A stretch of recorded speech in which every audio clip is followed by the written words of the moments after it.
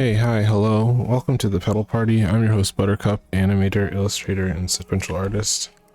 Today we are starting out doing what we always typically do, which is playing a little Hyperlight Drifter. Actually, you know what? I didn't check to see if they released any content updates. Doesn't seem like it. Okay. Oh, hold on.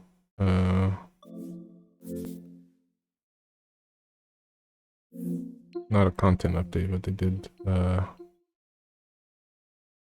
add something.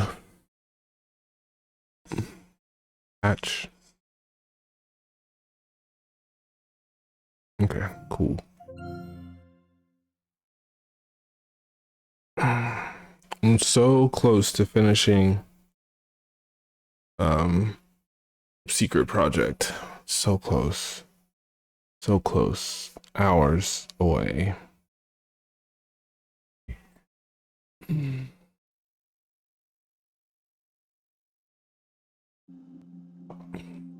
Maybe if I finish quickly, I'll reward myself with playing some Hyperlight Drifter, the prequel slash sequel series to this game. I don't know where in the timeline this takes place. The giants are already dead. Might be in the future. Or it could take place like around the same time as Hyperlight Drifter, which would be dope.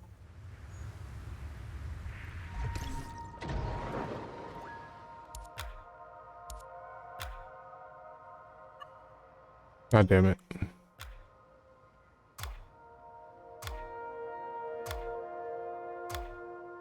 Okay, well, I guess we sit here and wait for a lobby to open up.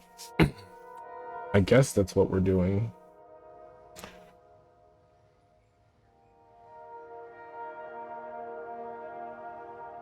If anyone's in chat and can let me know if they notice a lobby opening up that doesn't have the symbol on the right, that means that it's locked. That would be derp.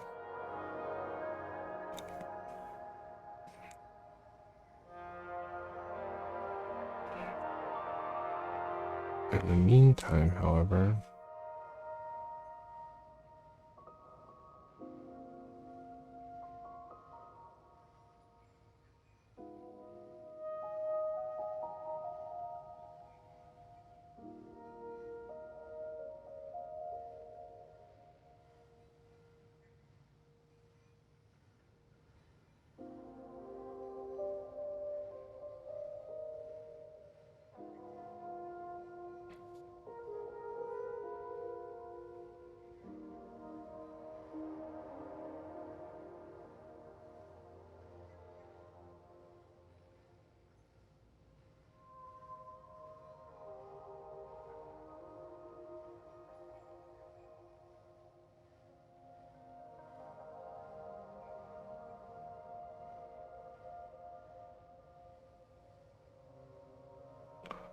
I'm gonna work on work. In the meantime, however, I'm gonna work on work. Oh, there's one. Let's see if it actually connects.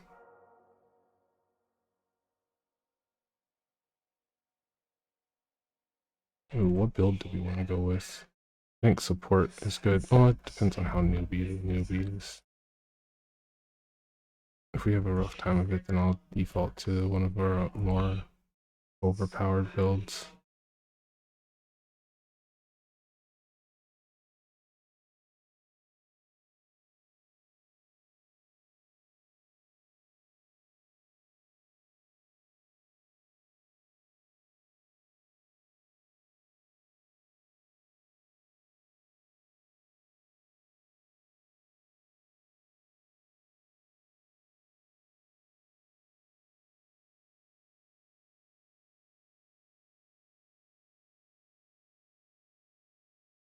It's gonna crash, looks like.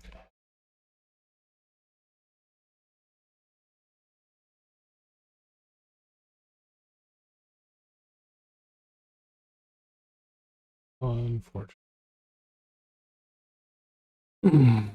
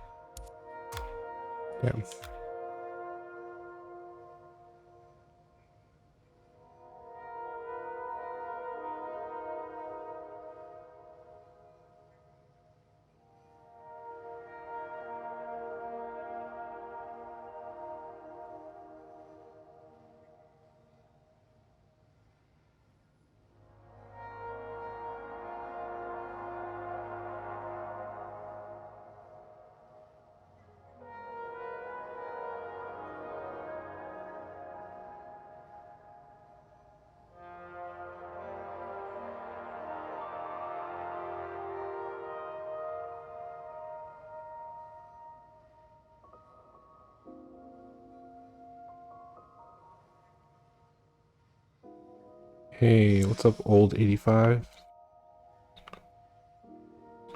You just joined my part on Hyper. Oh yeah? My party? Your party? Want to play? Absolutely, yeah.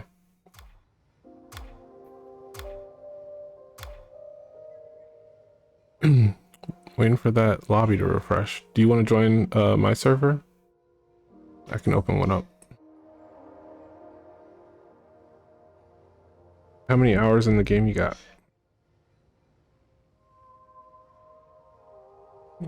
Just start a new cycle. Coming to you. Okay. Mm.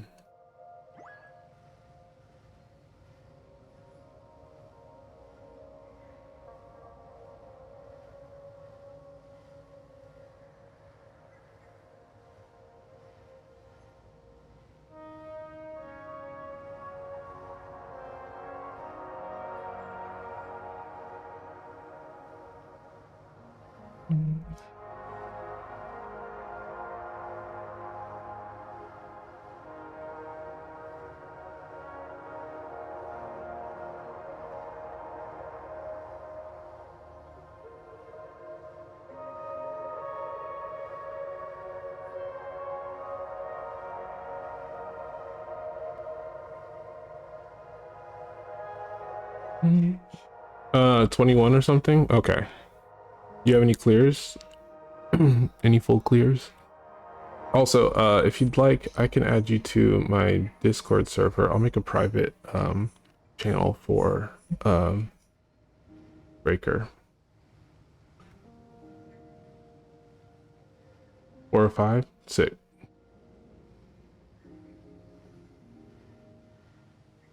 Oh, dirty. Oh, dirty bastard.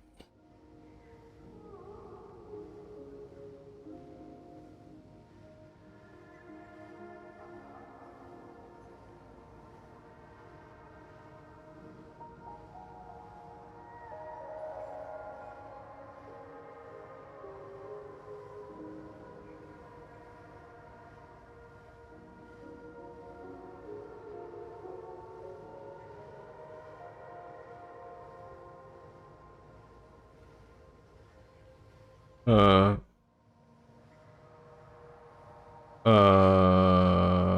1 sec.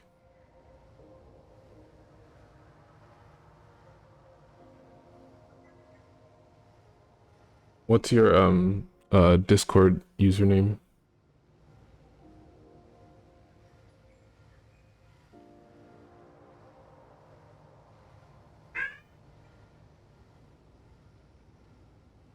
Actually, I think I can do this. And I'll make it, I gotta change the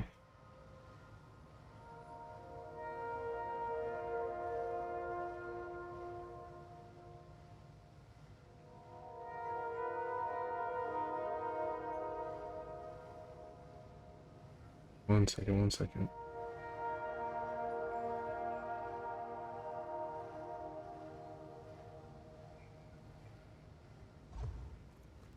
I see you.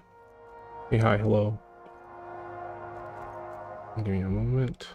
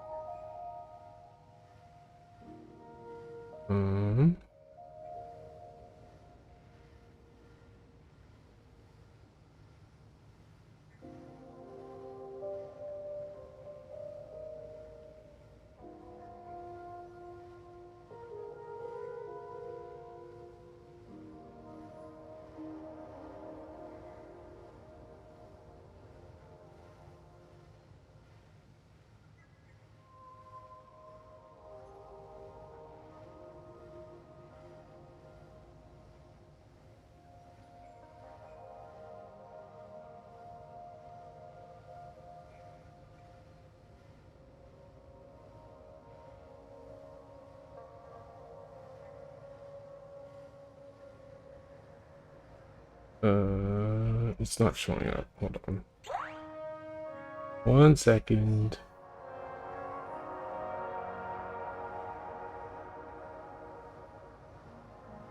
I don't think it's saved.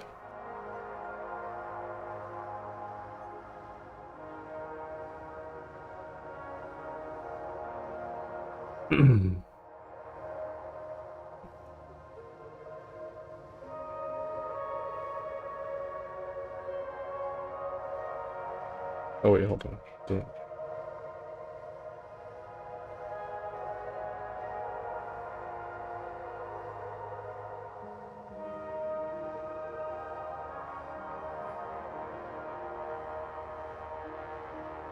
Voice.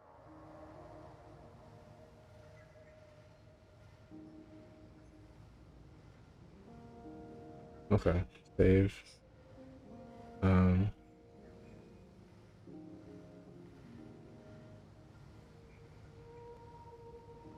hmm.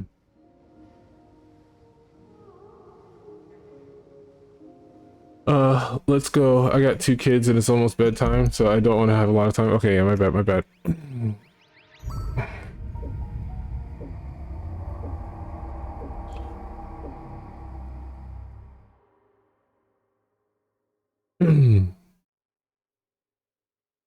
Give me your Discord, I'll connect.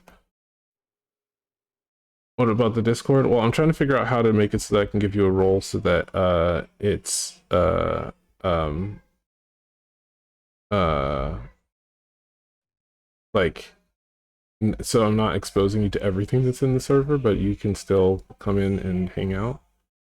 Um okay, yeah. And then yes. And use voice activity and speak. Save. Officially Hyperlight Breaker.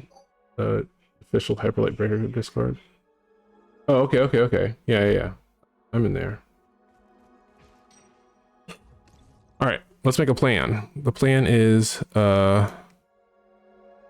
um 1, 2, first spot.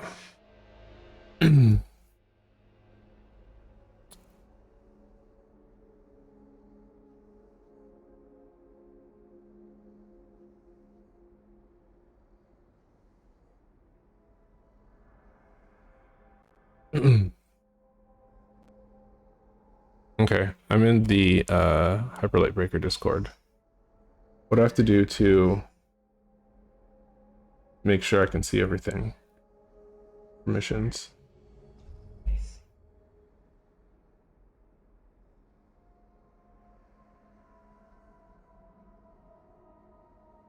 Yeah, because I can't see anything. Proto Breaker community.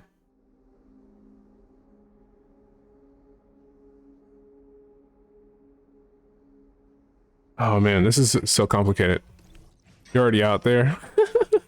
You know what? I'll just, if you can manage typing, you have to write something on the chat.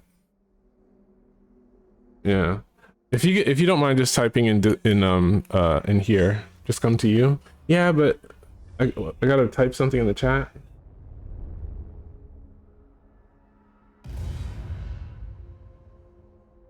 Intro channels.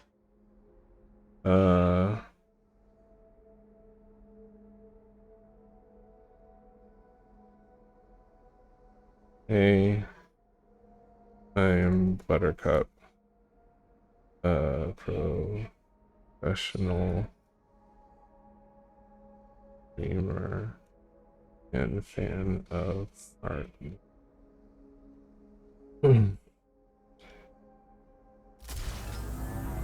Whoa.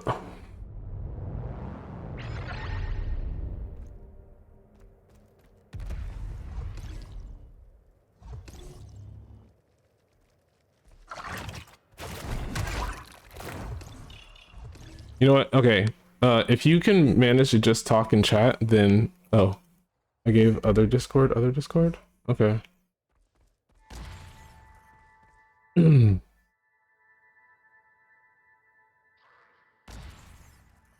Yeah, my bad that this is so wonky. Okay. Okay. Coming to you. There we go. Testing. Dirty, can you hear me? Testing. Do you hear? Testing. You hear me okay? Okay. Hmm? Yeah, I can hear you. Can you hear me? Yeah, I got you. Okay, we're in. Okay. Yeah. All right, you're already up the spiral. Okay, so I will gonna mute you on the stream. Okay. It's gonna be Do you want me to go and grab the other prism in the area as opposed to helping you here? You got this? Nah, I got this. By the way, Okay. I was always curious if, for example, I killed somebody Mm-hmm. and an item drops, right? Mm-hmm. I wonder if it's the same for you and for me, or we got different ones. Okay. I'm. Let me know if a hollow bite or something drops, and Okay. I'll come check it out. Oh, is this just? All right, we got another tower here.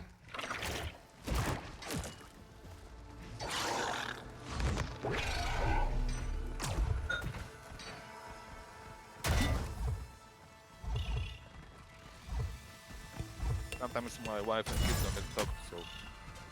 Okay, yeah, no worries. Try to mute the mic. No worries.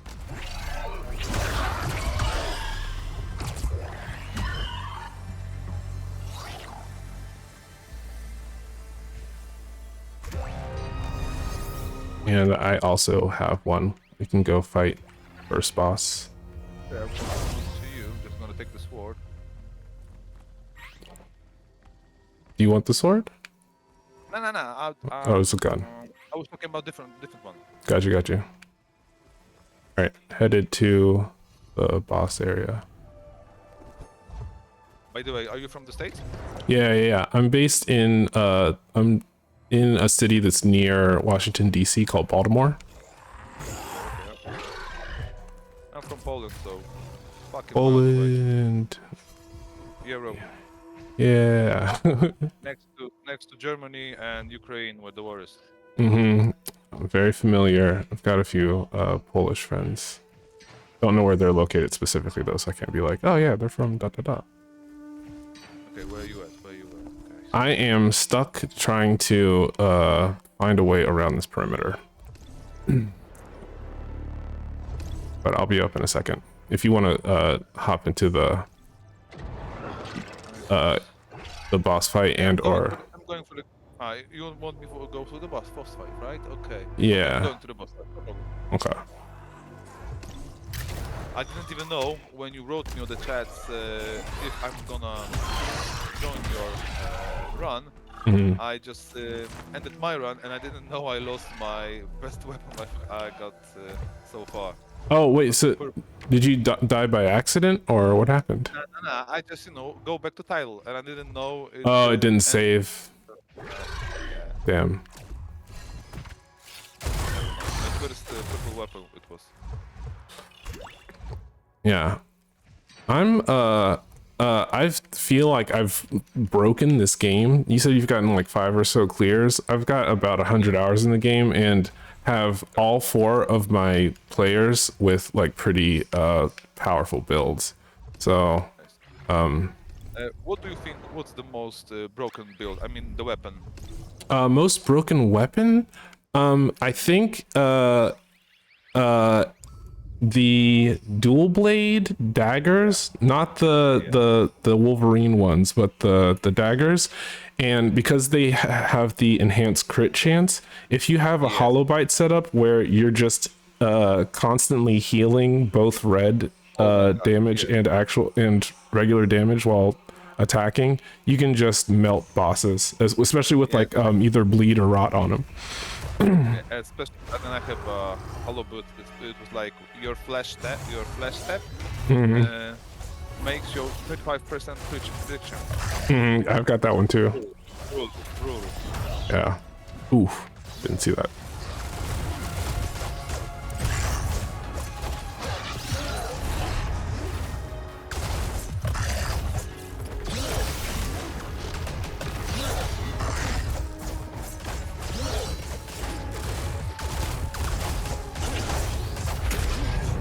He's doing the triple.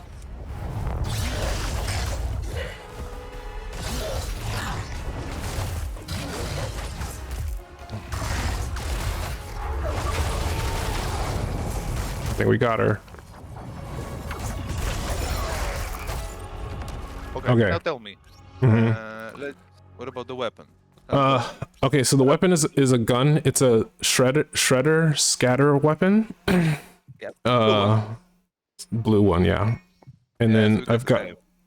increased crit by 5% is the first is one of the hollow bites, and the other one is while dashing, all projectiles that hit are reflected back to their attacker. Oh, so, okay. So hollow bites we got different Okay. because I got a hollow magazine, 5% rail damage. I think it's different based on what you already have equipped. That might be part of it. Because like they don't respawn things that you already this one does have the rail damage one, 20% additional damage, but it's the second one. And I think probably whatever I would have gotten is different based on. Do I want to increase my crit chance? No, I'll keep my battery capacity. Hmm? Hmm? No, I was talking to my son. Okay, okay. I like to try and do everything in one run. Do you want to shoot for that? Just split up and grab prisms and then meet up with the next boss? Go. Okay. Weź sobie, który chcesz. Mm. Okay. So I'm going to the nearest one. Okay, and I'll go to the one near the vendor on the pink continent. It's fastest this way.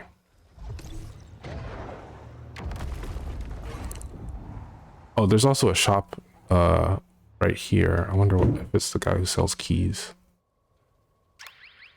I got 2, if you wanna. No, I found a core. I don't know how to highlight it though. I don't think it highlights it for everybody.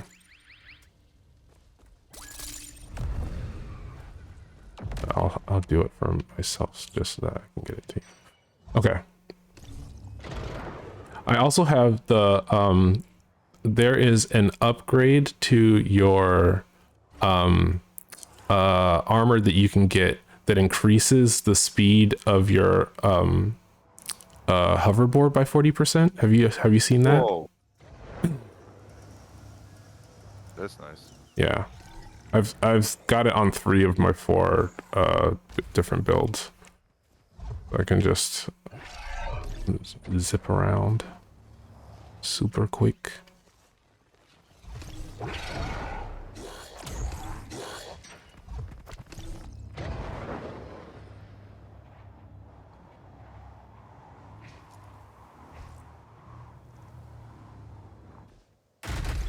I'm at the next prism.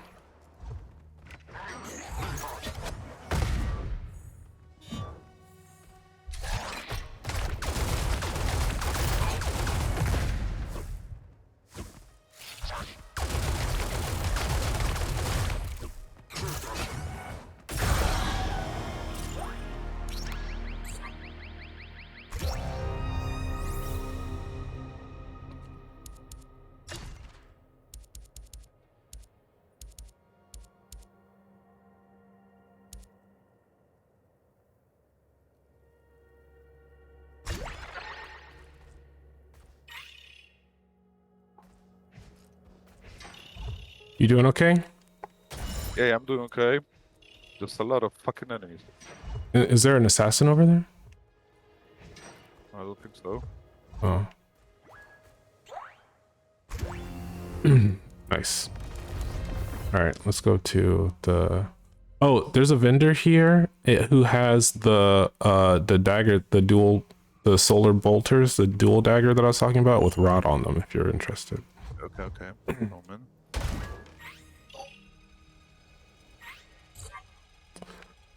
All right, headed to the boss.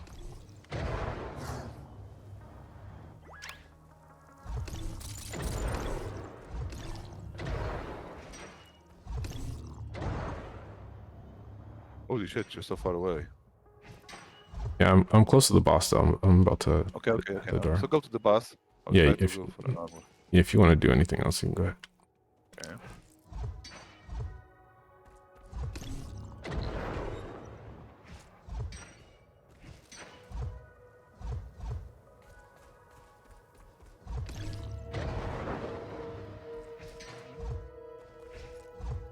Tak, za dosłownie 5 minut, okay?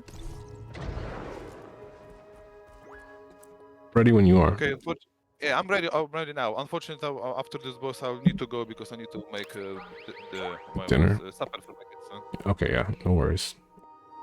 I'm in. Sorry about that, mate. No, you're good. You're good. Too much trouble for so little gameplay. Yeah, well, I'm. You feel free to add me on Steam. It's the same username as where I'm at. It's BTRCP. It's the same as my username on Steam is the same as. No problem. Mm-hmm. By the way, first time I heard my voice on your stream, I was thinking to myself, "Oh my god, I'm so fucking Indian." I'm so Indian. Are you? Are you from? Are you South Asian? You're from Poland. That's so funny.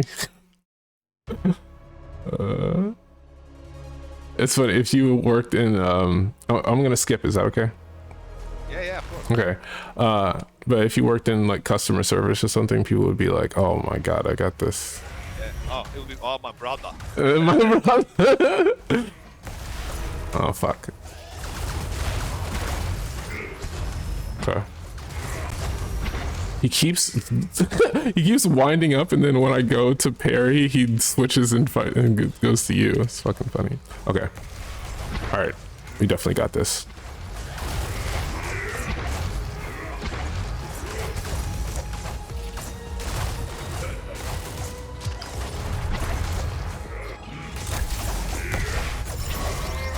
Nice. Okay, I've got a gun, 2 guns, and a spear. Is that what you got? I've got a 0 edge heavy Mm-hmm. and gain 200 battery capacity, reduce HP. Not good. Okay, so you got hollow bites. I got 3 weapons, so they are different. 2 weapons and 1 hollow bite. Okay. Yeah, I got giant's needle and guns. You said it's cool that it's randomized for people? No, it's cool that everybody has different gear. Mm-hmm. So you don't have to, beat for the gear. No, it's mine. No, it's mine. Oh, you took my gear. No. Like that. Yeah, I think that it. Do you know about Elden Ring Night Rain? It's a similar format game that's coming out later this year. Yeah. Oh, but it was so fucking hard for me. I quit it. Yeah. Quit. You quit Elden Ring, the main game? Yeah. Well, they have a game that's formatted like this that's going to be a standalone. I'm going to go to the extraction point. But they've got a standalone game that's coming out that has the same format as this game, where it's going to be a 3-person co-op roguelite. Oh. And but they don't have the feature where everything that you encounter is randomized for each individual person. You kind of have to like pick and choose and then trade with each other. So like in just like in World of Warcraft, right? Yeah. Like, okay, like if you're not on voice chat and someone takes the weapon that you wanted, you're just fucked. Yeah, exactly. Oh my god. Look. Yeah. Oh, I thought it was going to teleport. No. It doesn't. You gotta come over here. Also, there is a core near where we are, so if you want to grab that rather than extracting immediately, I can hold off for a little bit. So you got a little more resources. You get a little more bang for your buck.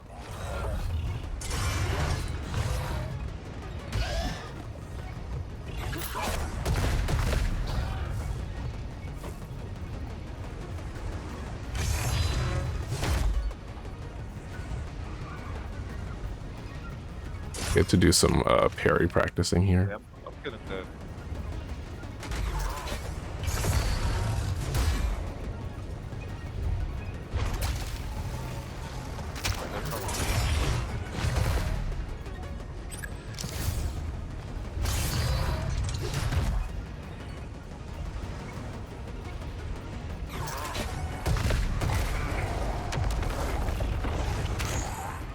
I'm here.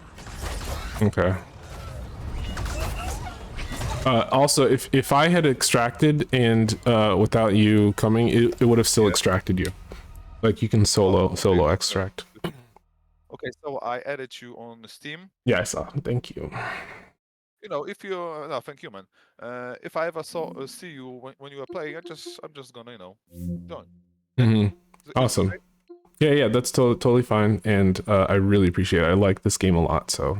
Yeah, me too. But in the beginning, it was so fucking frustrating. It was so hard. Yeah. Honestly, I was like I bought the game and I was like, fuck, what did I do? But I need to convince myself to go again, play again, and generally it was very, very good.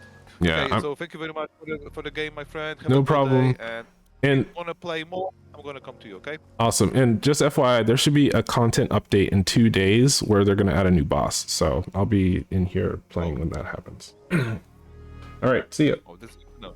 Okay. See you. Yeah. Later. Okay. See you soon.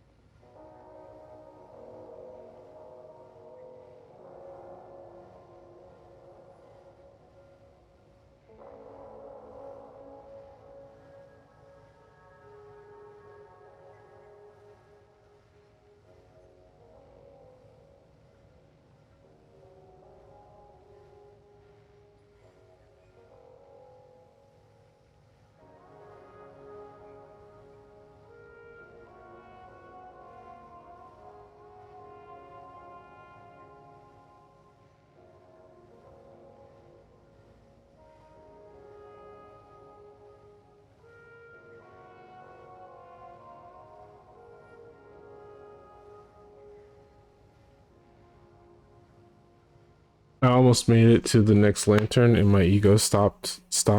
Wait, what? I almost made it to the next lantern and my ego stops me? What you mean you almost made it to the next lantern? How you know you made it? How you know you almost made it to the next lantern?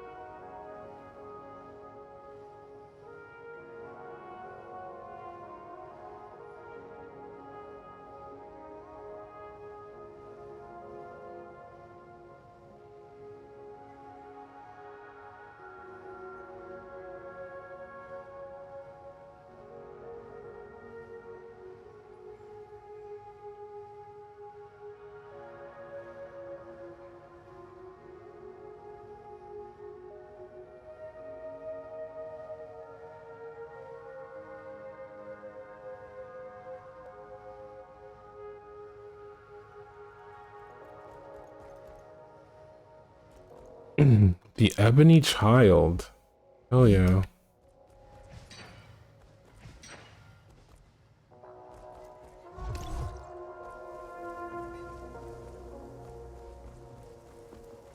Oh, left lobby. Okay. Interesting.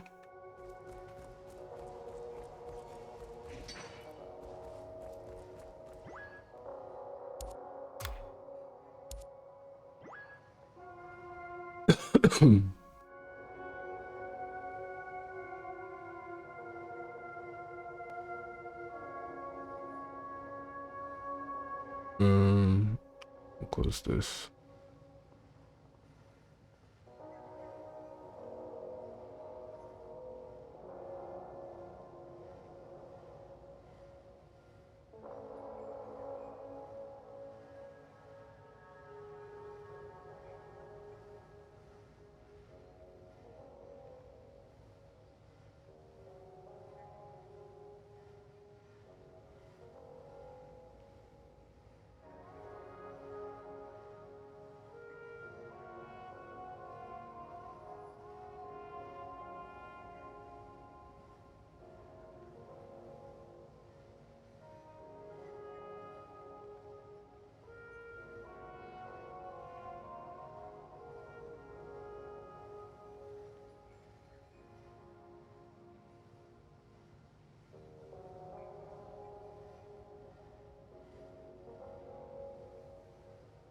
This game is worse than malt liquor.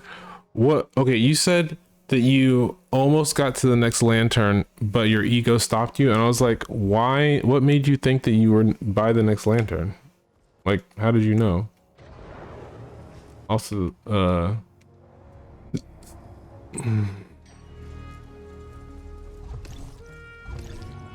that's bonkers that you think that the game is worse than malt liquor.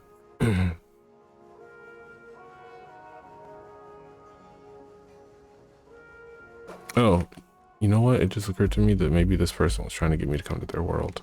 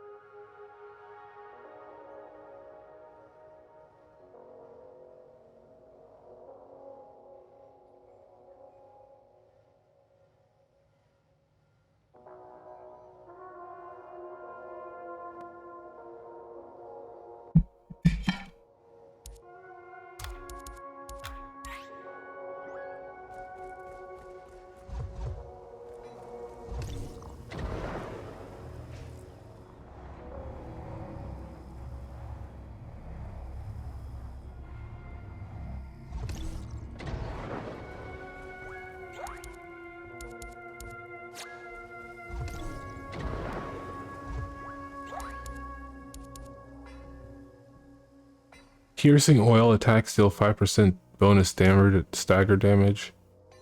Quick tape increased blade attack speed by 5%. That's kind of interesting. I never tried a vanilla build. I was past the bridge and found my way into this building, right? The building that's dark and it has 2 dudes in it. What about it? Are you still playing right now? Because if you're like, I actually can't multitask, that's fine.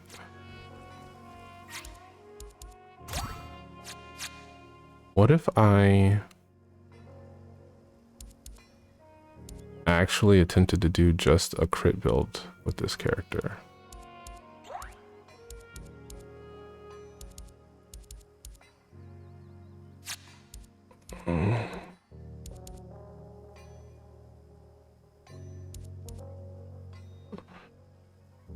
All attacks deal 35% damage to low HP enemies. Attacks deal 25% bonus stagger damage. Nope, that's...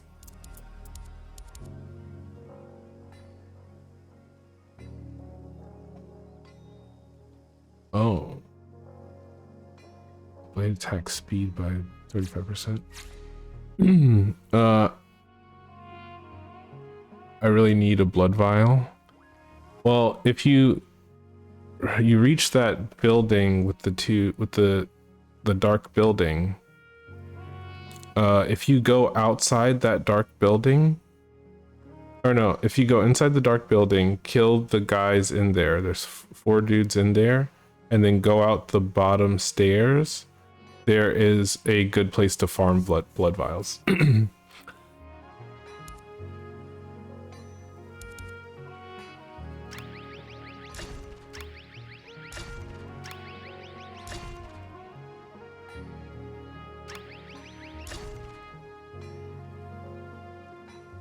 Increase stagger damage to targets afflicted with bleed by 5%.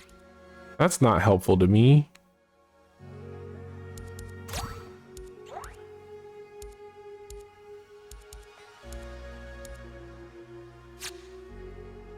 I forgot I had Yosefka's blood vial. I'm okay for now. Okay. All right, let's see. Okay. Plus 2% crit. Already got 9 plus 14, 24.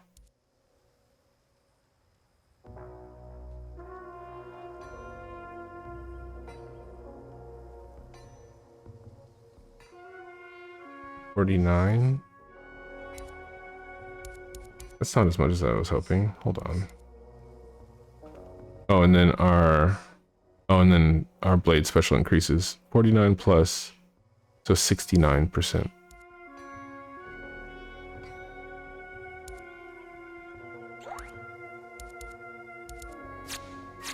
Okay. We'll do this build. It's an excuse to get homegirl some armor that'll actually help us out.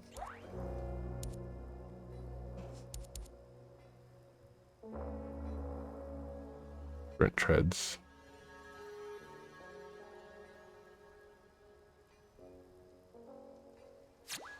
Okay.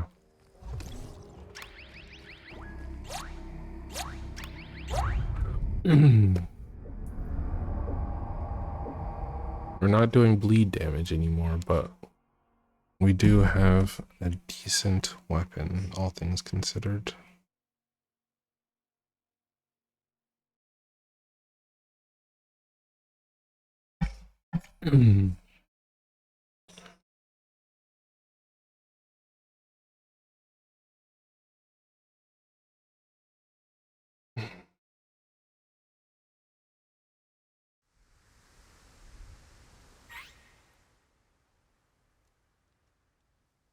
Oh, homie went and got that other thing for us. That's fucking sick.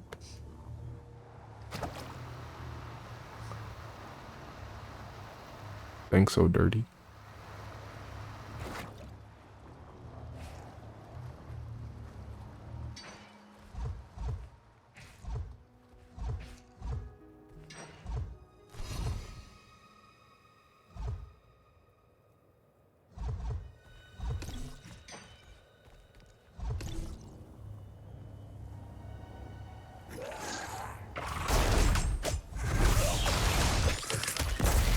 Really.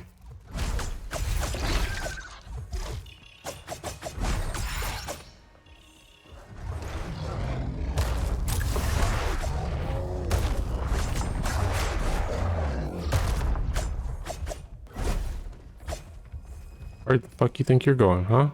Where the fuck you think you're going?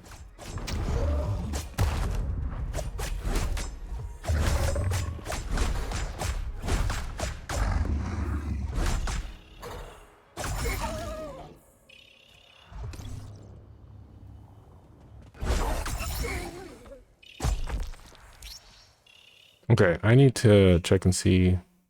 There's actually a lot of stuff that we didn't get. Armor. I think I'll be okay. I think I'll be all right.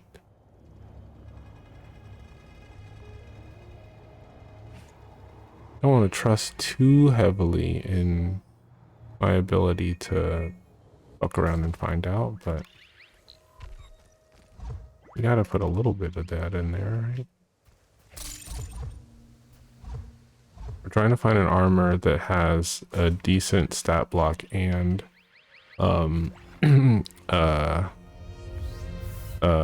very specific skill that's called something gyroscope. I get that gyroscope build.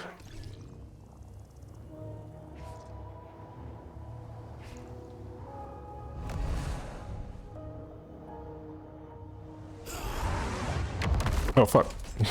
Couldn't see you because there's some shit in my fucking face.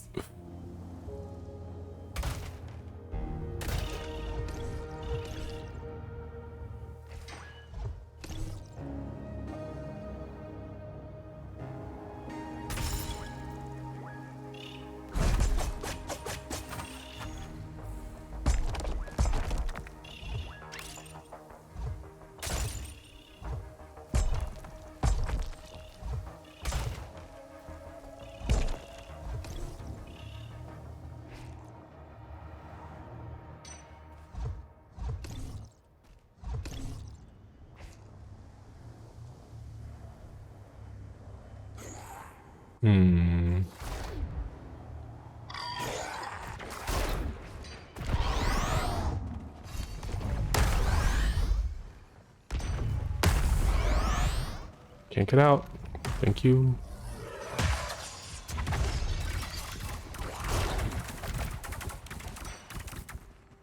Is it down there? The thing that I'm looking for? It'll be over here. So yeah, it's gotta be. Damn. Alright, we gotta kill everybody here.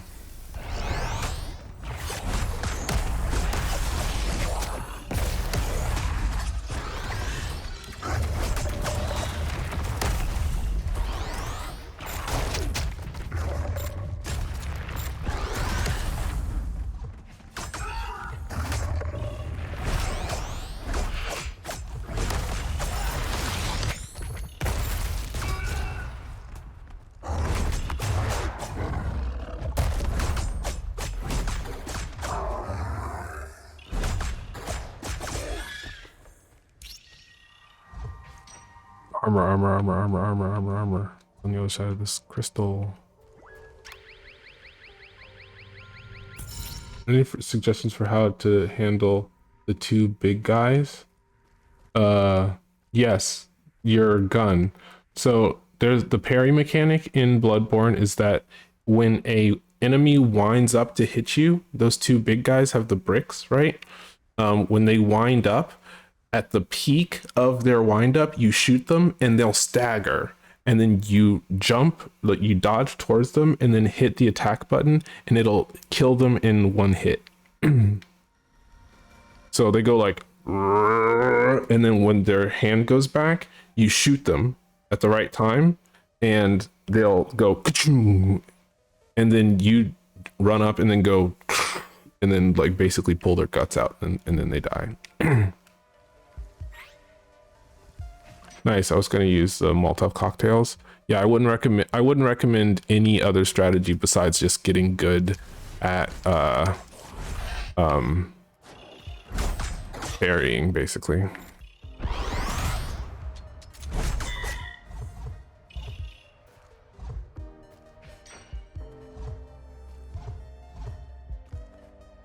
I saw a gunner. Where'd they go?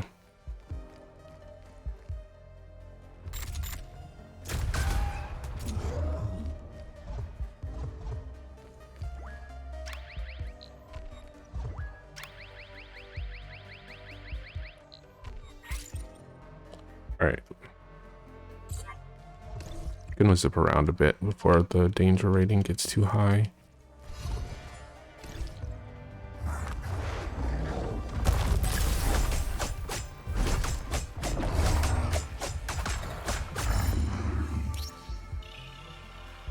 Ooh. Oh, there's nothing I want to replace.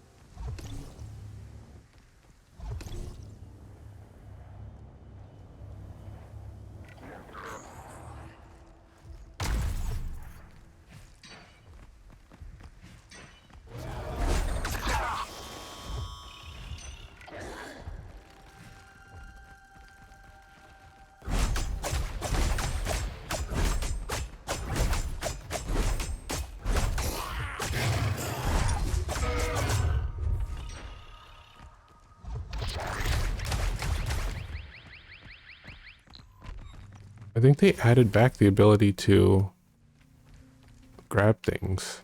That's cool.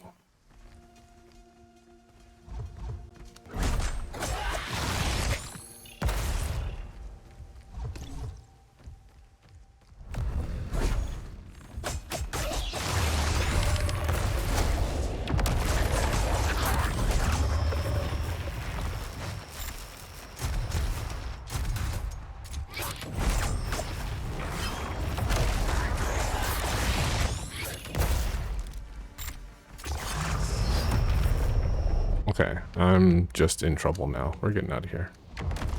Still can't dash too easily though.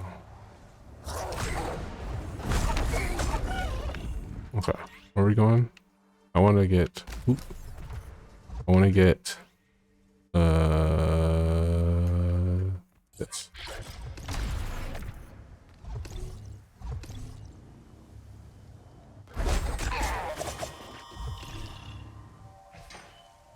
Almost had them both. Oh man, they got you. They give FYI, those guys give a lot of blood vials. Like their average drop amount is 4 blood vials, and sometimes they drop I mean their average drop amount is 2, and sometimes they drop 4 blood vials. So those are like, if you can learn how to parry them, they're really good for farming. R1 is the visceral attack, right? Yes, it was. I thought it was to switch the melee weapon. No, R1's the visceral attack. R1, wait, to switch the melee weapon? No, that's L1, maybe? I think L1 switches the melee attack style.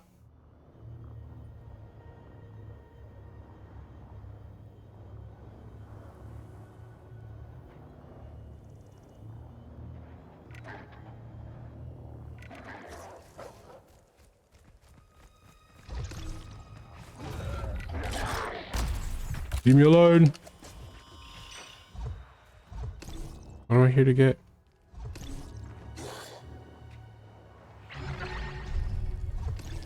There's a thing and some armor. Core. Ooh, oh, we came up on the armor first. Don't mind if I do.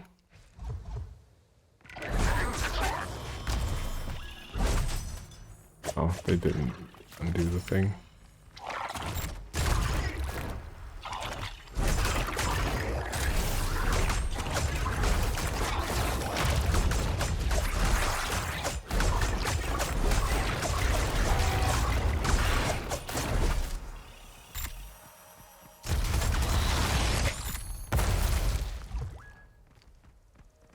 Come on. Come on. Damn.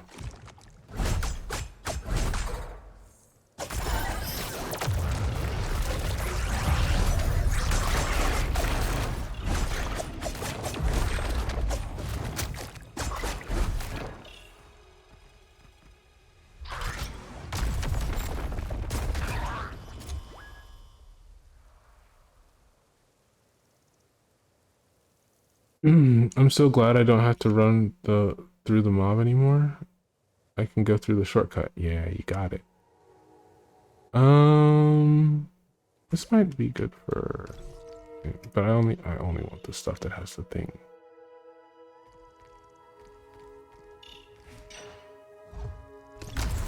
Ooh. Glad I was moving. Damn.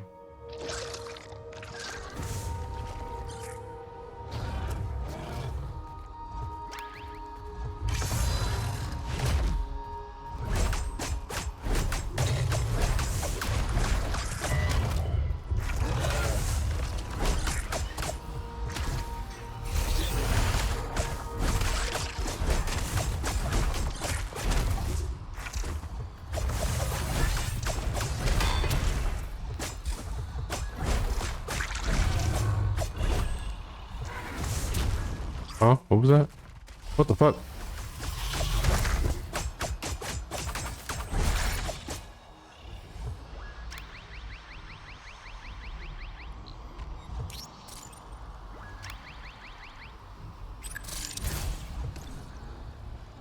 Get me out of here, bro. Okay. Fuck.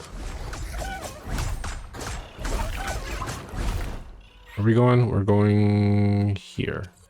Fastest route is to keep going straight. Is there a way to get up there? It's not a real path, is it? I don't think it is. Maybe if I had that upgrade, it would be. Alright. Oh no. Go this way and around.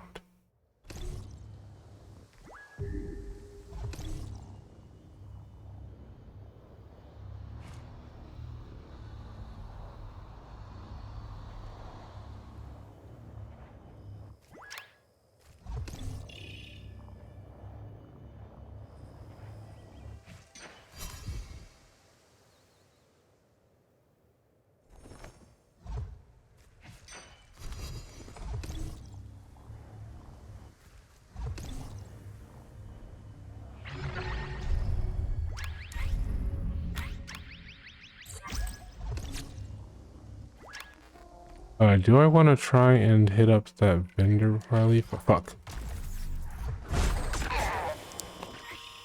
Hate that. Hate you. Is there something else I gotta do to get the elevator to work? The elevator. Wait. The elevator should work. Did it specifically say does not, like, sealed by a device? Did it like very specifically say that? Past two guys, yeah, but did it say sealed by a device? Because that elevator should... there should just be a lever near it. But if the lever said sealed by a device, then I'm not sure. Fuck. Fuck.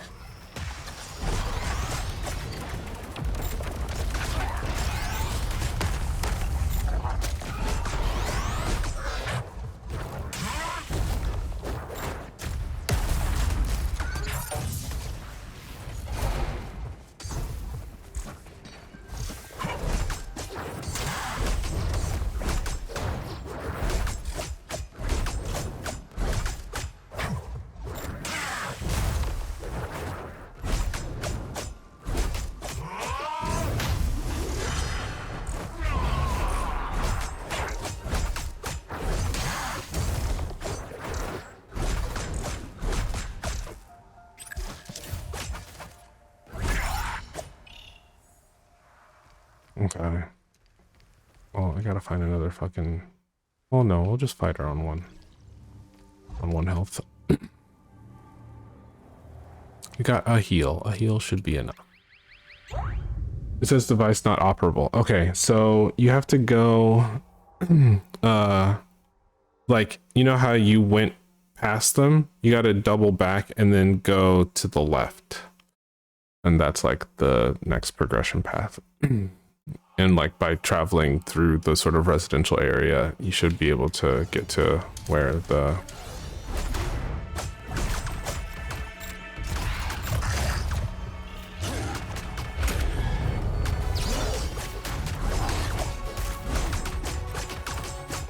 you should be able to get to the bridge by there. From there.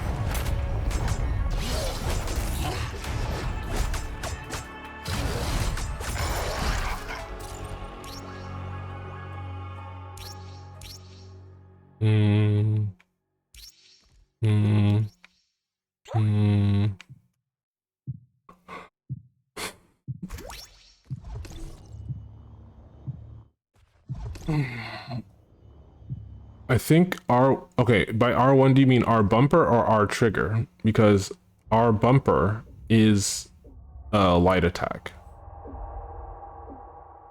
Visceral attack should definitely work. By R1, do you mean the little button? R bumper. Yeah, R bumper is definitely how you do visceral attack. 100%. You gotta get in there fast while they're staggered, and like they don't stagger for very long. Like if it's anything, it's probably just that you're not getting in fast enough. Where is the vendor? They're here near the extraction point. Okay. Whoa, what?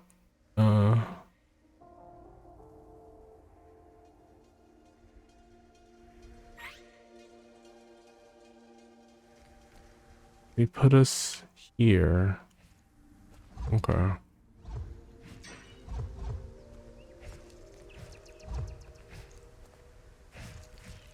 I'm gonna farm more bullets.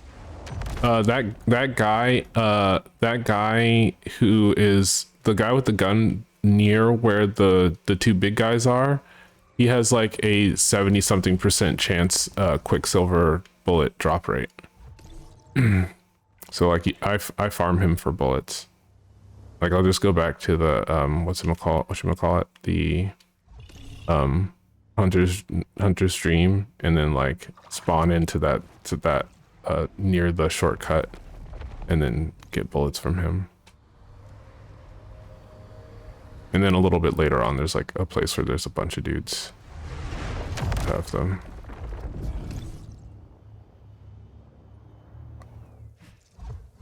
The wheelchair guy inside the clinic drops 4 bullets every time. Yeah, you're right. That's also true. And also, I don't think that place is a clinic. It's a building, certainly. I don't know about a clinic.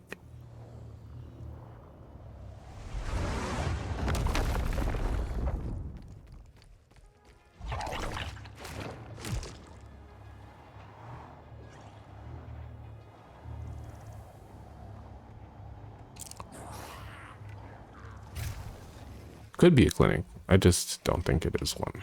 But I could be wrong.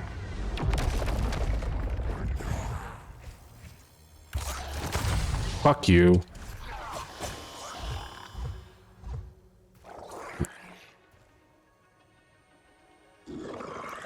quickly now, please. Damn. Are these even better?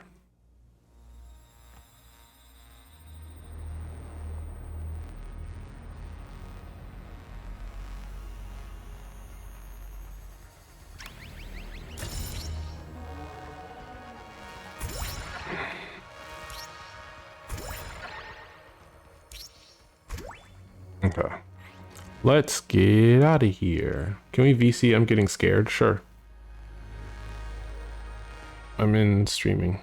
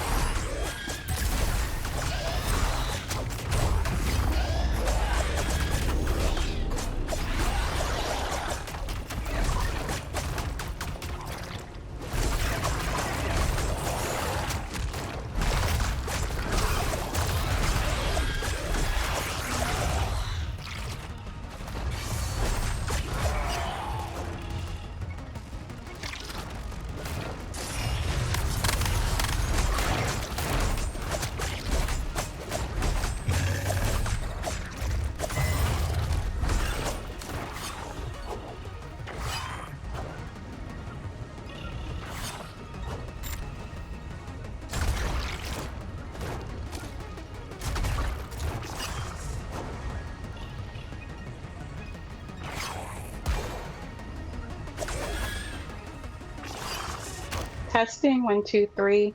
Hello. All right. I'm sorry if in advance if I scream in your ear. I'll try my best to hurry up and mute if that's the case. Okay. I have 13 bullets. I'm gonna return the hunter's dream one more time, and Let me just preemptively turn you down a little bit.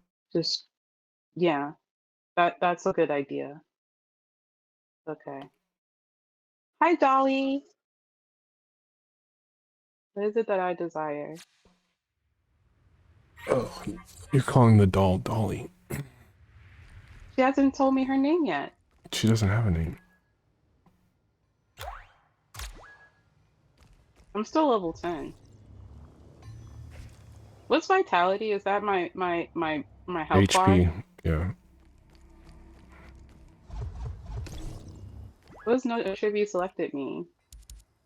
It means that you didn't actually increase anything. Oh, I need 829. I need that 829 to do anything. Hmm. I only have 462. I'm doing a little bit at a time.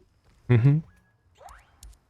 Yeah. I bought a new hat and I bought some new pants to try and see if that'll help with like some defense. Maybe my clothes are a bit underleveled. At this point in the game, nothing should be under leveled. It's just about being able to like get accustomed to the game loop. Mm-hmm. Like people are able to do this entire area like, you know, what they call like blood level 1 runs Mm-hmm. where you don't upgrade anything. 1, 2, 3, 4. All right, you hit me twice, but whatever.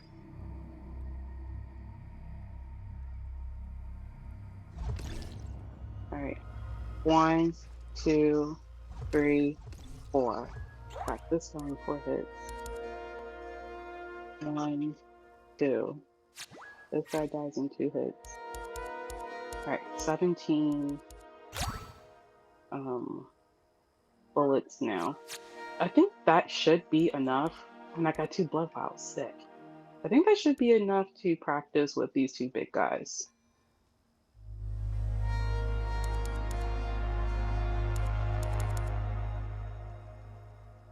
Alright, let's see what happens. I don't have anything else. Come here, buddy.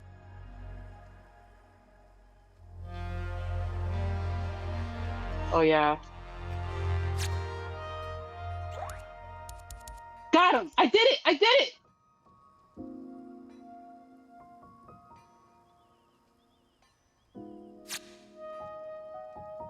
Oh, that's a bad idea. Heal. Alright, come on. Come on, loser.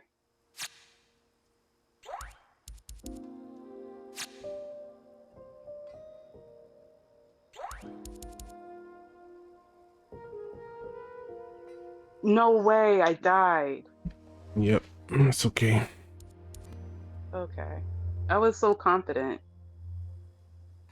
That is, I think that is probably the most frequent killer in that type of game is like What? confidence. Like you Oh, really want to normalize internally the idea of always being cautious, because the moment that you get complacent or a little bit comfortable, that's when something jumps out and fucking one shots you. And it's like, if you just knew that if you just like thought about the fact that it might be there, then you'd be like, you know, wary enough that you could get around it. okay, I need to go back because I fucked that whole thing up. I don't have any blood vials. I don't have anything, and my health is it's 0. They drop a lot of blood vials, those guys. What guys?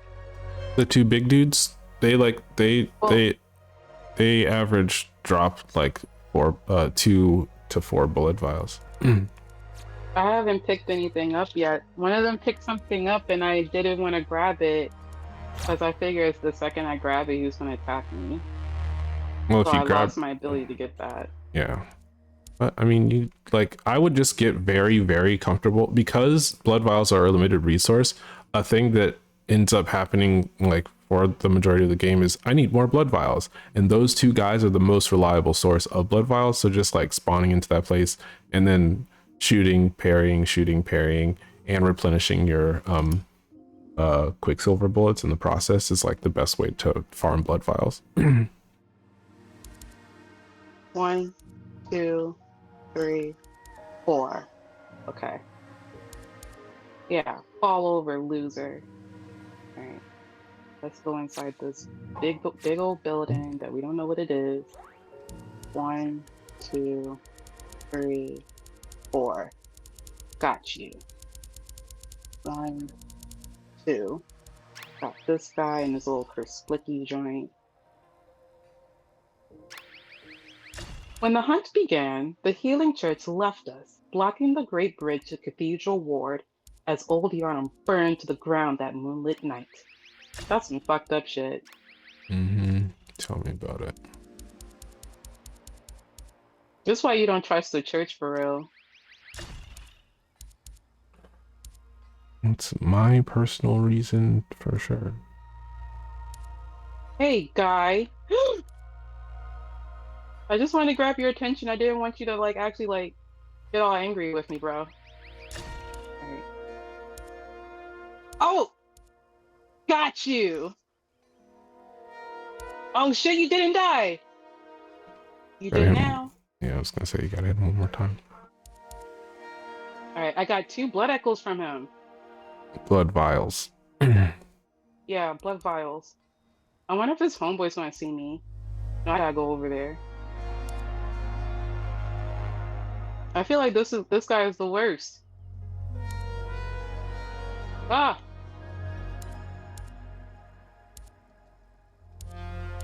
Ah! No. He was not staggered in that moment. Alright. Oh!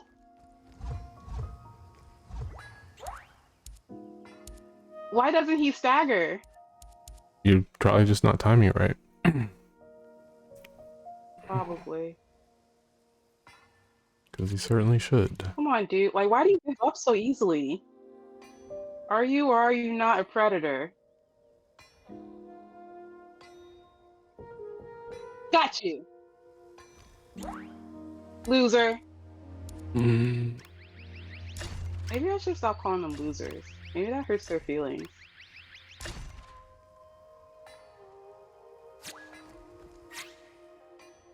What are these water spigots all over the place? Water Oh, there's a thing right spigots? here. Yeah, like you like those little push thingies. Oh, I thought he was getting up. The game was just being jank. All right. So like there's two steps, right? Past these big guys. Mm. There's the one that leads to the elevator, and the elevator is saying that the device is not operable. Actually, wait, let me see. Operated. There's also a path that's slightly different, but not significantly. Uh, like back. Oh no, wait. Yeah, the stairs near those guys. I was gonna say that like Yeah, I where the gunman is, near the stairs going down. There's also another path, but it might go to the same place. I think. Oh, nice. I just opened the door to the Word. Careful not to yeah. accidentally close it because you can close it and then like Fuck yourself over. yeah, basically that shortcut is no Yeah. longer. But it's like it's good for if Yeah. you're being chased by werewolves. You can be like, Yeah, and close the door, close the door, I close the door. realized. Actually, they can't get through the door. They're too big. Mm-hmm. And I tried to kill them from the other side of the door, like on some nana nana boo boo shit. Mm-hmm. And they was like, bitch, I can fit my snout through here. And I died. Yeah. Did you have were you trying to did you have your staff extended like into whip form? Yeah, I did, but I was too close, like an Mm-hmm. idiot. All right. I'm gonna go back to the hunter's dream because now I have this shortcut, Mm-hmm. and I'm gonna get me a new set of clothes Okay. because now I have 1,400 blood echoes. Or what are these called? Yeah, blood echoes. Okay. I have to say though, out of all the From Software games that I've watched, the fits go the hardest in Bloodborne and Sekiro, in my opinion. Well, that's because you're uh Victorian fashion slash weeb weeb pilled ninja This pilled. is true. Like here's the thing is if you like medieval armor, I do like medieval armor. but like fake medieval armor, then you'd be like Yeah. all the Dark Souls games have the best. I'm gonna sell this black hood. I do like the black hood. I think the hood is cute, but I'm I don't gonna sell remember it that one. anyway. Wait, It's why? like No, the no. first thing you Why? get. Oh, don't sell any of your clothes. Really? Yeah, Oh, it's too late. Can I buy them back? no. I Oh, keep all of my clothes in case their stats happen to be slightly better for if I like get into a boss fight that's really causing me a hard time. You can like see is there like like mhm. I worry about that because I'm like is that going to cause issues with like weight or anything? No, there's no Or weight in Bloodborne. They got rid of that I system. wish so. I wish I figured that out because or asked about that ahead of time because that probably makes a lot of sense actually. But Mhm. in Dragon Age, they don't give you a storage unit until like the second part of the game, and I'm just like, why did y'all do this? Mm. And they were probably like, well, we weren't expecting you to pick up every single fucking thing in the map, and it's just like, but you guys put every single fucking thing on the map that's pick upable. So I don't know why you're mad at me. One, oh, I missed one, two, three, Hi, four. Chloe. Hi, Chloe. We're playing Blood Butt and Hyperlight Butt. No, I'm not. Oh, I need to change my. Thanks for the reminder. What Two, three, four. Okay, I still got him in four. are you talking about? Oh, I count my attacks now because I feel like that helps me calm down when I'm fighting. Oh. That makes If sense. that's annoying, I can stop. No, that makes sense. I just didn't know what you were doing. Like you didn't explain before, so I was like, "What is happening?" All right, here we go. I'm gonna fight these big guys again.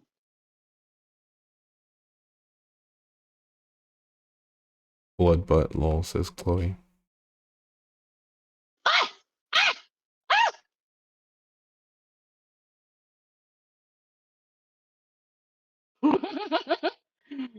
I it'd be sounding like a period, bloodborne, or like a really bad or a really bad birthing situation, a really bad labor. Well, I think you bleed regardless of when you're in labor. Wait, you talking about blood butt? Is that what you're talking about? Yeah, but like the Uh-oh. way it's like the way the okay, I'm gonna run past these guys because I'm over this. Wait, the big dudes? Yeah, I ran past these dudes. They're not gonna come past. Yeah, no, they All chase right. you. You gotta kill them. Oh well, they gave up. They gave up Okay. very easily. Uh, This place looks familiar. Oh, look at this guy. There's like dogs in here. Shut up. Whoa. okay, you got to the dog area. Oh, Yeah. are they in cages? Yeah, I killed them. Okay, good. I figure if I just let them like what's up with these mangy dogs? They've been giving them the old blood too. These poor babies. They were probably cute little labradoodles. All right, 1300 blood thingies. Oh, there's more doggos over there. Shut up.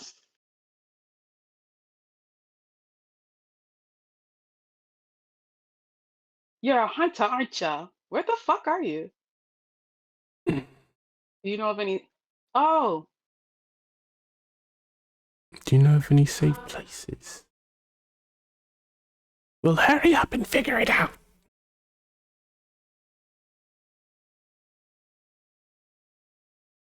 you're obligated to help me here. You're obligated. No, I told that bitch no. Yeah, I should have known. I didn't have any other option. Yeah, well, remember her because when you do have an option, you're gonna want to give it to her.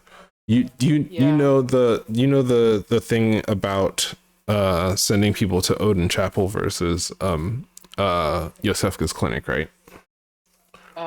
What's the difference? Will Yoseka turn them into aliens, or is it Yes. just a bad time all around?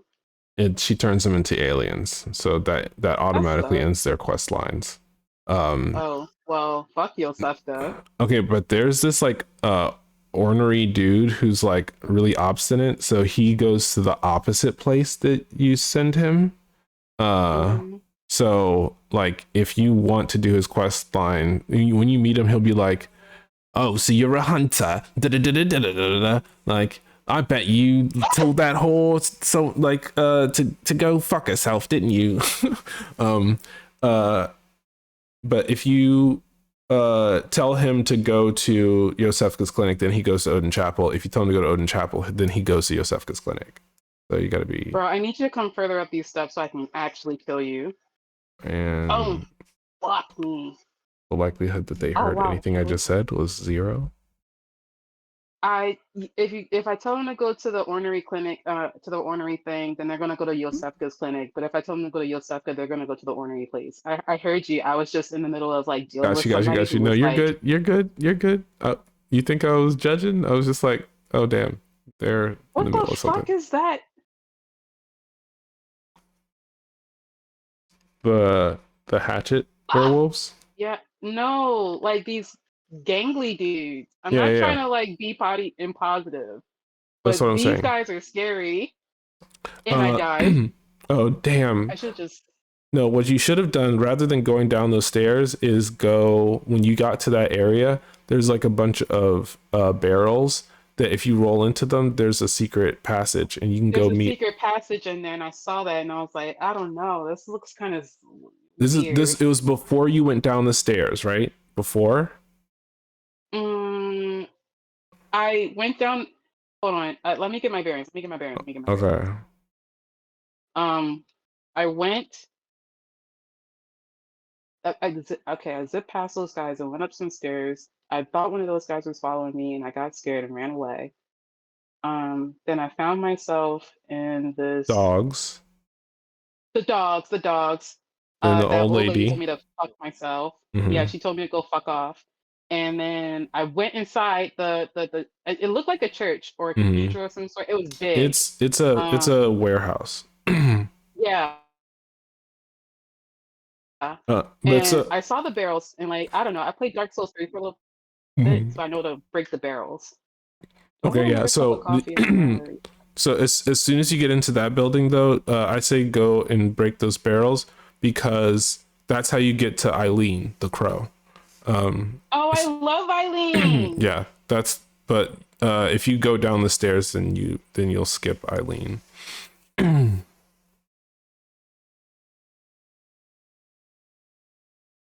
So don't go down the Okay, stairs next time. don't go down the stairs. That big gangly dude was really scary, and I don't like his steak thing. So we're gonna go past him. Um I would get good at killing those guys because there's like 5 of them in Oh there. God. All right. So don't go up this. Okay. So I walked past those big guys, right? I took the shortcut. Mm. Oh, there's nothing else over here. What the fuck happened right here? I wish I could show you this No, crater I that's know what you're just talking about. It's the crater that's right next to the bridge, and but yeah. there's an item up there. So if you can Yeah, there like, is an item. I saw it. And I'm just like, what happened right here? it's maybe something like collapse because of like water damage or something. Or Mhm. something. But this does not okay. You've seen something that has like caved in on itself because of water damage, right? Mhm. This looks like someone got really angry, power bombed someone into this shit, and here is the corpse right here. Mm. That's what that looks like. Mm. Like you've seen a ceiling collapse because of water damage, right? Yep. Bro.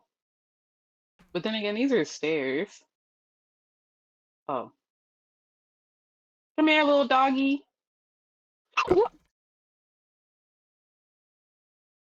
That scared me.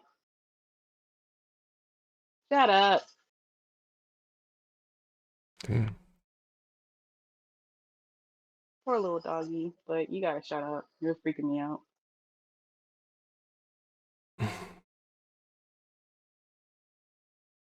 Are you from around here? Iggy says, "Oh my god, 15-hour stream." You talking about yesterday?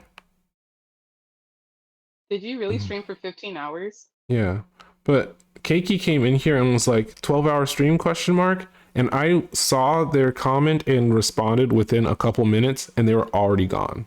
Like, Nah. like they were like, oh, "OMG, 12-hour stream," and I like looked up and saw it, and I was like, "Yeah, I'm working on this project." Da, da, da, da, talking to them as if they were still here, and they were And they were gone. already gone. They were like, "You're too slow for me, bucko." All right, I'm in here. I'm not about to go down these steps. How is it that I can break a whole box, but I cannot break these little bags of flour right here? You know the answer to that question. Okay. Yeah, it's video game logic, bitch. Video game logic, bitch. Some things need to be destructible, other things do not need to be destructible. But can they make sense, please? But here's the thing, right? You start going down that route, and like think about how many things in a video game would have to make sense for anything to make sense. Like there's a reason why you need to have game mechanics, is so that there's a game loop. If everything made sense, then you could be like, sorry, the door's locked, and then you'd be like, well, what if I just attack it? And it's like, It's my bitch in my room. Hi, Eileen. I'm your biggest fan. Okay, okay. I'm excited. I'm excited. I'm excited.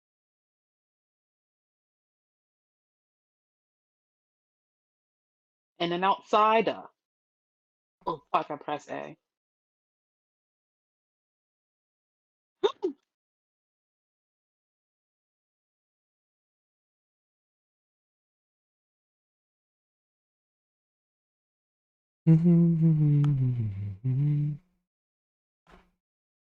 Hi, Lee. I think you're really cool. I love your outfit. I think it's really pretty and really emphasizes your whole goth grandma crow looking thing. I think that your what's that beak thing called? That witch doctor, that head doctor thing. Oh, Very cute. mm-hmm. And your little hat, your little witch hat. I know you have some magic spells, sister. Bill.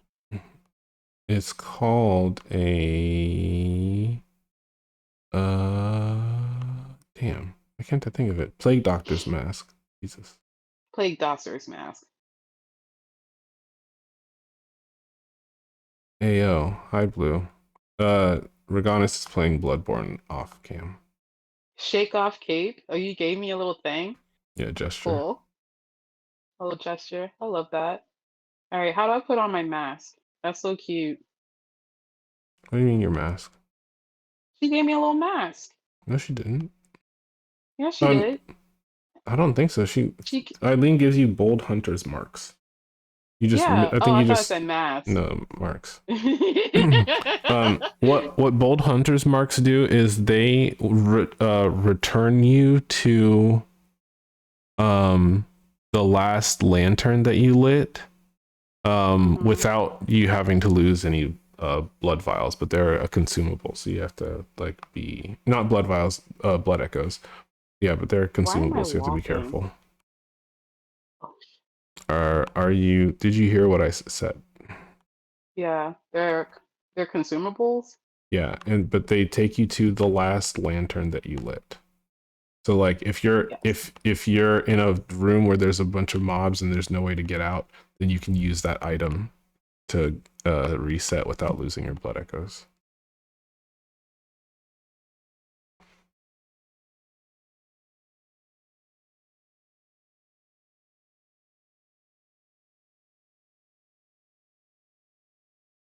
But you need to equip it on your Question. thing. Can I drop on these guys and then just kill them as like a drop attack? Can I do that? Who's these guys?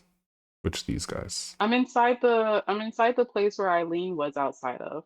Oh, kind of, sort of. I don't You have think to be very precise with it, but yeah, there I is was a just drop attack though.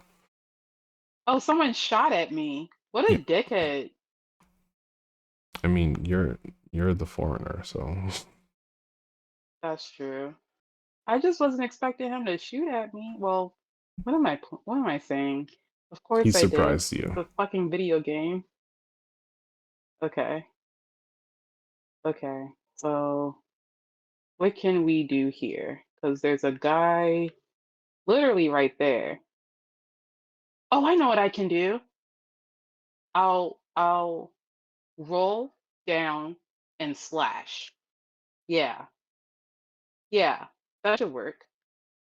Cup, recommendations, suggestions. Sorry, I'm reading chat and so I didn't hear what you said, but the last thing Blue said was also you're in Europe. I just don't know why she said that. What does that Um, mean, Blue? I don't know. Um, Damn, I missed.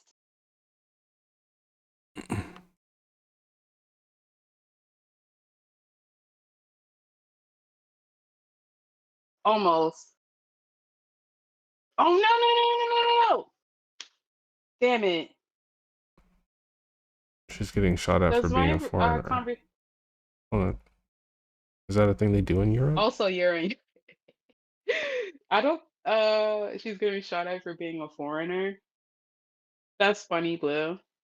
Uh okay. So three things happen in that instance.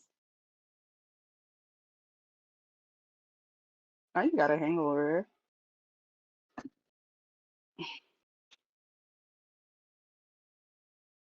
Okay.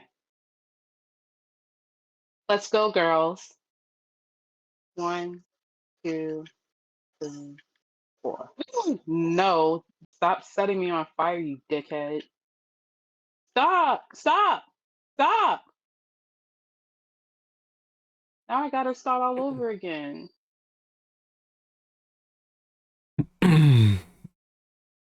She's good. Yeah, Bloodbutt is set in like Victorian England or something. Yeah, I understand. The thing that I'm not understanding is like the comment, like, like, uh, Reganis is like, Did I? why are you shooting at me or something like that? And it's like, oh, and I said, well, you are a foreigner, and then Blue said, also you're in Europe, and I'm like, I don't understand. Like, I don't understand. Like, I get that Bloodborne takes place in like fake Victorian London, but I don't understand how being in Europe means that you're going to get shot for being a foreigner. I don't understand that. I don't understand the logic of what seems like a joke.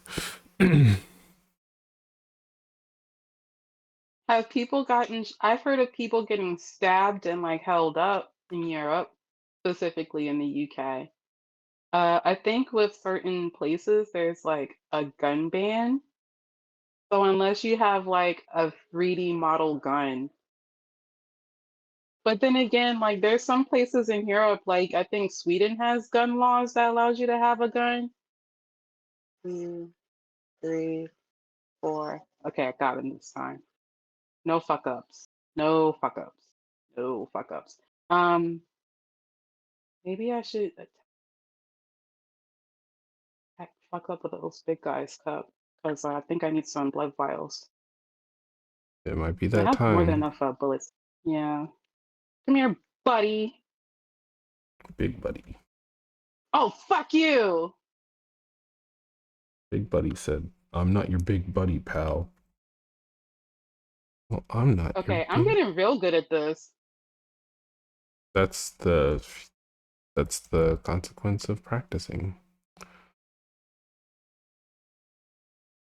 Oh, fuck. No, I spoke too soon. See, again though, the thing that kills you the most in this game is confidence. I hope Hidetaka Miyazaki is never confident about anything in his life. I want him to share this insecurity Wait, no, he with me. does. He does. There was an interview with him recently where someone asked him about like his build in Elden Ring, and he was like, build? Like, I do whatever it takes to win. Like, there's so many people who are like, oh yeah, you got to just like play with no armor, level 1 with just a fucking mallet, and like you just got to get good, you know what I'm saying? Miyazaki's like, I will do any and everything it takes to like I make these games scary so that I overcome my own fear to beat them. Like, he is desperately insecure when playing his own games, which I think is exactly how it should be. He's like, I don't listen, understand that thought logic. Like, I feel as if like there's so many other things that you could do besides punish yourself it's not to punishment. like gain confidence. I don't even think it's about gaining confidence. It's about designing a fun puzzle, right? That like he makes the puzzle so hard that he himself has to use every single tool that he gave himself to solve the puzzle, rather than the puzzle being like what's a good example, like rather than like you make an easy puzzle, you solve that easy puzzle, the gratification that you get is meh, you know. But you make a really hard puzzle, and like you make the solution very difficult, but then give yourself like a bunch of hints, options, ways to get around things,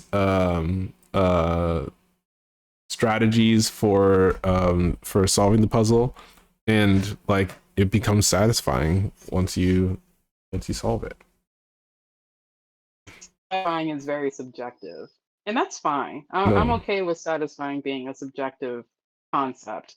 But what uh I'm playing this game for like my girlhood to godhood essay that I'm writing, and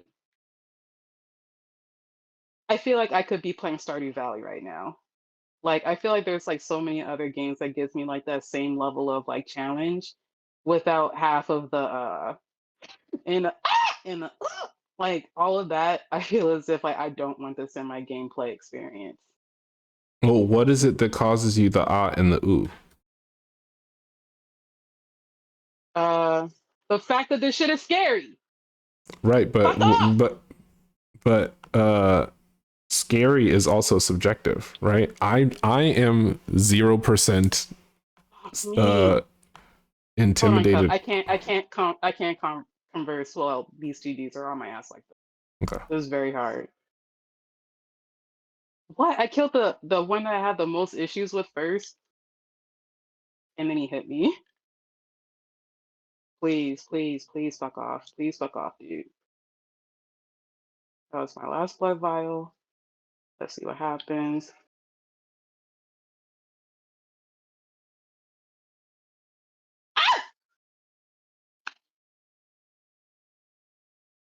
All right, stop hitting myself right there because that hurts now. Why are your eyes glowing? They have your blood vials. Oh, okay. So I know which one has my blood vials. Your blood I echoes, thought that. Jesus. Okay. Yeah, I, I'm about to say something problematic. Wait, are you about to Basically, retort that because hurt. because you didn't let me finish my point? What point? I was in the middle of saying something when you were like, please stop talking because I can't focus. It's Oh, I'm sorry. okay. Yeah, you can continue. You were saying that it's because it's scary, and I was Yeah. saying that scary is subjective. You can like desensitize yourself to things and they no longer are scary, you know.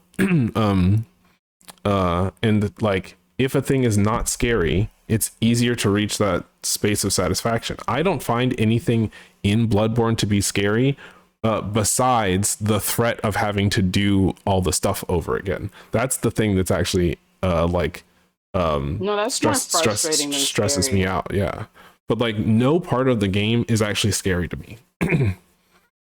This is a horror game, and this is kind of like the conversation that makes me mad between the two of us. Is when you're like, yeah, Bloodborne is not a horror game, or Dark Souls is not a horror game. I'm just like, it's literally on the box that this is a horror game. Wait, Like, what? Huh? I said that Bloodborne's not a horror game. yeah, you did. When I was trying to explain, like,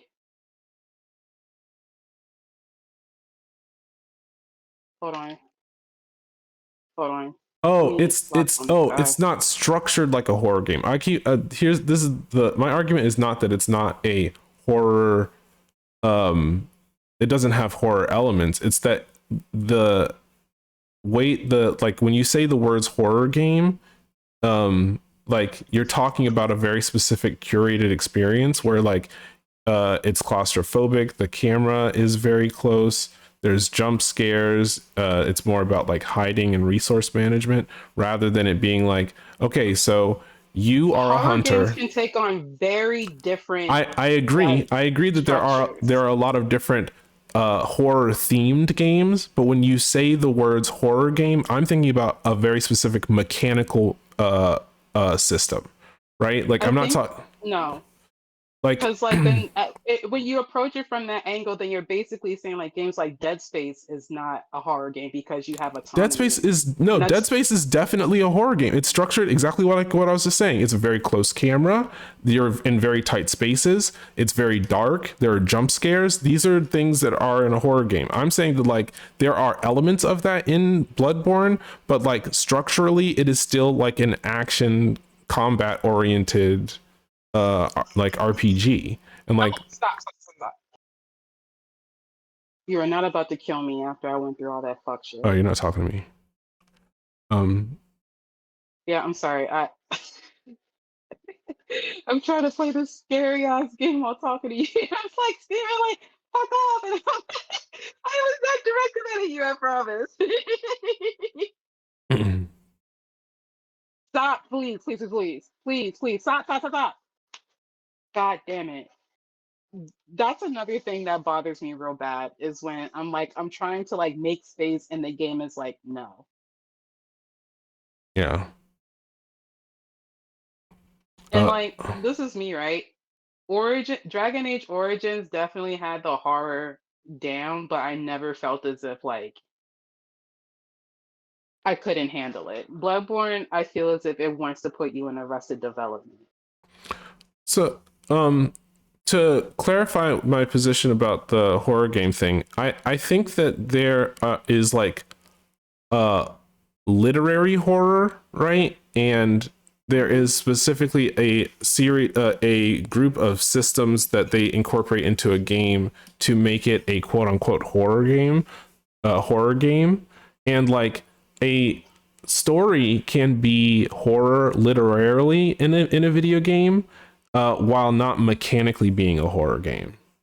What Like, do you mean by mechanically? Like, can we define that, yes, please? it's the things that you do in the game to solve the puzzles in the game, right? Mechanics Okay. are like in Bloodborne, you can walk, you can run, you can swing a weapon, you can switch the state of that weapon, you can shoot a gun. These are all mechanics. You can unlock doors. You can That was fun. you can throw a Molotov cocktail. Like, these are all things that are mechanically in the game, and mechanics also include the stats that you can change. So you can spend blood echoes to increase how much damage your weapon does, how fast you move, how many hits you can take. Like, when I say mechanics, it's everything that's in the game that makes it a game. So in horror games, right, they specifically like tend to set the camera at a very specific distance from the player, where it's like close to their body, so so you feel like you're right up against them. And in the game, oftentimes there's no way to like overpower enemies. You can't like become like, the goal is not to become like the strongest person in the world. It's to survive the encounter by any means necessary. But oftentimes it's like through a very specific curated thing where you have to like hide, run, lock a door behind you, manage your inventory. So if you are able to shoot at the monsters, you don't run out of resources. You get what I'm saying? And like Bloodborne has aspects of that. They made a lot of the resources consumable. They have enemies that jump scare you, but the placement of the camera is fairly far back for a horror game. The resources that you're managing are things that deal damage and heal you, not necessarily things that like uh like will scare off the monster, or that like a key that you can use to get to a safe area or something like that, you know. It's pretty straightforward that it's a pretty straightforward RPG, action RPG, that has horror elements mechanically, and is genre wise literarily horror because of the gothic horror Fuck. No, monsters. stop, stop, stop, stop. Come on, please, please. Thank you. Oh, God, these fucking dogs. They're like impossible. Now I've run out of blood echoes fucking with these things.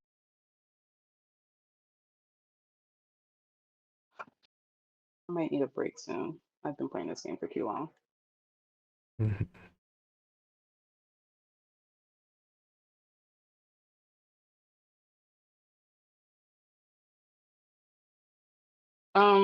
I hear what you're saying, but I'm just I feel like we're in that agree to disagree space because like everything that you're saying makes sense, but I'm just like that still makes all of that is like what's making me believe that this is just like straight up a horror game. Right. Like Okay. this is just a horror game with RPG elements to it more than this is an RPG with horror elements to it, and I'm like having a hard time moving from that. Okay.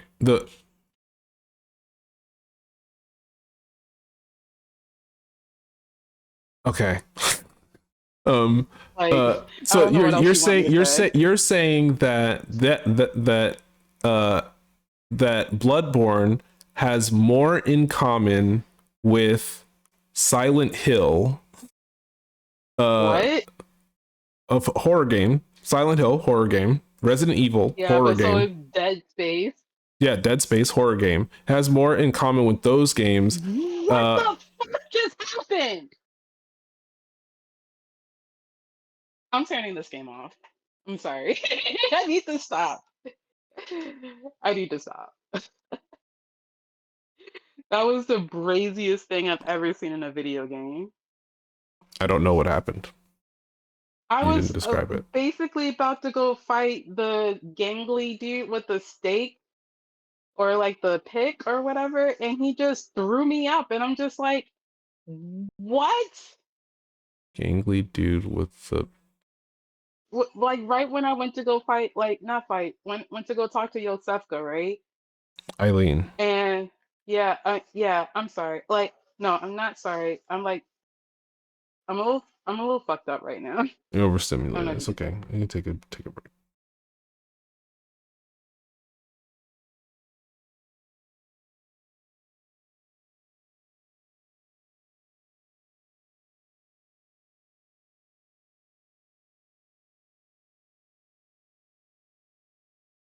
Wow, that made me angry.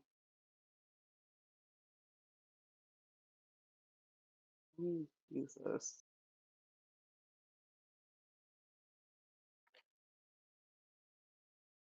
There's no way I missed. Okay, I did just miss.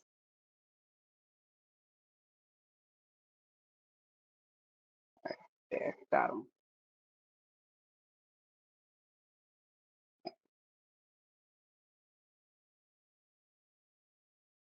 All right, I'm gonna skip him. I'm gonna do this one more time, and then we're done.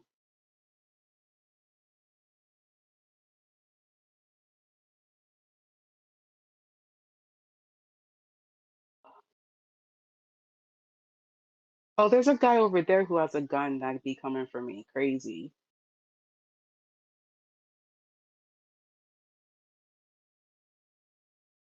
Where is he?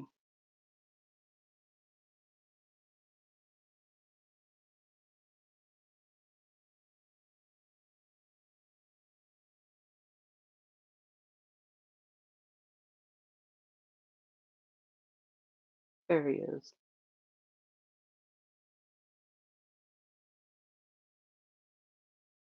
Wow, that was stupid.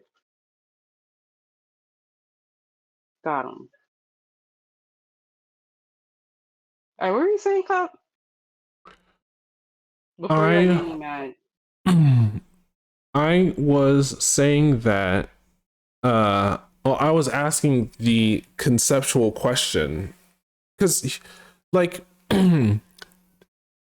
you so you hadn't heard had you not heard of the concept of game mechanics before I described them a few minutes No, ago? I know what a game mechanic was. I wanted to know what you were saying was the game mechanic that lends itself to horror.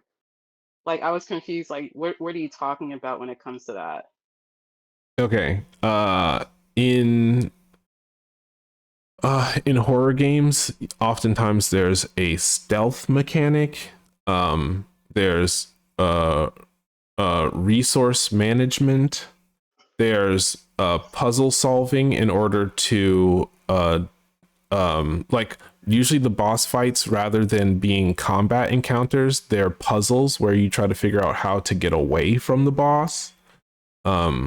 Like the goal is not to kill it, but to get away before you get killed.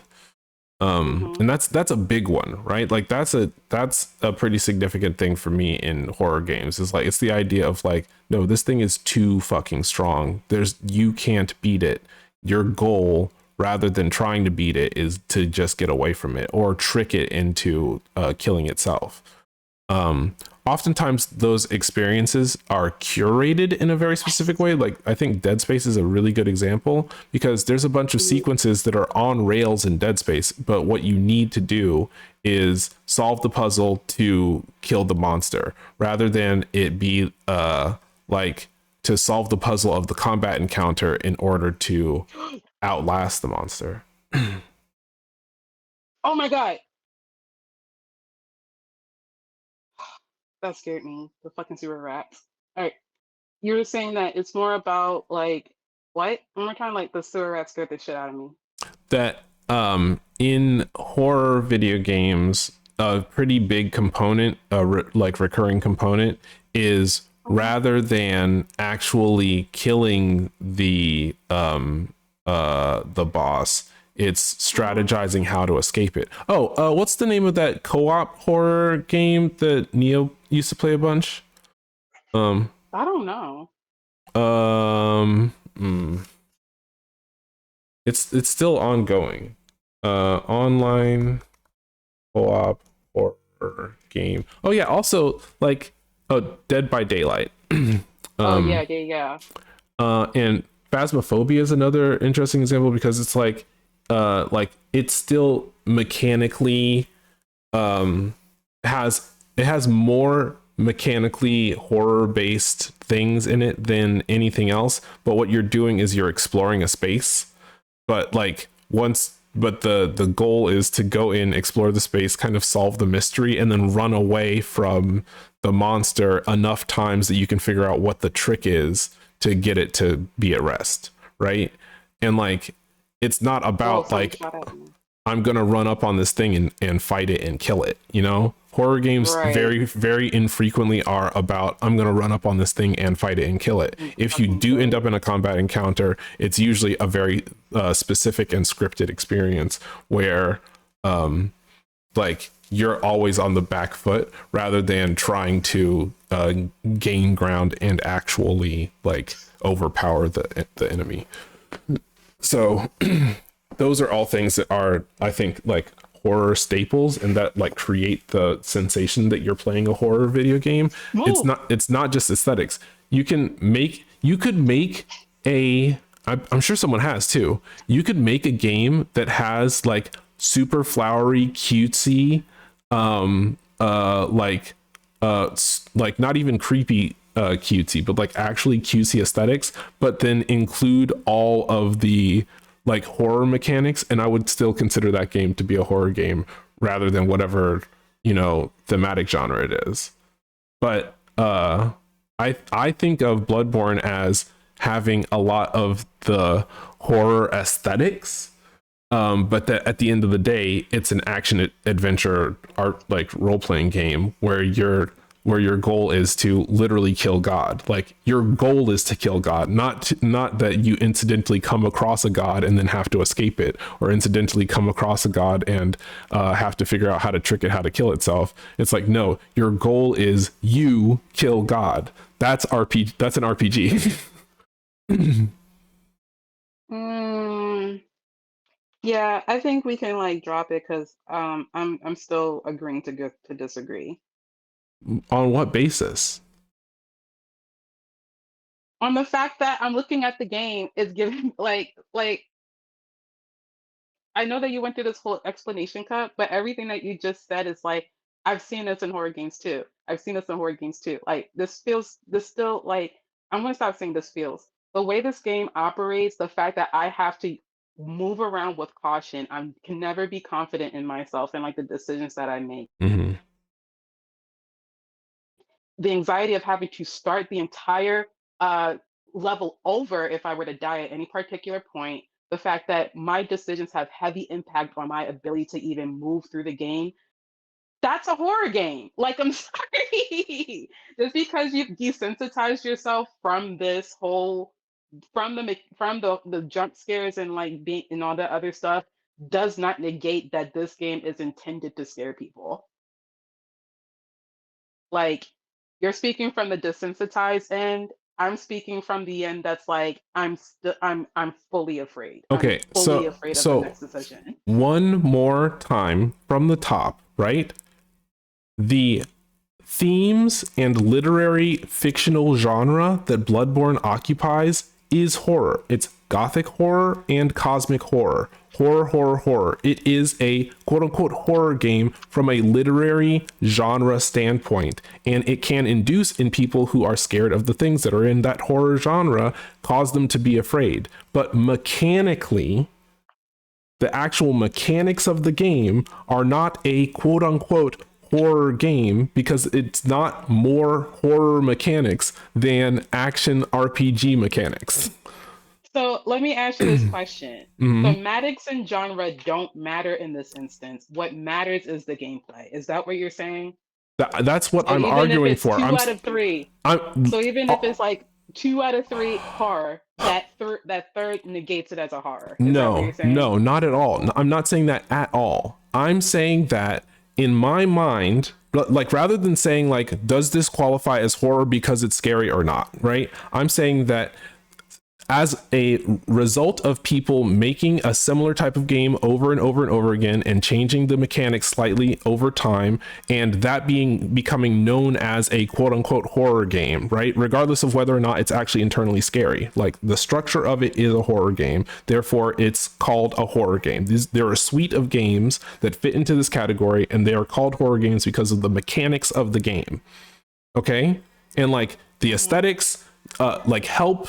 The aesthetics are reflective of the horror literary fiction genre, and like you can add different accents and moods and like make things more scary by changing the sound design and all this stuff. But mechanically, there are a set of things that are considered a horror game, and I just have compartmentalized that idea of the set of mechanics that constitute a horror game into a separate category, right? So that's over here.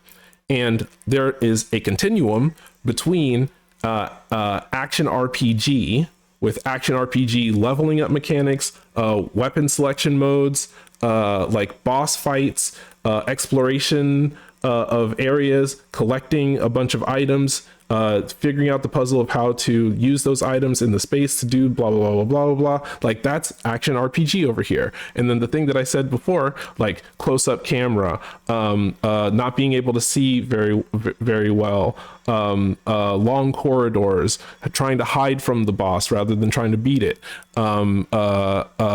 Like going from an enclosed space to a wide open space where you feel vulnerable and like a monster can get you from anywhere, then being able to like modulate whether or not the lights are on or off. Like these are all things that are in horror as a game type, right? And I'm saying that Bloodborne has a ton of the mechanics from the action RPG side of the spectrum and a few of the things as concessions to go along with the thematics and the literary genre that it occupies. It borrows from horror video games, but it's negligible when compared to how many action RPG elements are in the game. So I don't consider it a quote unquote horror game because it doesn't fit mechanically into the category of a horror game. But is it horror? Yes, it's gothic and cosmic horror. That is the literary genre that the game occupies. It uses a bunch of the aesthetics of it. It uses a bunch of the sound design from it. It uses a few of the mechanics from horror games to add to that quality. But it is like 80% action RPG.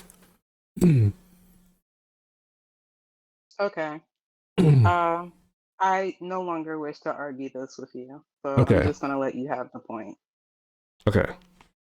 Now that we've talked about it though, I'm very interested in the idea of, and I'm not talking about a creepy version of it, like a game that has the mechanics of a horror game, but is just like cutesy, fun aesthetics all across the board. Like not even like in a, I'm trying to make you uneasy to make it creepy, like playing a game that has the mechanics of a horror game, but it's just fun. I'm actually interested in that. I think I would like that too. If it looked like something like oh my gosh, so Chucklefish was making this it was basically Stardew Valley but with like witches. I think it's called Witchbrook or something. Hmm. And it's supposed to be like a less problematic kind of Harry Potterish kind of vibe. You know Hmm. what I'm saying? Yeah. And I think that that would be really cute to add some cutesy like some cutesy horror elements to that. Kind of like you remember Cult of the Lamb, that game I Oh. was playing a long time ago. Hmm. Yeah. I love that game because like it was a little scary, but then I would go home and work on my little farm sim. You know what I'm talking about? Like that Mm. was fun. Yeah. But I got bored of it because I felt as if the farm simulator was more fun than like going around zip zapping doing the roguelike shit. Yeah. Um. Uh. A game that I thought about was Little Nightmares, right? Oh yeah. Uh, that game has like a lot of horror mechanics. Uh, but like they specifically made it this sort of like side scrolly puzzle game but that has like a significant number of horror mechanics in it. It would be interesting, like if rather than this sort of like dank, creepy, you can't see that far kind of mood, if that game like leaned into like, no, these are just like like fun and enjoyable animals that just happen to be a lot bigger than you, and so like if they pounce on you, they kill you, and so you have to reset. Hmm. But it's not like you're supposed to be intimidated or scared by them. They're just like yeah, it's like if you're a mouse that's hanging out with a lion and the lion's not even hungry or like trying to eat you or anything, it's like if it just steps the wrong way, then you're dead. You know, a mouse and an elephant or something. Yeah, I would be really interested in a game that was like that. Um, but yeah, you're talking about Cult of the Lamb. Cult of the Lamb has a bunch of gothic horror and supernatural horror elements, but like what is it? It's a farm sim and a roguelite. Do you know what I'm saying? Like it is those two things, but it does have like a bunch of like horror genre stuff in it. Gothic horror specifically. I just am not a fan of like not calling something that obviously is scary not a horror title. Or like saying that like one genre is like stronger than the horror in it. Because I feel like the horror is like so serious for me. But that's why I'm just like, this shit is so fucking subjective that like arguing over this feels like it just feels bananas. Now, I don't understand why you think I'm saying that it's not horror, right? Because I'm not saying that it's not horror. I'm saying it is like the genre that everything in the game is coming from is borrowing from gothic horror and cosmic horror, right? I am acknowledging that the game is a gothic horror and cosmic horror game. Like those are the literary genres that the game is a part of. Of course shit's going to be scary in it. Shit's going to be like weird and eldritch and all this other stuff, right? It's a horror game. But like in my mind, when you say like a horror game, my brain jumps to, oh, is it mechanically a horror game? And the answer to that question is no. It's got all the aesthetics of a horror story, but it does not have the mechanics of a horror game. It is not a Silent Hill, Resident Evil, Little Nightmares, what did you say, Dead Space, Friday Nights at Freddy's. You know, like it's not in that category of stuff. Is it scary? Yes. Is it taking from the horror genre of literature, super genre of literature? Absolutely. It is a horror game, but it is not a, in brackets, horror game.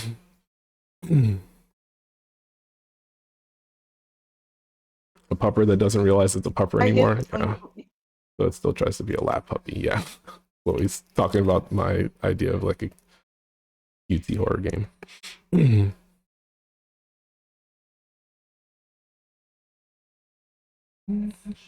What were you saying, Organis? nothing. I'm over it.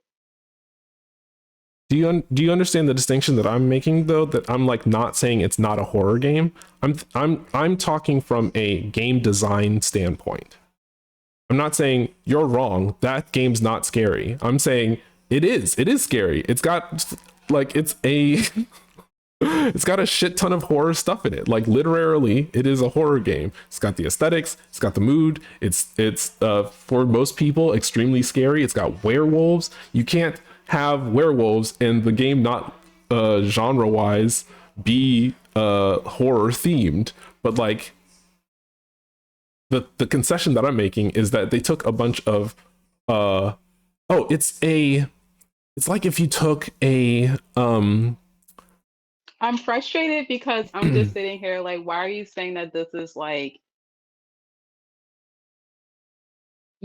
you're saying like this is an action RPG with horror elements in mhm. it, and I'm just like, I just disagree. Like my experience is giving like horror, and I feel the RPG elements in it, but this Right.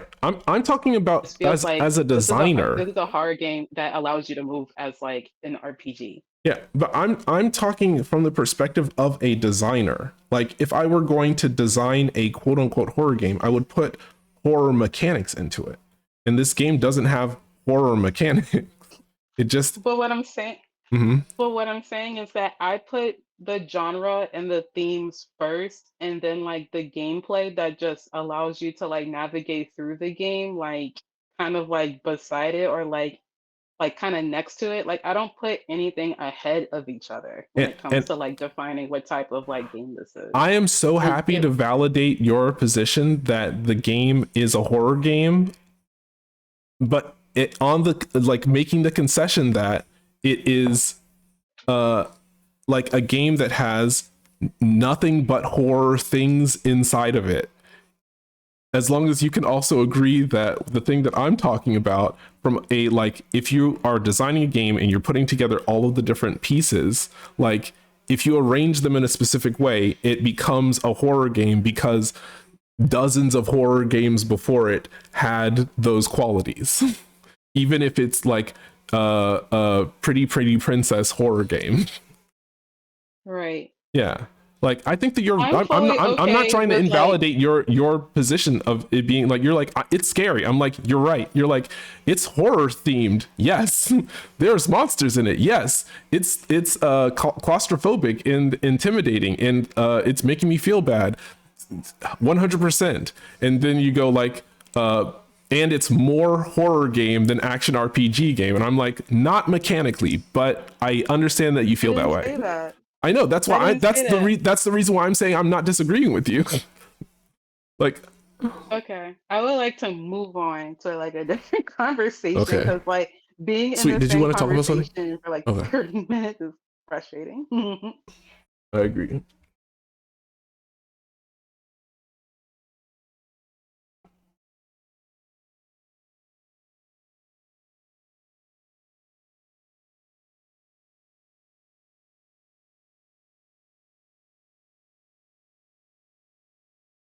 I'm gonna Hmm. go smoke some weed. I'm gonna Okay. switch devices. Wait, am I on? Wait. Yeah, I'm gonna switch devices.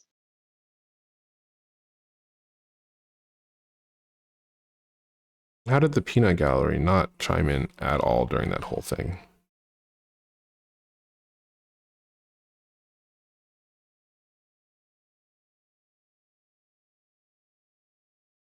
Puppies. That's all they had to add. Puppies.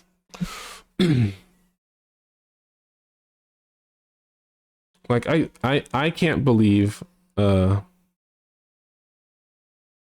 I was downstairs for 20 minutes. I feel like I came in on the spot. I left. Well, if you would contribute a more definitive conclusion or, you know, explain to either one of us the reason why there's any disagreement whatsoever, that would have been helpful. We would have been able to move on.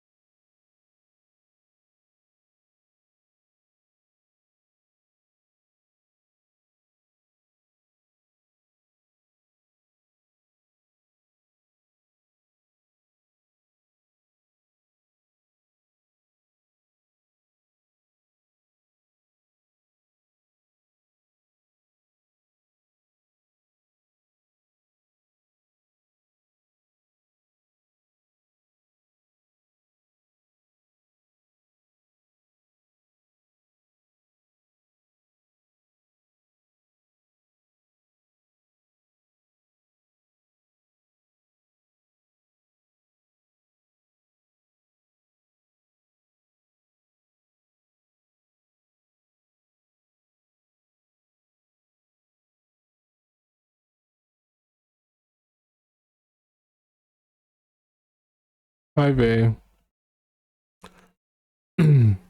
So, Huh? reason Vay is in the chat on Twitch.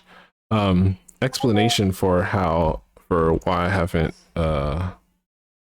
checked out this stuff yet is that uh if you look at my stream record for the past 3 days, I streamed for like 15 hours, 12 hours, and 10 hours long. I've just been working on this one project, and it's days or like weeks overdue. I just have not had time to do anything besides this. Other people are also hounding, or not also, but other people have been hounding me to try and get my attention to do stuff. Yeah, what's up? Wait.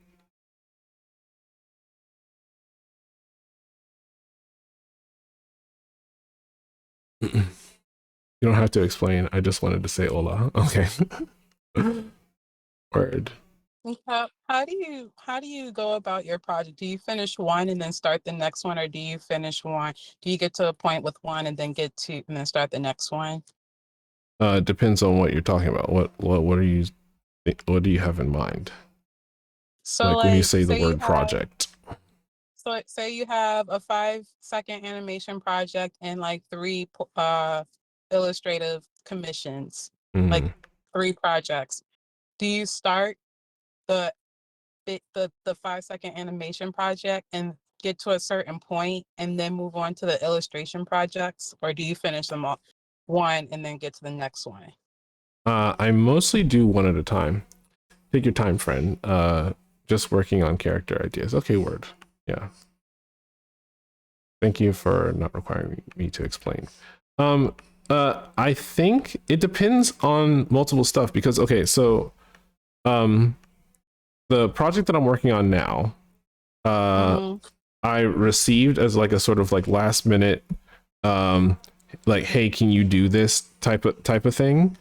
And it was while I already had one project that was already full blown, like in production, and I was like, hey, I got to put a hold on this for a little bit, so that I can work on this other thing because it's paying more, and the deadline is sooner than the other thing. Yeah.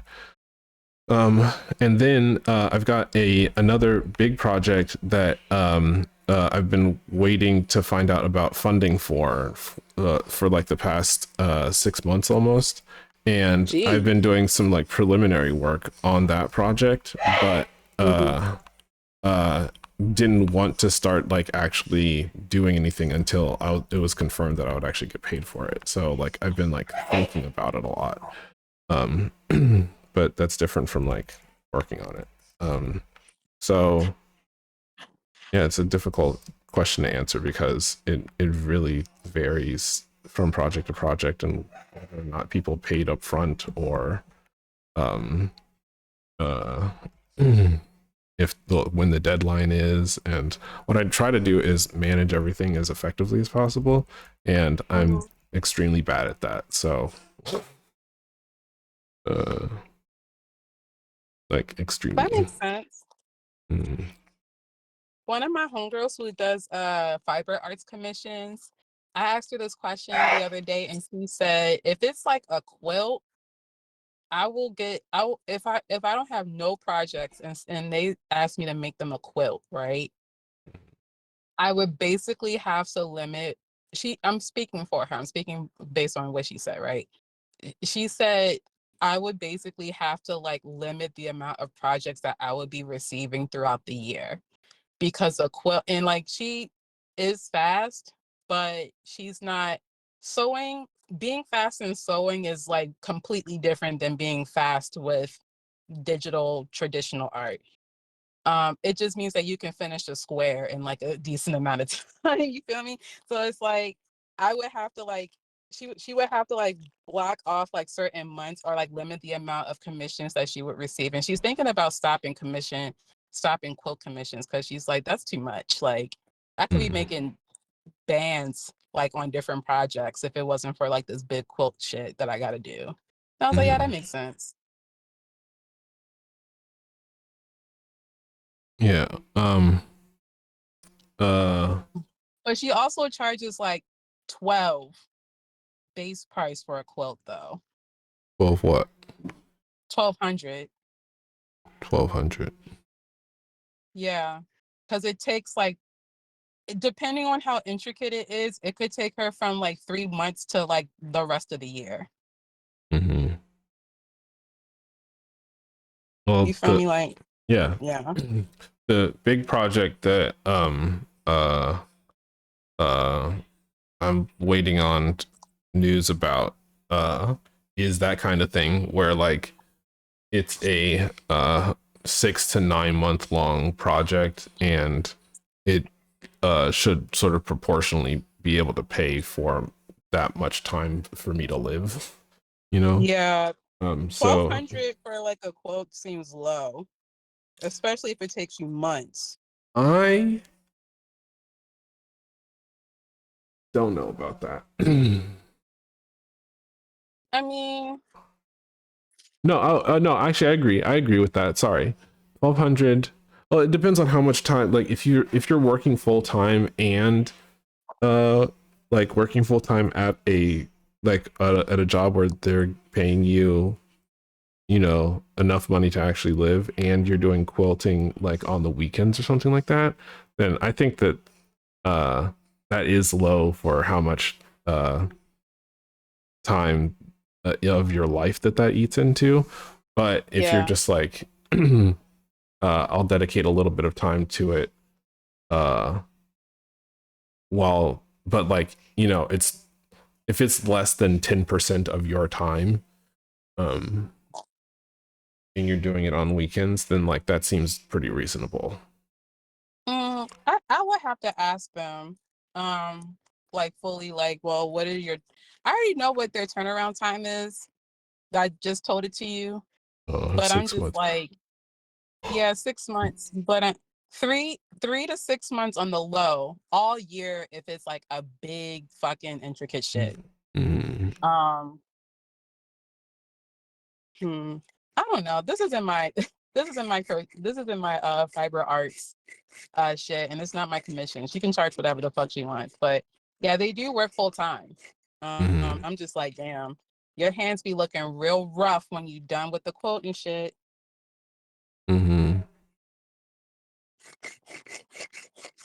Well, it would be nice to be able to actually get paid full time, like living salary for the kind of work I do, because this is actually causing me a lot of physical injury over the course of the past week.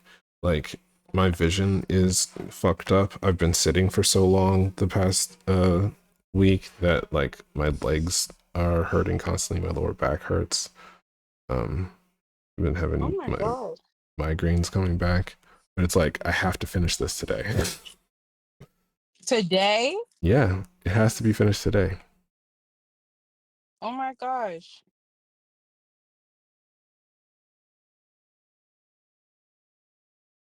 Um, so it would be nice if they were paying me proportional to how much actual suffering I'm experiencing, but Right.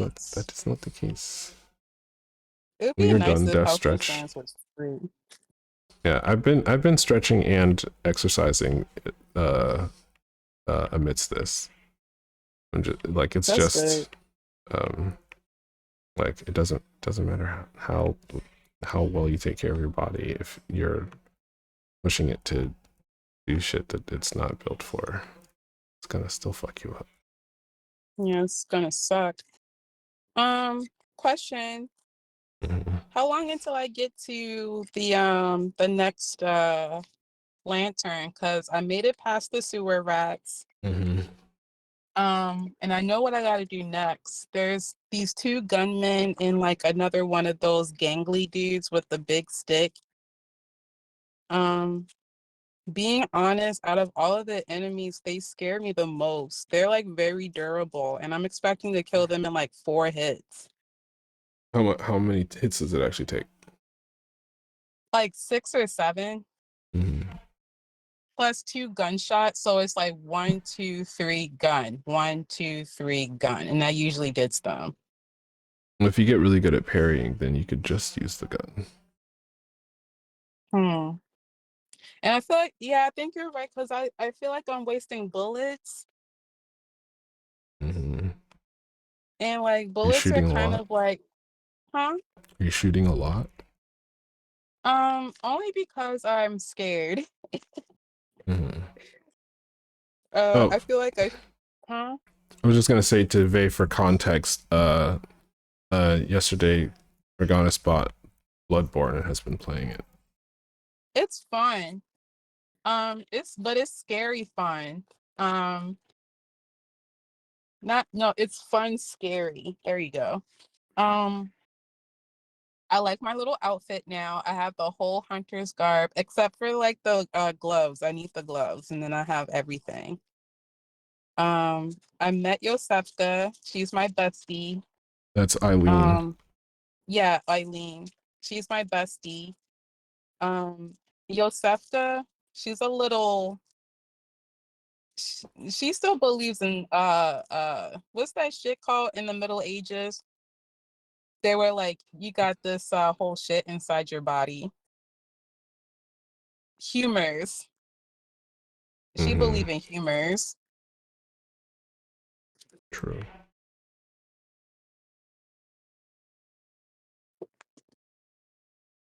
Um, You asked me how far until the next lantern. Yeah, I imagine I'm pretty close, right? Um, Or do I have to beat that boss in order to get to the lantern on the the one on the bridge. yeah, the one on the bridge. There is a lantern if you beat that boss, but it doesn't. But it's just on the bridge, right? Like it's not any closer or further away than the other lantern. Now that you have the shortcut, like, Wait, the lantern is on the bridge? I didn't yeah, see it. no, it's after you fight the boss. If you pass by Oh, the dude who has the brick with all the crows, um, like there is a hidden secret boss fight past that dude. And if you win that fight, then a lantern appears right there on the bridge. But it's an optional boss fight, and like I wouldn't consider that the next lantern because it doesn't advance, like it doesn't open up any other areas. The next like progression based lantern is, I'd say you're about halfway there. okay, that makes me a little happy. Yeah. That excites me a little bit. I was getting frustrated a little bit because I was like, it's making me go through everything all over again, and I was getting frustrated going past these the mob every single time. Mm-hmm. But I opened the other side of the door. That's one thing that I like about this game is the level design. I think it's so neat. I was like, oh wait a minute, I know where I am, and you Mm-hmm. know how I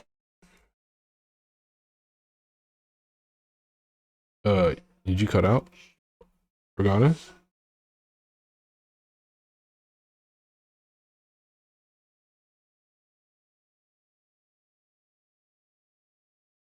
Forgot it?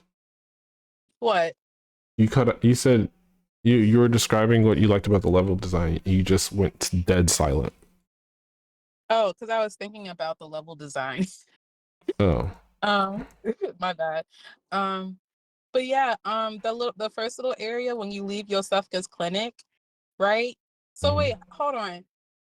Does Yosefka and Gurman, do they have like a history or a past with each other, and that's why you wake up in her clinic?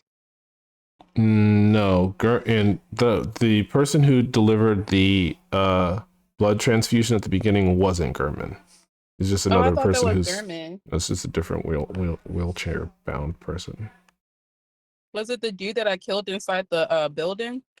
You don't encounter that character again after that cutscene. Oh, Now, I don't know. when you enter Yosefka's clinic from behind, like the back entrance, there Mm-hmm. is an abandoned wheelchair upstairs, as if like that person died or something. Hello, hi Dagger. Hi, Dagger. Or Okay. it's also possible that that he transformed into the werewolf that was in the lobby. There wasn't a werewolf in the At the lobby. beginning of the game, yes, there Oh, is. at the beginning of the game, Yeah. right? I was thinking of the second building that you because there's two. No, the first official shortcut that you get to is that building right before you get to the two big guys, right? Mhm. So we got there, right? Mhm. That's the first shortcut. And then I'm assuming there's another shortcut after you get through the river rats and you mess with the two gunmen with the gangly dude. Um, you're guessing. Yeah, I'm guessing. Okay. Do you want me to tell you? Kinda. I would like to know like a general sense of how many shortcuts to look out for, because in the moment I don't be thinking. I don't know if you realize that listening to me play. I think there is max um one more shortcut before you reach um no, there's two more shortcuts before you reach the first required boss. Two more. Okay. One of them you've already encountered, but you haven't unlocked it yet. You know what I'm talking about. And then the other one is um there is like one of the plazas at the beginning of the game near where they were torching the werewolf. Yeah. There's a way to unlock one of the gates in that plaza, not the one that the troll was like knocking on, but another one, and it's a surprise. Like you just kind of like go up a ladder and then open a door and you're like, where am I? And it's like, oh, I'm in the plaza right by where the other thing is. So now like it makes like you can go from the lantern through that plaza and get back to like the progression path super easy. Okay. Huh. And that's you're not that far away from that shortcut. The other Wait, one, it loops back to the plaza? yeah. Fuck. No, I know what you're talking about. You So already wait. opened it?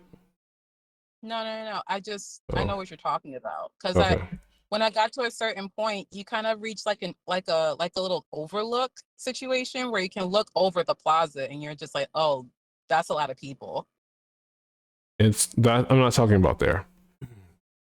No, I'm not saying that that's the point. I was saying like Oh, I think I saw it from that location, but I'm not sure. no. It's on the other side. It's on the side where um the troll who's knocking on the door and the three hunters and three dogs are, not where the crucifixion is happening. It's on the other side of that Oh, thing. okay. Okay.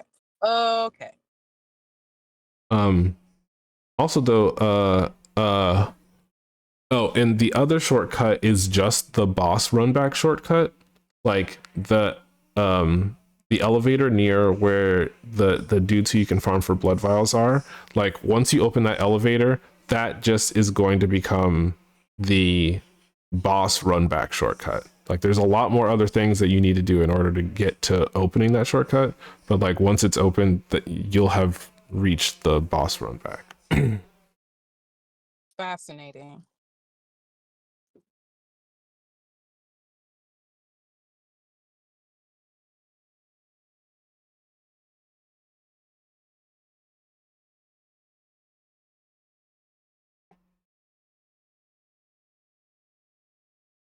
What's chat talking about? um Vay said, "Hey Dagger," and then Dagger said, "Hi Vay," and that's it. That's all that they've said for quite some time.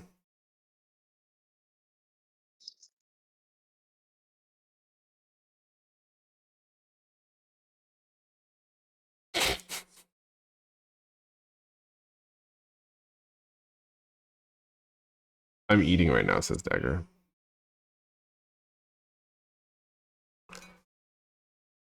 Chloe says, "Hi Dagger, hi Vay." The high train has continued.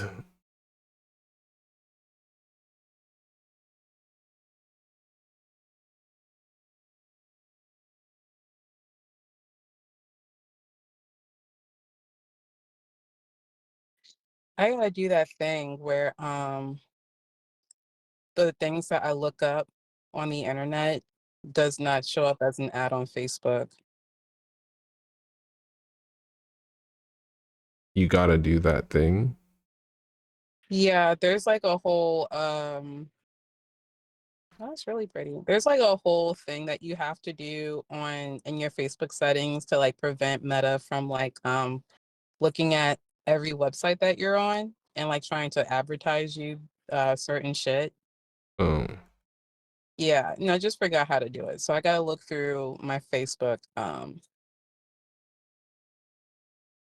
gotta look through my Facebook shares till I figure out how to do that. Cause like I was on Zlol to like buy new glasses, right? And I just shifted through like 6 fucking ads from 6 different retailers on glasses. And I'm like, this is ridiculous. on Facebook. Yeah. And it's like the only reason why I cut my Facebook is because I want to see what my real life friends are up to that I don't have time to like catch up with on a regular. Like that's what I use my Facebook for. And I want to keep my Facebook, but I can also just text these people. Mudave says, "Oh, it's my B-day today. I'm now older." Oh, happy birthday, Vay. Let's see. What do I have? I have this. Oh no, wait. Oh, it's Avatar theme, so. Just casually reminded chat that today is their birthday. Wow.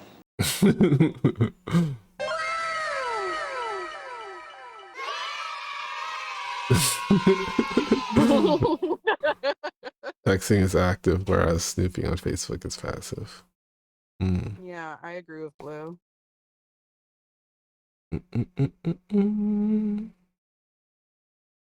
Sometimes people don't have time to, like, I'm super duper duper duper duper bad at maintaining friendships if people are not actively maintaining what do you call it, like contact with me. And so I kind of enjoy not necessarily the voyeurism component, but like being able to check on people without needing to do the active reaching out, because I simply will never do that, but I can find out whether or not people are doing okay. And if they aren't, then then that's sort of like a potential prompt to actually reach out. Dagger says they feel like you're better than others with reaching out at times. Yeah, but that if we have a years long rapport and like have been going back and forth for months to years, then that just becomes like part of our dynamic. What I think I'm talking about is like if a person for whatever reason just like stops hitting me up, stops checking in on me, stops da da da da da da da, like my brain does not go, oh, I wonder how that person's doing. I just like the friendship just goes dead, except for when I think fondly about them. You know? I think in my experience with you, you tend to do that when there is like the potentiality of harm being done to someone. Like, remember when I dropped off the face of the earth for 3 days? Which time? Like when I went to jail. Oh, yes. So like I got blown the fuck up by multiple people, right? Like like when I got out, there was like several people who were like, "Are you good? Haven't heard from you. What's going on, dude? Is anyone okay?" Uh I remember you being one of those people, is all I'm saying. Like, Yeah. should I ring the alarm on the I remember one person's message was like, "I'm about to ring the alarm if you don't respond back to me." That was scary. But yeah, I think that kind of circumstance, like in order to like be in like real community, yeah, only 3 days. When like I feel like when you do that, that's real community, you feel me?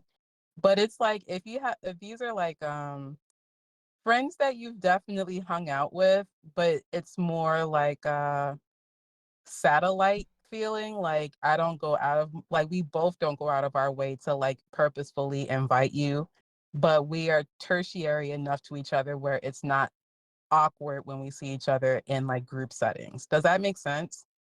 Almost, but if you're trying to like attest to or do an analysis on my experience, like there are people who I'm like straight up in love with, have had previous long-term relationships with, people who have like like big crushes on, or who we've been friends for decades, and like I'm basically saying that like without having any bad blood or resentment or like actively missing the person, the friendship can just go dead on the vine because like the person just didn't reach out to me, and because of my own like lack of what do you call it, object permanence, they, as far as I'm concerned, just disappeared, even if like if and when I do remember them, I remember them fondly and with enthusiasm. Do you know what I'm saying? And like that's a thing that happens pretty often,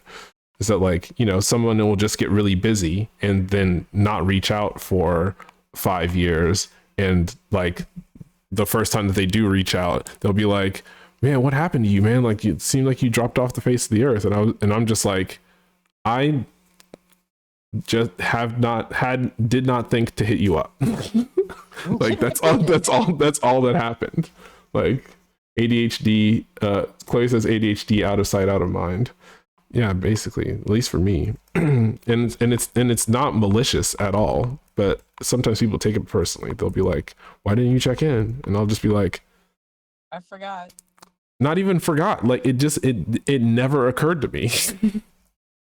It's not even a like it's not a forgot type of thing. It's like, well, do you care about me? And like, absolutely, yeah, I'd do anything for you.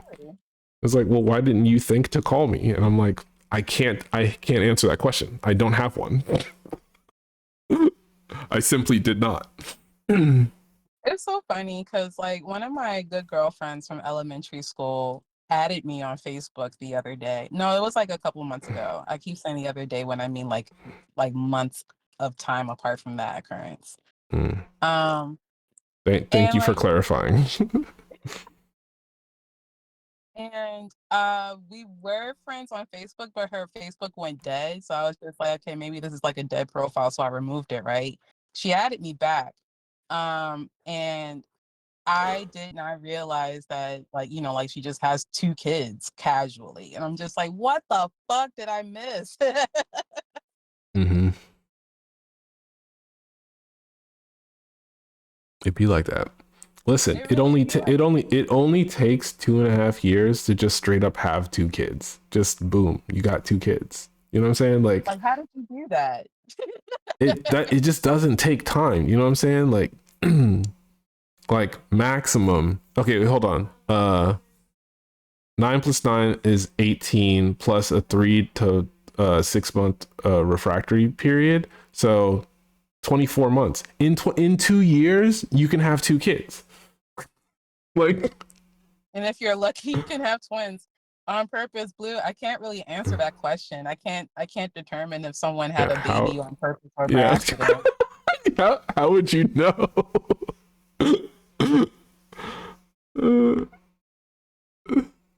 Like, can you imagine the Facebook post? So,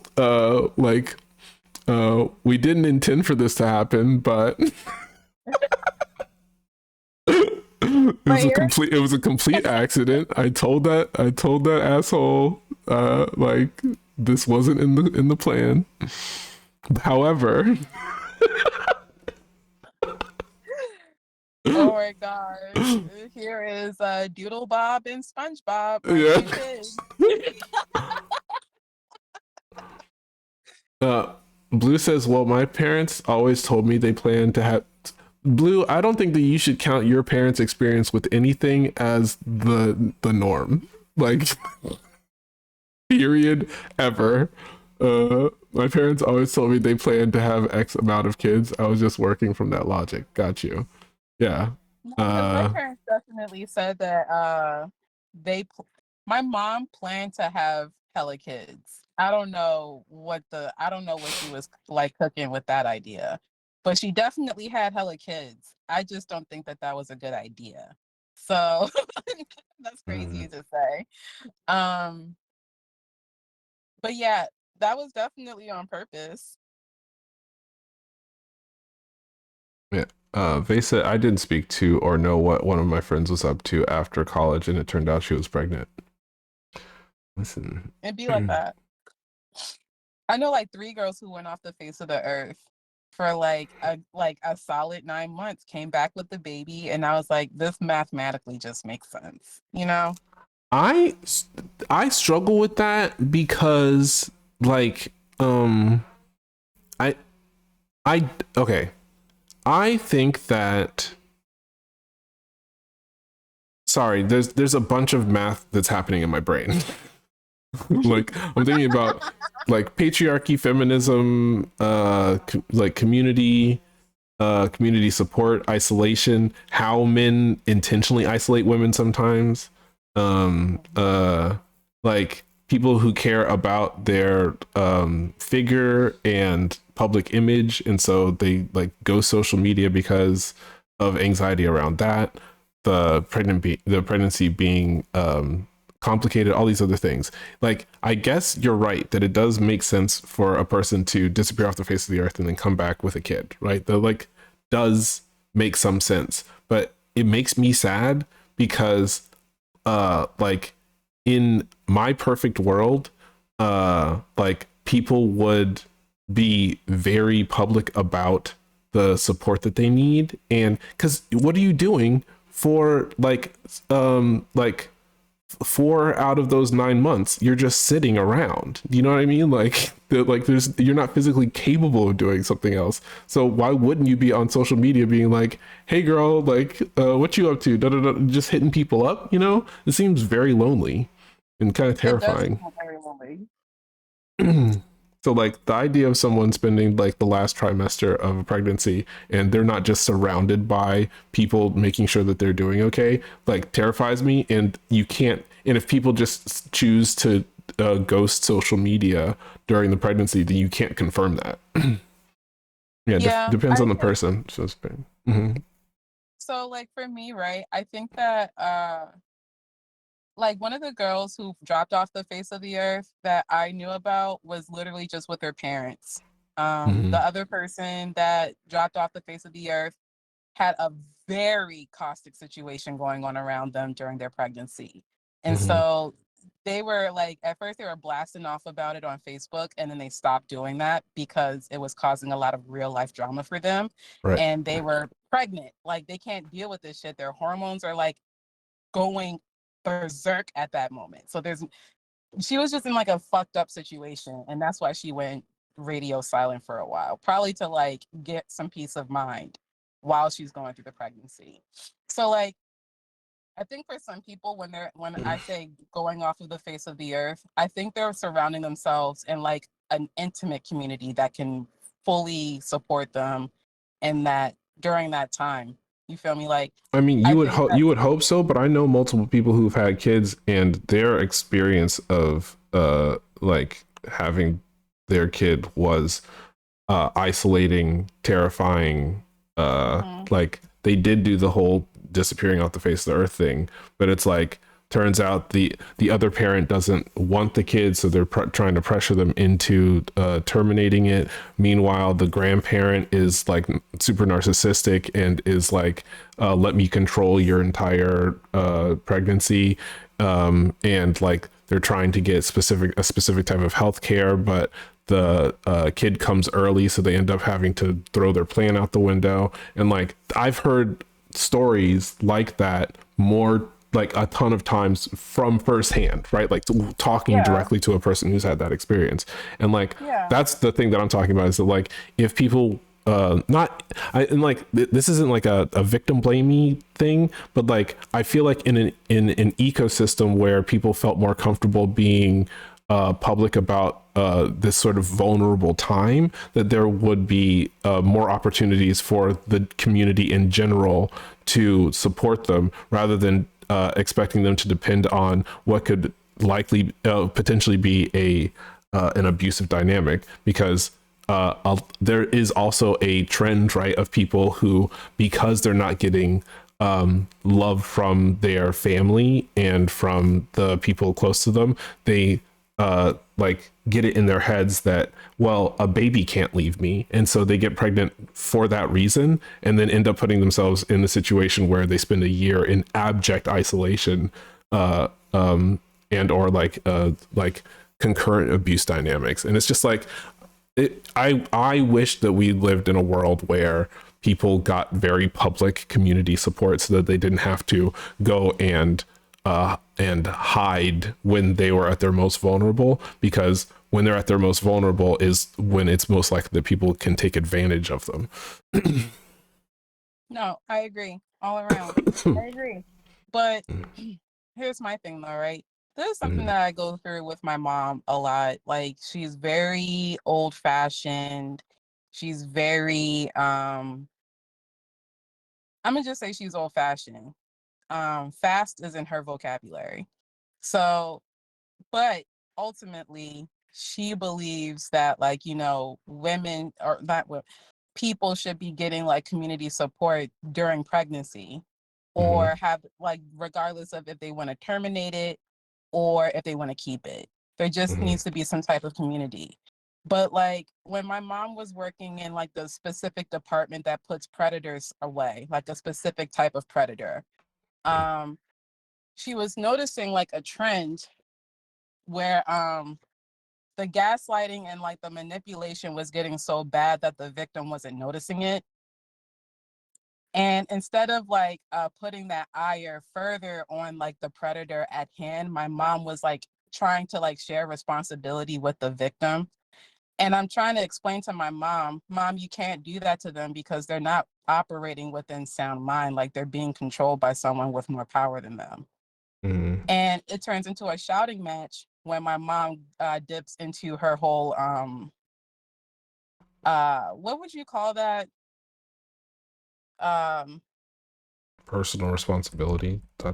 Yeah, when she like it's like that old-timey personal responsibility when you know for a fact that these men will do whatever it takes to grab whoever they want, regardless. So, and like she's worked that. She was a cop that worked in that unit. So I'm just like I'm confused as to like why you don't get that. But we still land on like the solid ground that like these women deserve support and these predators they need to have something done with them. But I think where we diverge again is like I'm about what's that word that we was talking about, Cup? Rehabilitation. Like we're about that life. My mom is deep in that incarceration shit. She's like, throw them under the jail. Forget about them. Let them rot. I think that's corporal, right? Punitive corporal justice versus rehabilitative justice. Yeah, because like I was not to like change the subject real crazy or anything like that, but I was talking with my mom about like how a lot of these predators out here was like once victims themselves. So it's just like if you really think about it, it's just a cycle of victims hurting victims hurting victims. You feel me? But she don't be getting it from that perspective. And sometimes she be making me think that maybe I'm like being too empathetic by thinking that shit. Faces, my capoeira teacher is pregnant, so I was initially worried about her not being as involved with the group after. Well, to be fair, for most people, the like turnaround for that kind of thing, birth plus recovery and being able to be out with the baby is like around a year, and like that's not a lot of time to be away. Blue says there was an article written about how women's relationships become caustic or diminish post-pregnancy because their priorities become centered on their children. The women without children feel they've been abandoned and let the relationship wither. Yeah. And that's kind of what I'm sort of getting at, is that like if there was more like if people felt like they were participating more in the pregnancy, then they would feel the same amount of responsibility participating in the upbringing of the child, right? So like if you can isolate a person while they're pregnant, you basically like make them entirely dependent on you, and then when the child is born, like they continue to be isolated and like dependent on their abuser and systems that will avail themselves to them in order to raise the kid, versus if there was community present during the pregnancy, during the birth, and at the beginning of the child's life, then like, you know, that child, if you're able to do that, that child basically has a lifetime's worth of aunties, you know, which is the ideal.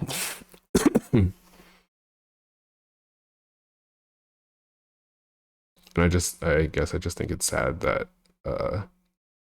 that's not standard practice.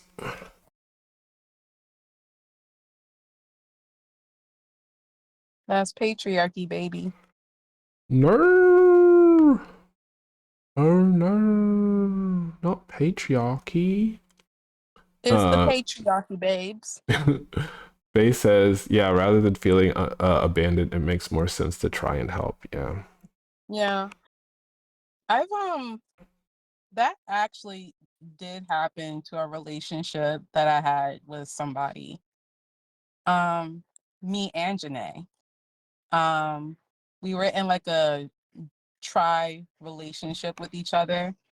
But what ended up happening was like some wild fuck shit was happening on her end that we really couldn't condone. And so we just stopped talking to her, even though we really wanted to be there for the girls.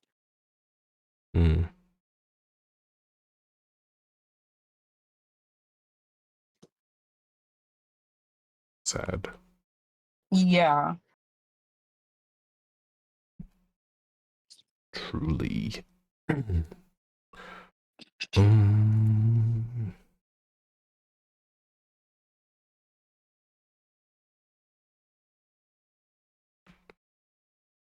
Blue said, I feel like to a certain degree it used to be. What used to be? That rather than feeling abandoned, it makes more sense to try and help. Like with previous generations, Blue.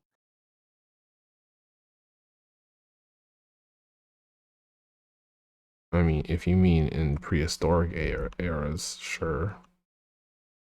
Or maybe not so far down.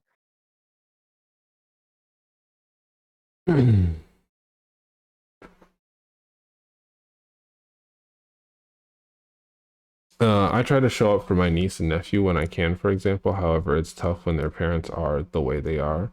Yeah. Okay. Yeah. That's another thing. Okay, so maybe what Blue is pointing to, oh, there used to be a community effort with helping mothers raise their children. Rather than that assertion, I would just say that the communities were smaller. That like it used to be, the communities were smaller. That's true. Also, there was the current lack that we have, the current lack in terms of access to healthcare that black people had when it came to these types of reproductive issues was like way less. Like we had way less access to that shit. So it made sense for us to go to like the family doula or whatever, or like the neighborhood doula or whatever, or whomever does have like access to healthcare or is or a doctor or whatever, do that in-house rather than go out to some facility that is way out of the way and it's probably going to do some shit to you on top of helping you deliver your baby. Yeah. Yeah.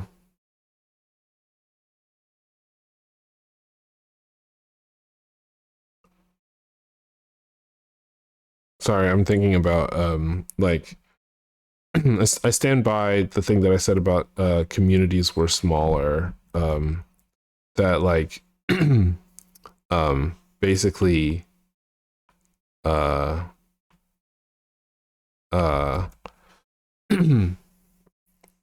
like Faye was talking about, like, I try and be in the life of my niece and nephew, but it's difficult because of the way that their parents are. Well, it used to be that, you know, if you grew up on a farm with a bunch of people, like there was literally no way to escape that circumstance. So you're just like stuck for a lifetime with the people who you settled with. And like in that circumstance, like of course people get a lot of community. And it's because like you never move more than 5 miles away from your parents, who never move more than 5 miles away from their parents, who never move 5 miles away from their parents. Like, so you just got like however many generations of family all sort of in the same spot. In which case, yeah, of course that's where the "it takes a village" came from. It was actual villages.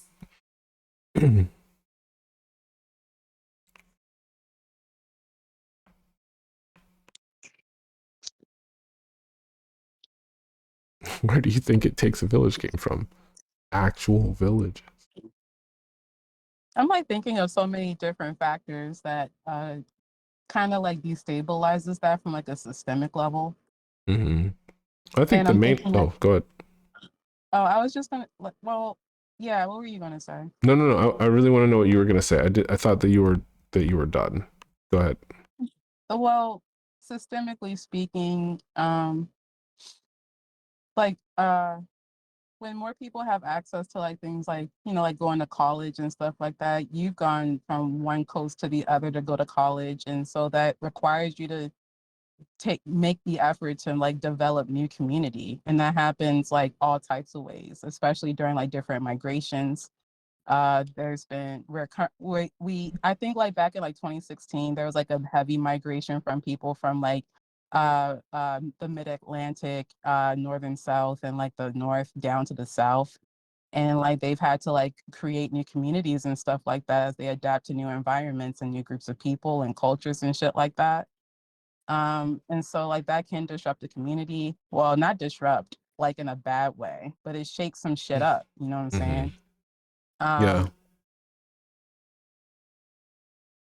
Also, if you got more pro-social people in your community and something happens, whether it's that they pass or they become infirm, like that can be a destabilizing component too. For the past few generations of my family, um, my dad's parents, old Pa and Mimi, were the organizers for the family reunion, going back all the way to like the 70s. And like old Pa passed away 2 months before I was born, so in the 80s. And then Mimi passed away during COVID. And since then, like family gatherings have been a lot less easy to organize because those two were so family centric that like they were like, I will travel across the country to and like figure out how to like raise funds to be able to get everybody all in one place to make sure that this gathering happens. And like nobody else was like that. You know what I'm saying? Like it's just the two of them. So as a result, there's like a scarcity of community, even when there was that additional energy being put into making sure that people stay together, even on long distances. Now, a lot of the family is based like in our ancestral home in North Carolina, in Washington D.C., in Connecticut, and in Ohio, and so there are little bubbles where the those folks see each other fairly frequently. But it's very different for those of us who are like a little bit outside of one of those bubbles.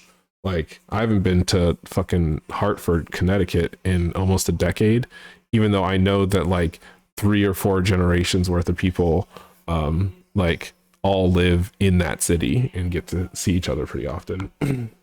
mhm.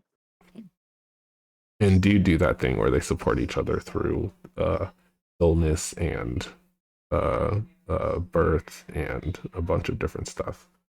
But it's like 30 or 40 people um, uh, who are blood family who do that, who like behave that way. And what I'm saying is like it shouldn't need to be blood family.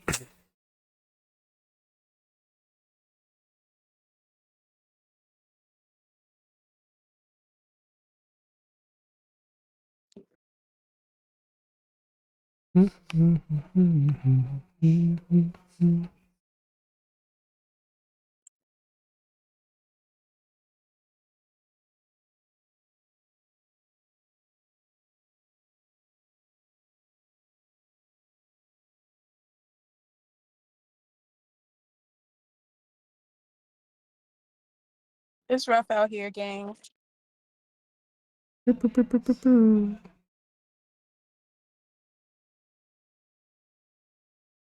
Rough out here, gang. Rise up.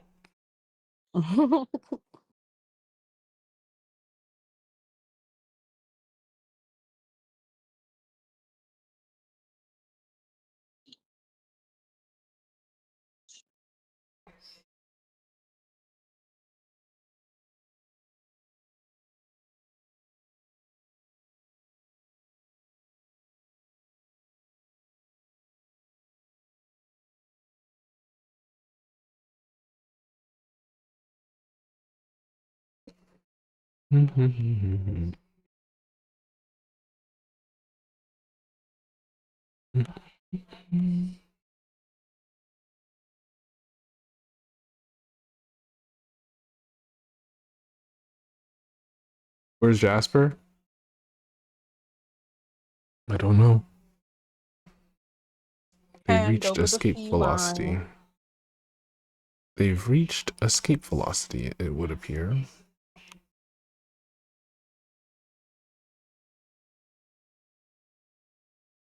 When is it supposed to storm? What? What? It's supposed to storm today. Don't know.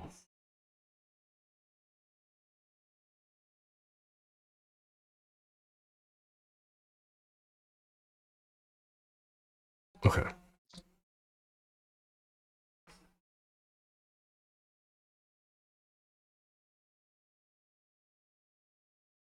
It's lying. Is it not supposed to storm anymore?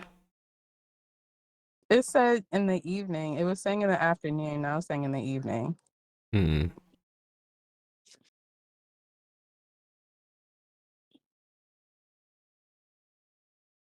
There was a hurricane in Georgia last night. It also rained in my area and has been humid as hell. Yeah, it has been warm and humid and rainy here, but it hasn't been the other important stuff.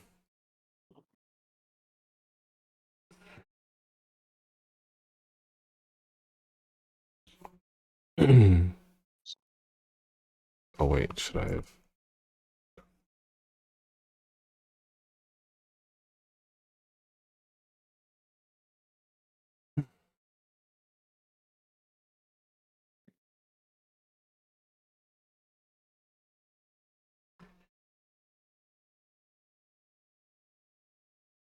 There is a not insignificant part of me that wishes that I had found a more efficient way to do this thing that I'm doing.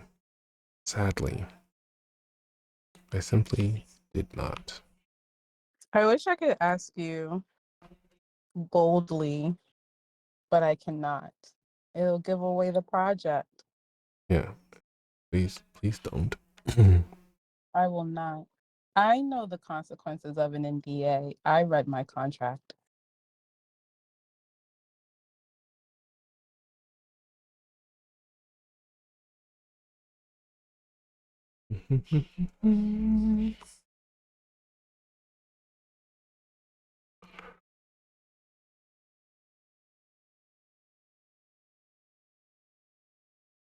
What is it? You know what? Given that you can't, this is a perfect opportunity for me to ask, why do you like? Can you identify why you care? Because like, I struggle with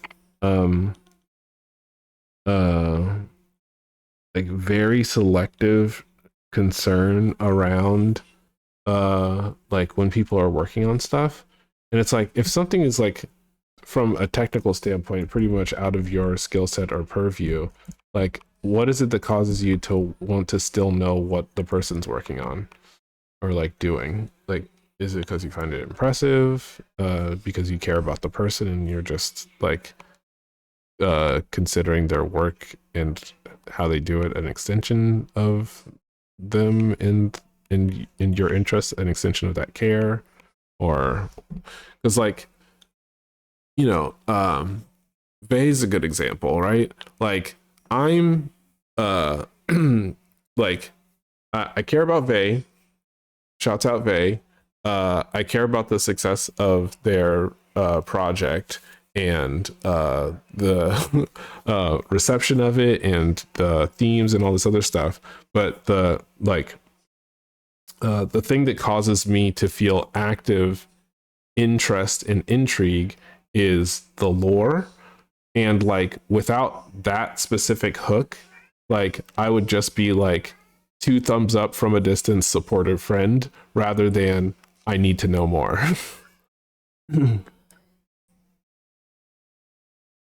Uh, I'm kind of in agreement with Blue here. It's knowledge and curiosity. I'm just curious.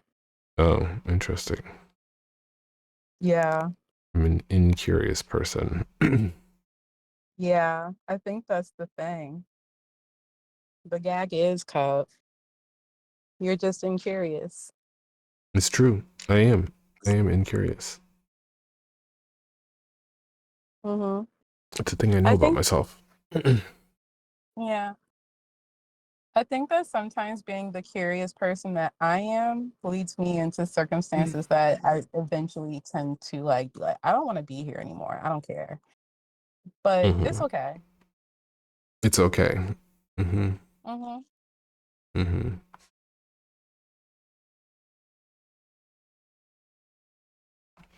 Ooh, I have a quick fix that's going to eat up a shit ton of data, but I'm gonna do it. This is not how I should be doing this. Quick fix.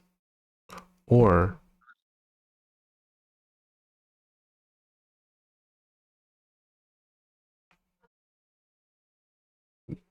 I have another solution that will not eat up a bunch of data.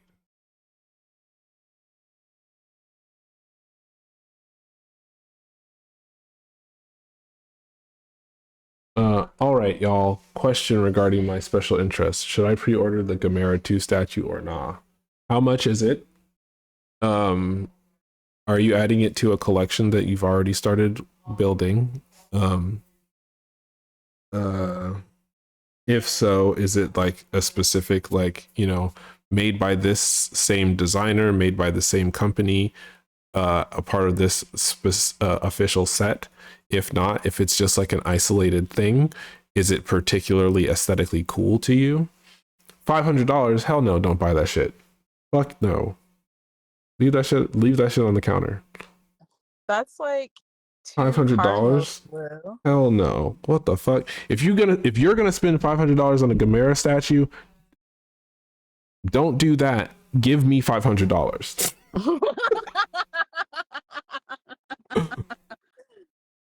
Just get like just give just what is it? How many? Do 50 gift subs. Like give me 50 gift subs rather than spend that money. Jesus Christ. Hell no, don't do that shit. Oh I my god. I I recently found myself interested in the figurine market, and the only character that I have been wanting to get a figurine of is Sakura Haruno from Naruto. And I've seen some pretty cute statues.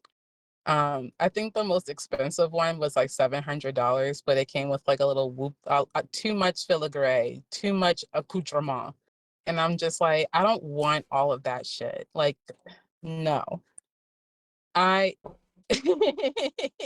like in my brain, I'm just like, I could just like pay off my car note with this money. You feel me? So I'm just gonna get the statue that's maybe like $100, 75, something in that range, a little Nindroid, and just be happy that I have like a physical representation of my love.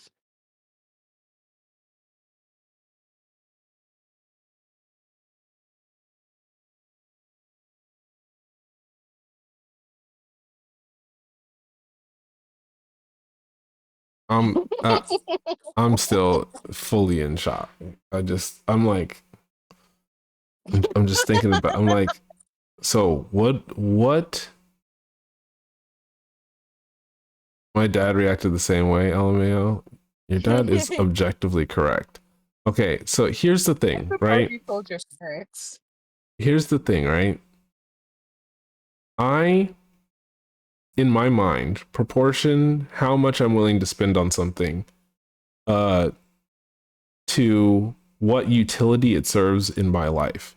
I'm deeply confused by people who ask me for artistic commissions, because even though I'm investing a specific, like a lot of time into it, I do not see an image as having an abundance of utility.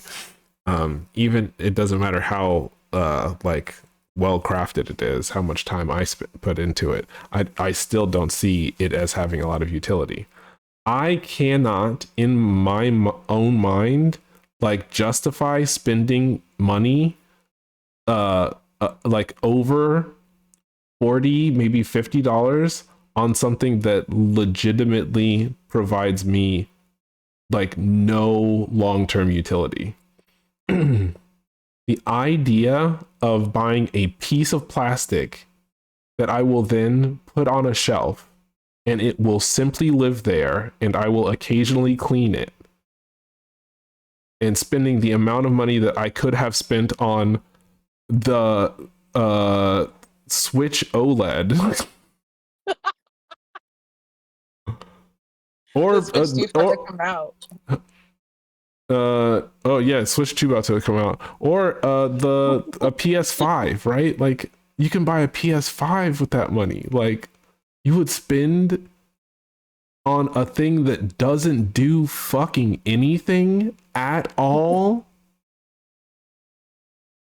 Yeah, probably. I can't imagine it. I know. Sorry. No, I came in, but I was like, I had a phone call to make. I had to call 311. We've been calling them like crazy because you just like don't have hot water every now and then. Oh So no. Yeah. What the fuck? Yeah. What are you guys talking about? We're Blue talking about the figurine market. Blue said, all right, y'all. Question regarding my special interest. Should I pre-order the Gamera 2 statue or not? She has a like Godzilla / Tokusatsu special interest. And I was like, my first question was, how much is it? She was like, $500. I was in the middle of like making a bunch of justifications for like, you know, pros and cons list. And then she said $500. I was like, fuck no, don't get that shit. What do you, no, do not, as your friend, don't get that shit. As your friend, buy 50 gift subs. Give me 50 gift subs right now. I don't really Oh, Vay says hi Neo, and it is also their birthday. FYI. Oh my god. Vay, happy birthday. Sorry. Happy This bitch is sick. This bitch is sick. I'm so sorry, bro. Oh my god, no. I didn't say happy birthday, This is her trying to like power through, like do the usual Neo excitement through just having a horrible cold. It's so sad, but also it's so cute. Just being a maniac in her DMs. Yes. Poor baby. Lose a happy cough, birthday cough, 2 cough. Yeah. That's what it felt like just now. Holy shit. I'm actually really like I'm doing better today. My mom called my grandma and told her I sounded like a frog. Oh, so she went to call me to see if I sounded like a frog. I was like, what the fuck? That's crazy. That's crazy. That's crazy when your mom tells your grandma that you sound like a frog. So your grandma calls you and you're like, hey grandma, what's going on? She doesn't ask how you're doing. She says, you don't sound like a frog. Oh my God. She honestly was just very curious. And then I guess like I sounded worse yesterday. So I guess when I picked up the phone, she was like, "Oh," and I'm just like, "It's not a myth. I'm sick. I'm really sick." Like, yeah, you know what I mean? I truly am. Yeah. Yeah, which is like kind of. I'm really upset. I did really want to go to Layla's thing, but if I'm not understanding, it's twice in a month. Yeah. Am I dumb? Okay. Yeah, so it's maybe I'll two times a month. Oh well, but I'm supposed to be hanging out with like Dagger and the crew next week, and that's kind of why I was hoping. That you'll be able to do this one. Yeah, so I won't be able to go until next month, but maybe I can. Well, no, if it's never mind. Anyway, but yeah. I mean, I don't really know people, or I don't really like know too many people personally that have like huge like statue collection stuff about them. But I do find it very endearing to watch people pay money for like statues and then like just collect them and then just be able to look at them. Like it's like a very like autistic trait that I find very cute, and I don't really like You don't do judge. that. Like I like to. Yeah, I'm not like I know I don't know if it sounds like I am like. No, it sounds like you don't judge at kinda, all. Meanwhile, I do. I simply judge. Yeah, I know you are. Like you're like absolutely like I find it very cute and very endearing. Like I don't know, because I think it was because I knew this one. Oh, fucking Adorka stock, right? Like the DeviantArt chick. When I was in when I was doing the sponsorship for DeviantArt, like she was kind of like sometimes showing us her room, and she just has like a fucking shitload of like Sailor Moon shit, and I like my brain was like seeing dollar signs every time she was showing every corner of her room. But it was also just so cute just to watch her sit there and like prattle on about how all her Sailor Moon shit. And I was like, that's adorable. I could never do that, but I think that's really cute. I don't know. Ah, God damn it. The cat is literally climbing up my locks. Like I can't show you because he's behind me.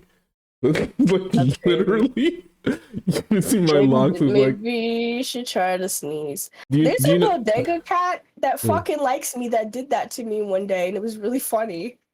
like do you know the military training thing in where they like take a rope and they have to like climb up a wall? Like he was literally using my hair to do that up my back just now. I know exactly, yeah.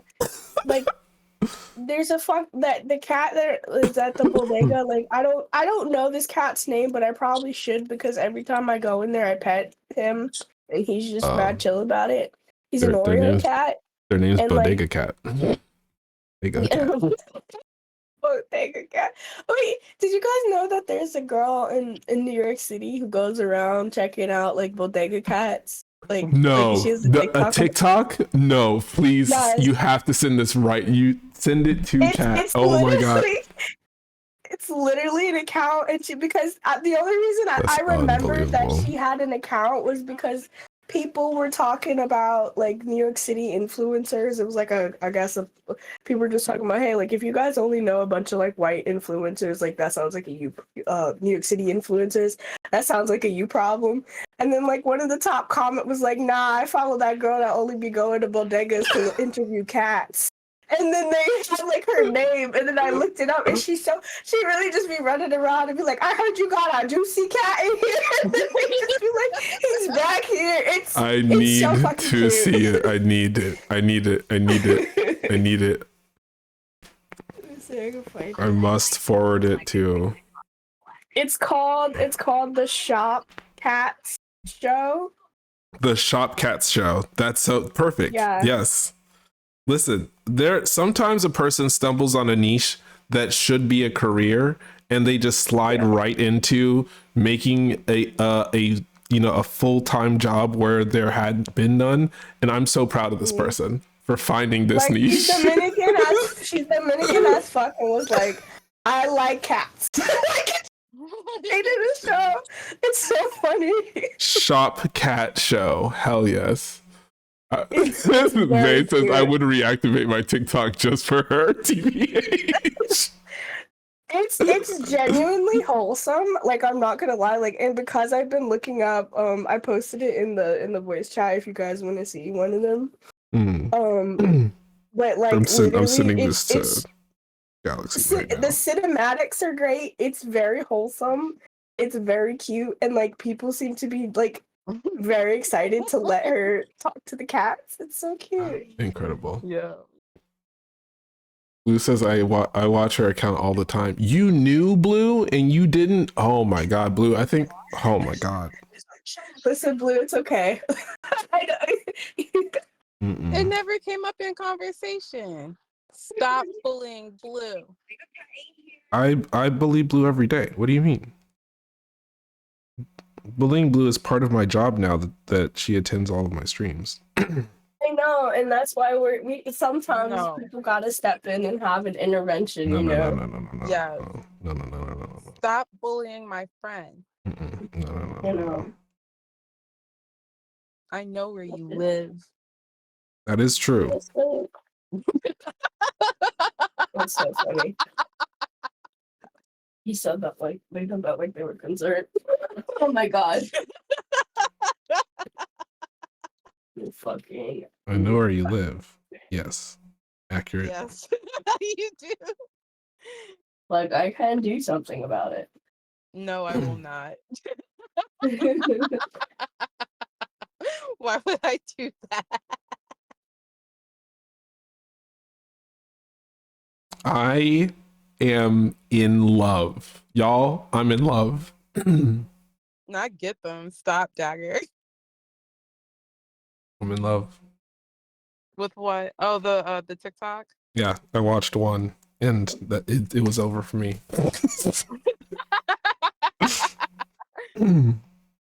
That's all it took.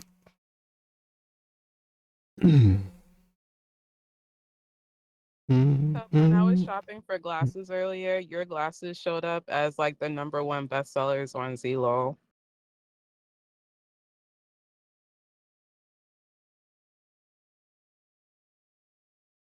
My glasses, the ones that I have on right now? Yeah. Hell yeah. How does it feel? I mean, I felt objectively correct when I was looking for these and actually came across them. And now they're kind of like a deterrent for people who can't see the beauty inside of people, because they're like, why are you wearing them grandma glasses? And I go, you can't tell that I'm a grandma? Hold on. Maybe. I have a question. Are Mhm. circle glasses just grandma glasses? I don't think so. The in my mind, the way that I thought of them was I asked, what are the frames that John Lennon wore called? That's what I was looking for when I first looked them up. John It was like Lennon? John Lennon, the lead singer of the Beatles.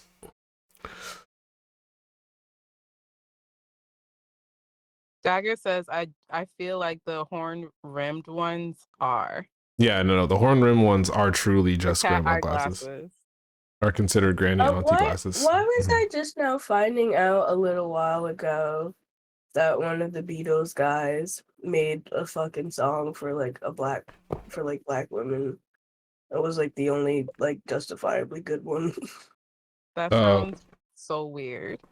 Which song was it and who? Let me look it up.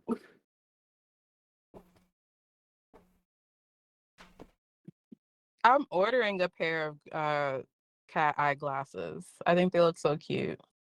Apparently the song Blackbird, Oh, okay.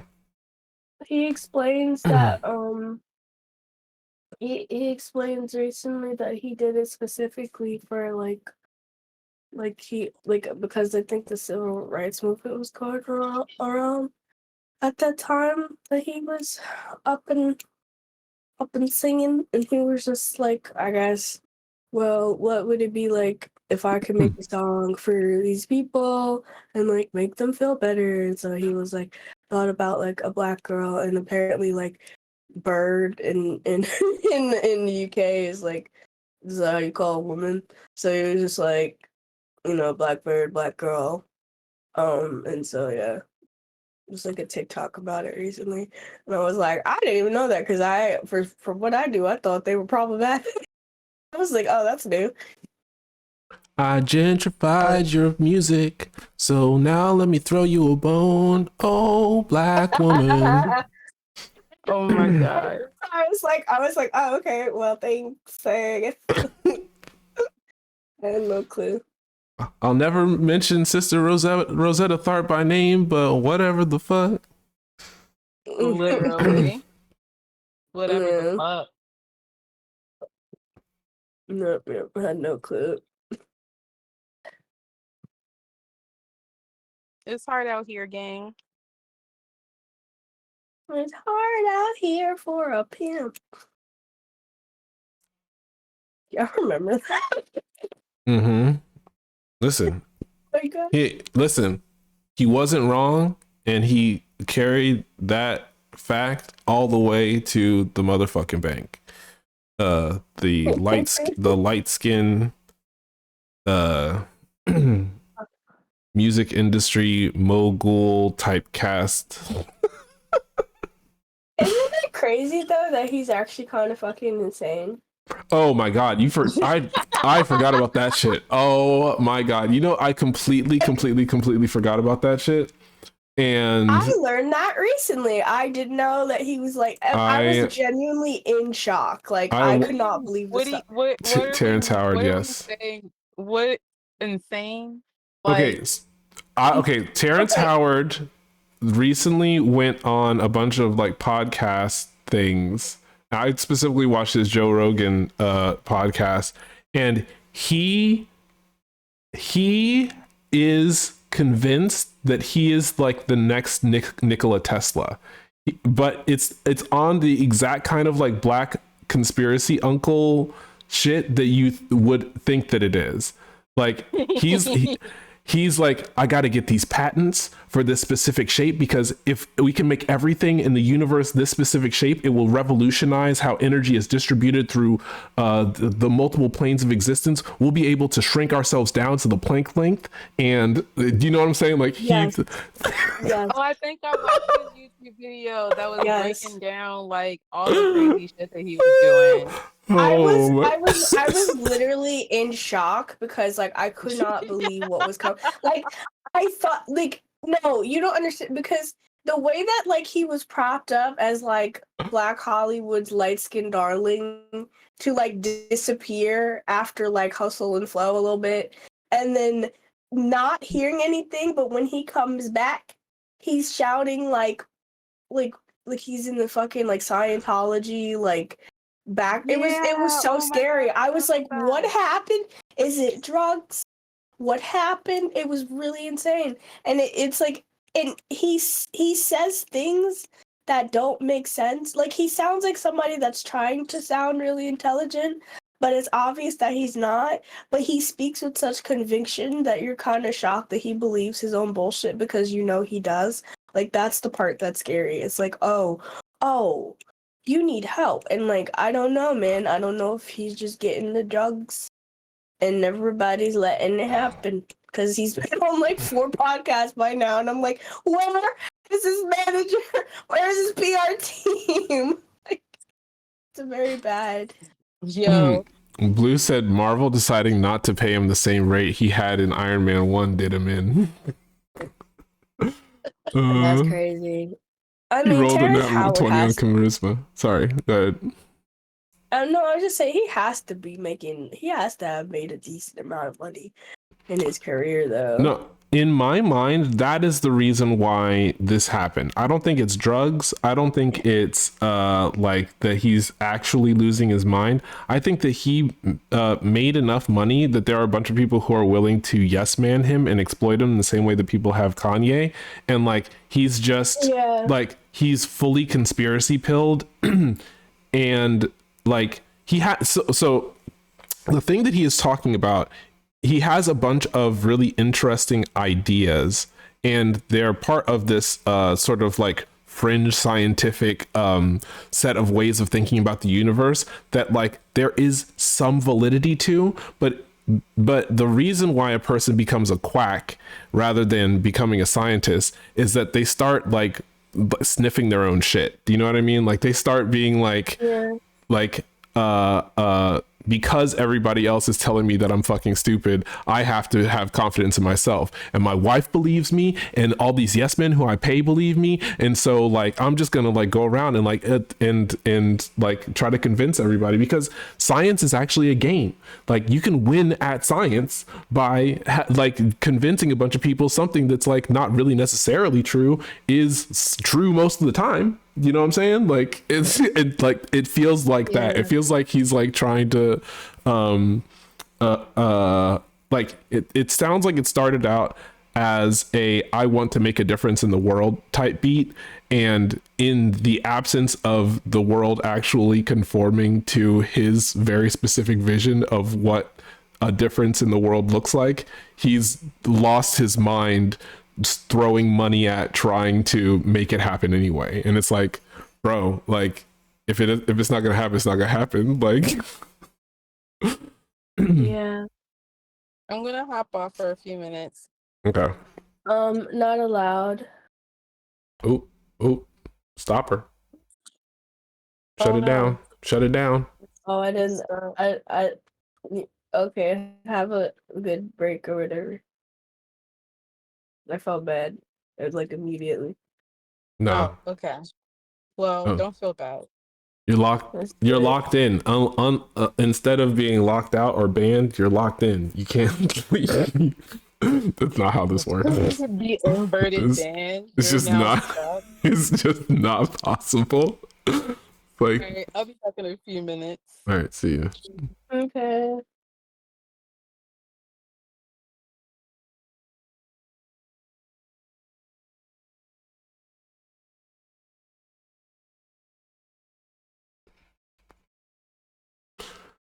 Yeah, I'm trying to remember.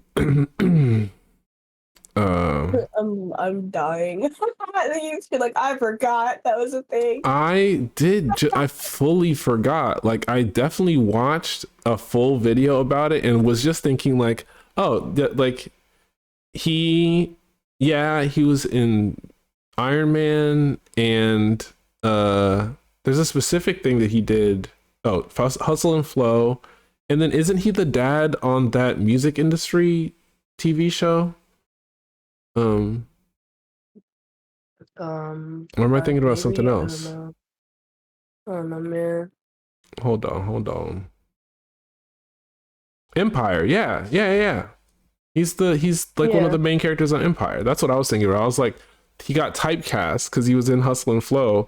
Like they just made him like a person on the other side of the industry.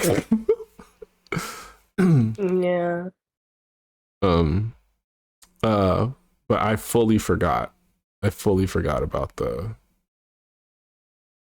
fucking conspiracy, science conspiracies.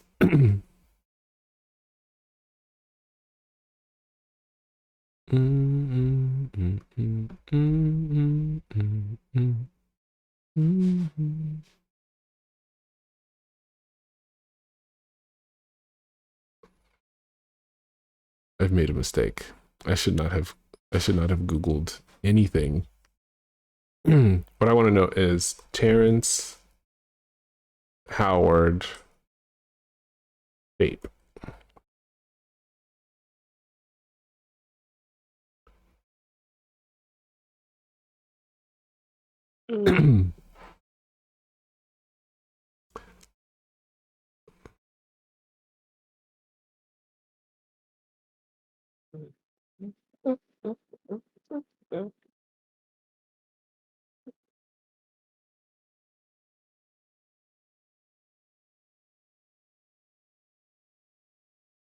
I was going over some merch stuff the other day. Birch? With funds and trying to figure out like who to make art of.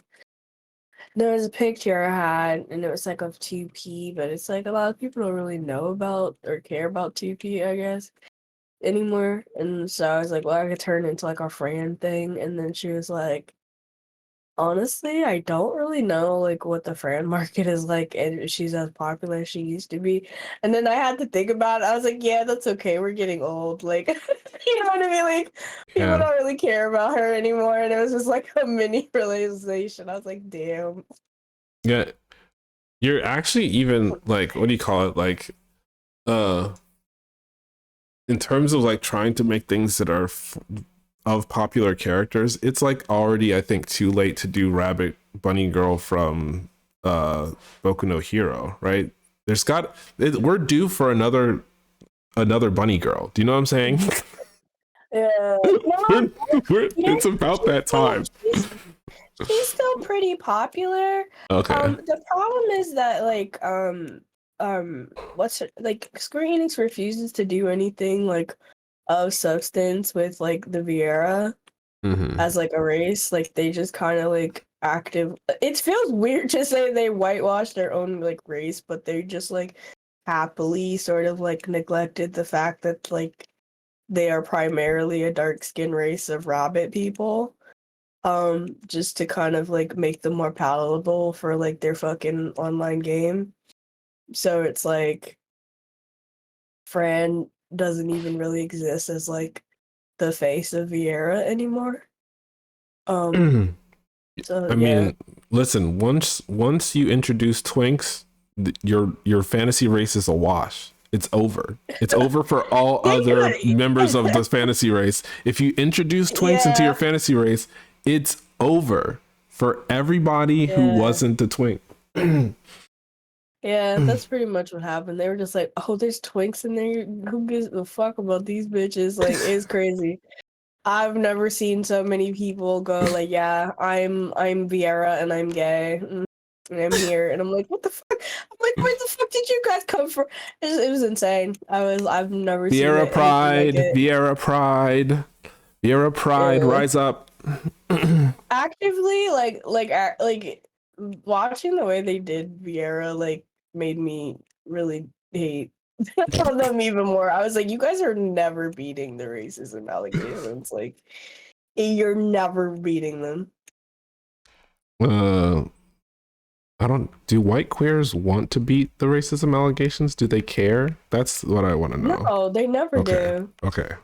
I literally just like I'm like was talking to some dude I know who's like very oddly.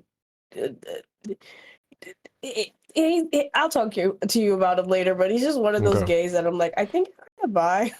Just like based on conversations I've had with him. You said you think he's bi? Is that what you said? Yeah, like he's definitely so like he knows he's, but like I think you might be more than you're like from what you're telling me. I'm like, But anyway, the point is like in the conversation of having like conversations about sexuality, he got onto the topic of like how like kind of like ignorant like the gays are like it's not like they're just like yeah like they don't like you know if you're a little chubby blah blah blah blah just talking about how like he's had moments with his partner where people are just like they'll be okay with him because he kind of fits like a stereotype. But like if they're just like I guess like hooking up or whatever with other people, but when they see his partner because he's like a little bit chubby, they're like mean to him. And I'm like that's fucking terrible. Like yeah. Just, I have a friend from college, gay man, is married and has kids, and he thought that it was a huge deal, a big pivotal move of potential unification to make a big ass Facebook post talking about why he voted for Trump. And oh my God. I don't actually, my brain didn't conjure something to follow that up with. So that was just the ignorance of queers. That's just a general topic. That made me think about that. I was just like, honey, no, don't do it. Yeah, I don't know where. Yeah, I also have heard another story of like Yeah, he's very gay, but he's very Trump, and I'm like, oh, I'm so sorry. I'm so sorry for you. I'm just like, eh. There was a Sam Cedar, who is a like comedian turned what do you call it, political commentator, went on Jubilee the other day, and or I guess it was in January that they filmed it, but it was like one progressive versus 20 conservatives, and like, Neo, when I say there's like, he off the office style looked into the camera and was like, what the hell is going on, multiple times. Like, he's like, if you refuse to acknowledge a basic fundamental component of reality, then we don't have a conversation. Like, you have to at the very least agree that things that are real, then we can talk. Otherwise, you're just yapping at me. Like, and there was a gay Hispanic conservative dude who was talking about how like, they needed to get rid of DEI because it was enabling there was an incentive for DEI that was giving companies and agencies tax cuts. And Sam, the person who was arguing on the progressive side, was like, there were DEI initiatives in the federal government. The government can't give itself tax cuts. The federal government doesn't pay taxes. And the person was like, yes, they do. Yes, they do. They do. Oh, and he was like, yeah. how can I even that's not true. That's not true. Yeah, it's honestly like, although I fucking hate Jubilee and all that kind of stuff, it's kind of like interesting to have Mm-hmm. to have you're videos good. like that, because you do like this, the level of guilt that gets removed from you when you're just like, what is it I'm not saying to make these people understand, really gets lifted when you realize, like, oh, there's nothing, because it's like, Yeah. you like, There was nothing I could do. like, yeah, like, you're actively choosing, like, not to, like, the direct harm that conservatives are okay with causing people for the sake of being like, this is the world we're supposed to live, is kind of like the attitude I'm realizing that's really difficult to argue with, because it's like, where we're just like, hey, life should be easier for people, they're just like, no. And it's like, well, why? And they just like make up Because all I these personally excuses. don't want it to be. That's the reason. Yeah. I'll never forget, like, the first I'm a time they mean were and talking spiteful about, bitch. That's why. Sorry. Go it's ahead. so fucking no, that's what it is though. It's so fucking, like, I was so shocked, like, the first time, like, when they really started talking about wiping out, like, Biden was trying to be funny and was like, I'm gonna wipe away all your student debt or whatever, right? And like, the amount of people that were just like, bitch, I had to pay federal loans on my school stuff, so if I had to pay for federal loans, so do you. And I'm just like, the way you guys think is so, like, fascinating, because if I had to pay taxes and I had kids, or there were people younger than me trying to go to school, I would not also want them to go through that. But it's just like, people are just like, nope, if you did it, I did it, you do too. And it's like, you're a bitch. Like, you're bitch made. Like, I fucking hate it. I'm sorry.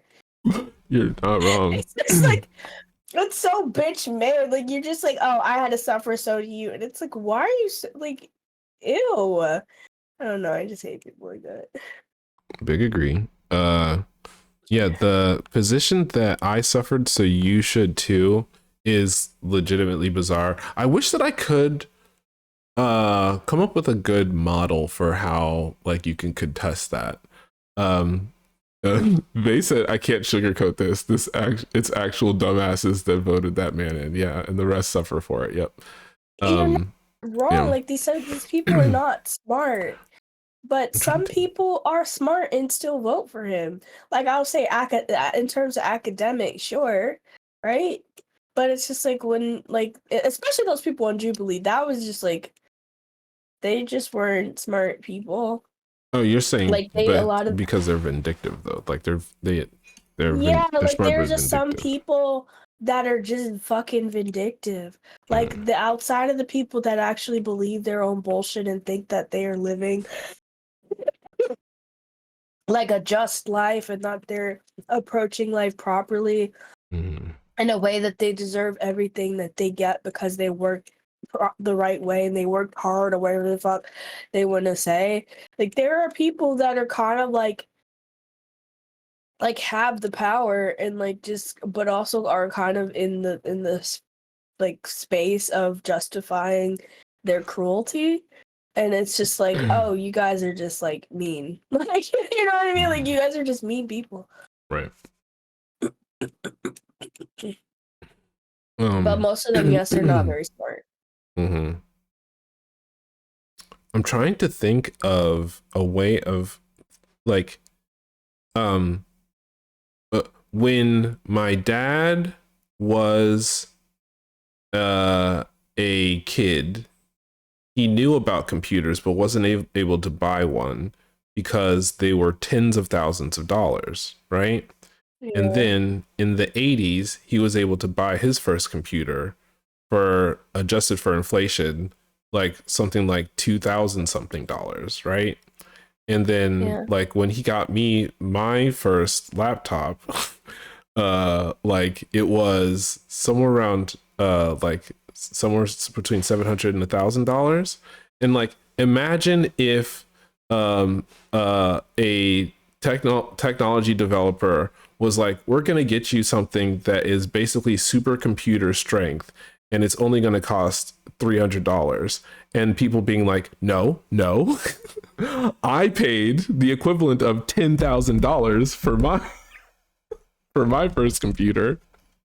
Like everyone should have to pay $10,000 for a computer, because the first computer that I wanted when I was a kid that I wasn't able to afford, but that I had to work my ass off to fucking working 80-hour weeks to get my first little computer. Like, no, everyone should have to. It's like, okay, but like, do we not want the future to be better for people? Or is that so? No, we don't want the future to be a better place for people. We don't want our kids to have more for less.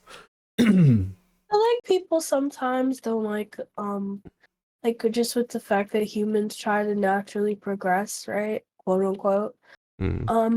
I think some people don't enjoy okay, I can't say enjoy, but knowing that other people have it a little bit better creates this feeling of jealousy sometimes, which is very strange because I feel like now we've gotten to the point where we're like limiting like the younger generations from doing what they gotta do. Like, because they're just like, it needs to be just as hard, if not harder. And it's like, because like there's sometimes I look at certain things that like the younger gen has, I'm like, oh, that would have been cooler to like experience that when I was in high school or whatever. But it's like it's whatever. I can't. Yeah. Like, it passed, but it's like that doesn't bring me anger. Like, but that brings other people, like, that makes them so like upset, and I think that's weird. Like, I have spent my entire adulthood living firmly within the belief that I will never be able to afford a house. And if, 40 years from now, I'm still renting, but the next generation of kids, Gen Alpha, are able to like actually invest in home ownership, and like the system is squared away, so there's no chance that they're developing like a mortgage bubble again, I'll just be like, good for them, you know what I mean? Like why would I be mad about that? Shoot, like, can y'all put me in a little house so I don't like I don't fucking die in a gross ass like nursing home or some shit. But it's like, like I don't really get the anger. You would want it to be better for them, and it's like I feel like people like, I think I was listening to some fucking Congress dude being like, it was like, when I was young, I used to go and throw newspapers and sell lemonade at the center. Like, I swear to God. And I was like, I could not stop laughing because I was like, bitch, was this a Tom and Jerry skit? Like, what you like, your life doesn't sound real. Like, you sound like like, this is really his life, but it's like, you're so fucking old that, like, your life is like a cartoon sort of like scenario that doesn't exist anymore, and you're trying to use that to compare to fucking Gen Z and Gen Alpha. You're fucking insane. Like I used to like throw newspapers at like we don't even have like how it was crazy. I was like, this man is insane. In the argument, I think this stemmed from was him trying to like say that the kids can't have free school lunches. Wow. Like, Republicans are just mean people. And let's fucking eat, dude. Like, I don't just. also, if your imagination is actually like deficient in a way that you can't imagine a different world than the one that we already occupy, every single change is going to sound fucking terrifying, even if it's like beneficial. Blue says it's grief they won't process and instead project onto others in anger. They says not the I used to do paper rounds excuse. Yeah. Yes, he did. Straight up paper routes and keys. I don't. Okay, like, but the thing that just gets me about like the grief is that they've had like they've had better lives, like a better quality of living. So what are you jealous of? Do you know what I mean? Like, you guys had like you have your. I'm even listening to some of the guys at my job, like, you know, retired cops and shit like that. And they're sitting there complaining and like talking about why they voted for Trump. Meanwhile, they're also like, okay, yeah, I'm gonna go to my like upstate home this weekend to get away from the cold. And it's like, why are you like? Do you know what? I'm just like, it's so strange to me. It's like you guys have so much, and you're still so like gung ho about trying to make it so other people work harder to like not even get what you have. Yeah, and it's really odd to me. No, that I mean, I don't think that that's odd. I think that it's kind of part and parcel with how a person gets that level in the first place. Is that like you need to have it's, you know how people say that it's impossible to be, there's no ethical way to make $1 billion. What they really mean is that your mindset has to be you have to be morally and ethically okay with widespread exploitation in order to arrive at that place. It's not just like if no one gets to $1 billion when there are all these different stopgaps, checkpoints, landmarks along the way to $1 billion, in which it makes empathetic sense to spend that money on something else, like to help people, to like change the texture of the reality that you occupy. In order to get to that amount of money, you have to be like, no, it's actually a good thing that I'm exploiting tens of thousands of people who have to work actual 80-hour work weeks to produce the thing that is making me $1 billion. And like, it's just a smaller scale version of that, right? That like they think that it is like I got lucky and was able to make sure that I'm in this is what they're thinking. I got lucky and was able to, and worked hard and was able to make my way in the world.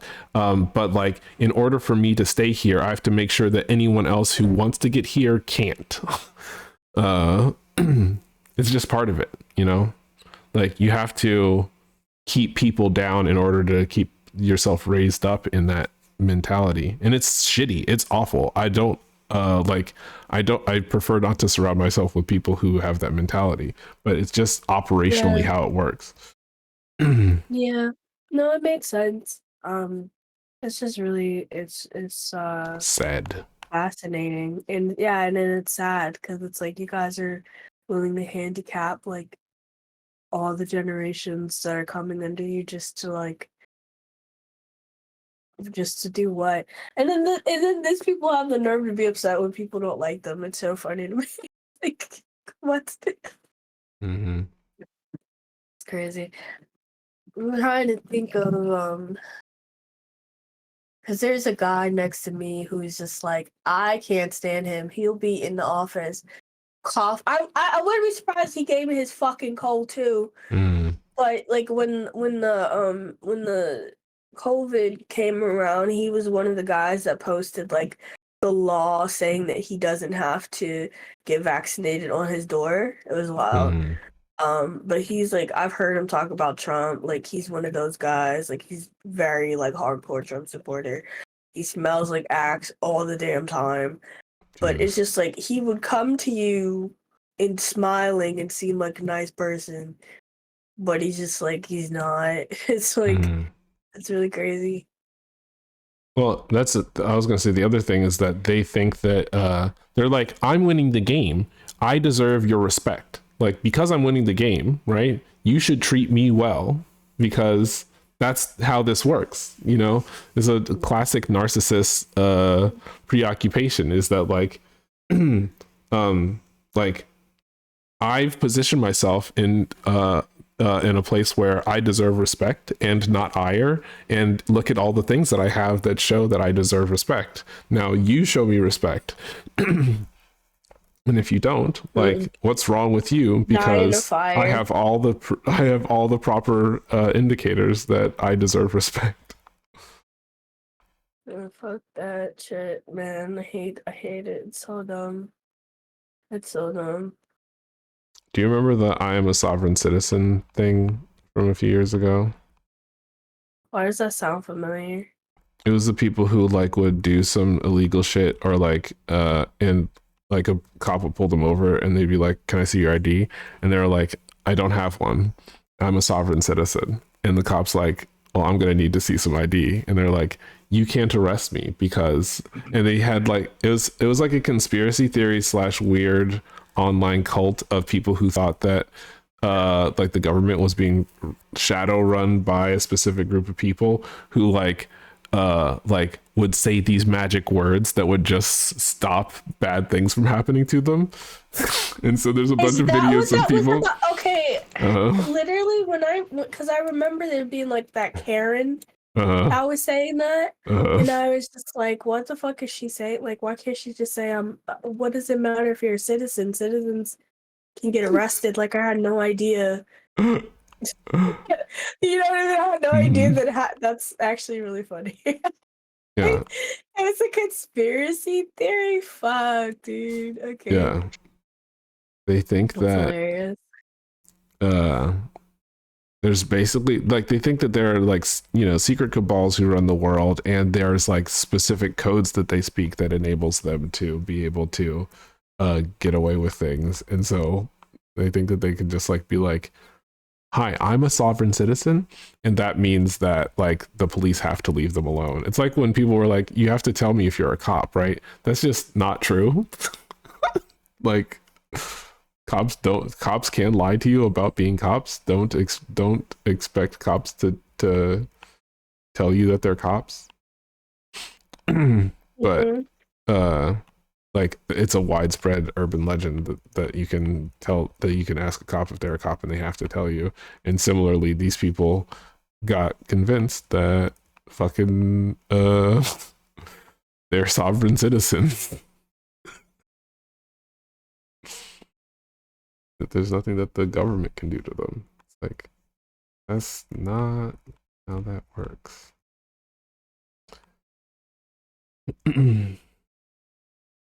Okay, I need to rest my eyes for a bit.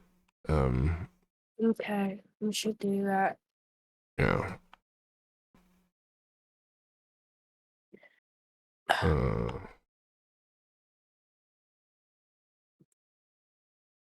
I'm like looking at my art stuff and trying to get myself together. I work from home 2 days out of the week now. I thought that shit was supposed to start next month, and they were like, bitch, what are you doing in the office? And I was like, it said the 18th of April, and they were like, no.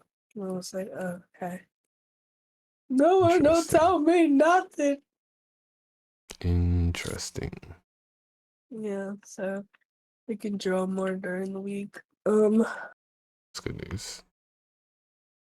It's wonderful news. It's fuck these people, man. I did also apply for 2 new jobs. I know I'm still wanting to apply for jobs over where Guinan is, but for right now I'm trying to get out of it. If I can get a new job elsewhere in the meantime and build experience, it'll make it easier to get out there to you guys. Yes. Come here.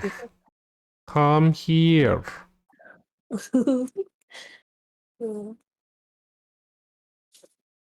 Hello. Hello. Come here. What happened? I'm making an argument for you coming here. By saying hello. Hello. Come here. Very forceful Russian hello. It's time. Yeah, I need to get out this job though. I'm like I don't even care about the raise anymore. Like they've been promising it to me, and it's like y'all fucking suck. I just don't care. Liars, scammers, scoundrels. They're scammers, but it's also like when you have somebody who is a Trump supporter, like hardcore, like narcissist, like super shitty person, like that takes the reins of operations. Like there's another boss that is not that, but is so passive. He will let the Trump supporter do whatever the fuck he wants, and like will look at us crazy when we're like, hey, things are not working. Like the manager I had prior to her, like the crazy lady that everyone would talk about, she would curse everybody out. Like I had so much respect for her because she at least got shit done. Do you know what I mean? It's like I can have respect for like a person if their whole thing is just the efficiency of the office and there's no real ulterior motives. Like I can like respect a crazy bitch that just wants shit done. Do you know what I mean? Like that's like okay, that's fair. She's just like she wants order like that whatever. Like you're my boss. I'm not really here Whatever to like works. right, yeah, like I'm not here to be your best friends. I totally get it, right? Like with him, he just like we'll be like, hey, this doesn't work, or hey, this is a problem, and he'll be like, okay, well, you know, my door's always open. Let me know if you have issues. You go and talk to him, and then nothing happens, and then when you're like crying and running out of the office, he's like upset that you're having a reaction, and he's just like, yeah, let's make sure it never gets to that again. But it's like you don't do anything. Yeah, So how is it it's your supposed to not fault. get to that? It's your fault and horrible people skills and abysmal execution that got us here in the first place, dumbass. Yeah, it's so fucking annoying, and it's like, and like, he'll be like, "Oh, my door is always open," so like I take him up on the offer, and I'm like, "Yo," and then come to find out from like the other secretary lady, because she's always looking out for me, is like, yeah, by the way, they don't like that. And it's like, then like what the fuck is the point? Like, do you know what I mean? It's just it's so ass backwards and annoying, and like they'll just sit there and be so confused that things are falling apart. And it's like, yeah, because you guys fucking suck. Like you say one thing and then do another. Like how you like come to my office, it's always open, and then I'm finding out later that shit pisses you off. Well, Like, it's because they said, but they said the right thing to make you feel like you're a competent worker. You know what I mean? it's insane, dude. It's just like, ugh, I hate these people. It's so bad. Performance is significantly more important than anything else in business, because the thing you should know is what a real businessman is a person who gets hired through nepotism, has zero experience in the field, gets paid 10 times as much as the next highest paid person in the office, and that's it. That's what a real man is. It doesn't have to put up with anybody's bullshit, but increases all productivity. Sorry, go ahead. He's so pathetic. It's so bad. I hate him. I'm not like that man. It's like he can't even have a conversation with you without being rude. Like he speaks to you in a very short manner. Like he doesn't want the conversation to go on for too long. He's just like, yep, okay, and cuts you off. It's very annoying. It sounds like you get here. It sounds like you Yeah, like you come here. yeah, fuck that guy, dude. I hate this office. I can't wait to get out. Like, I'll figure it out. I have options. Says I hate people like that. I just hate that kind of behavior in general. It's so dishonest. Yeah. It is. It's so like, it's nasty. But I think the thing that's really like the most annoying is the very obvious to people. Like it's very obvious that he doesn't really mean it, and he keeps saying it, and then like he'll have moments where that shit backfires. Like they had like a picnic or some event a while ago, and like nobody showed up in the department that he wanted it to be for, that he's basically overseeing, and he got upset that we didn't want to come to a party. And it's like, why would we want to go somewhere we don't feel appreciated by, you fucking idiot? It was just like, yeah, like it sucks here. Like we're not gonna go to a party just to like. It was just dumb. It was just really dumb. But it's for morale. What do you mean you're not coming to the party? It's to uplift the spirit of the office. It's like, have you seen The Office?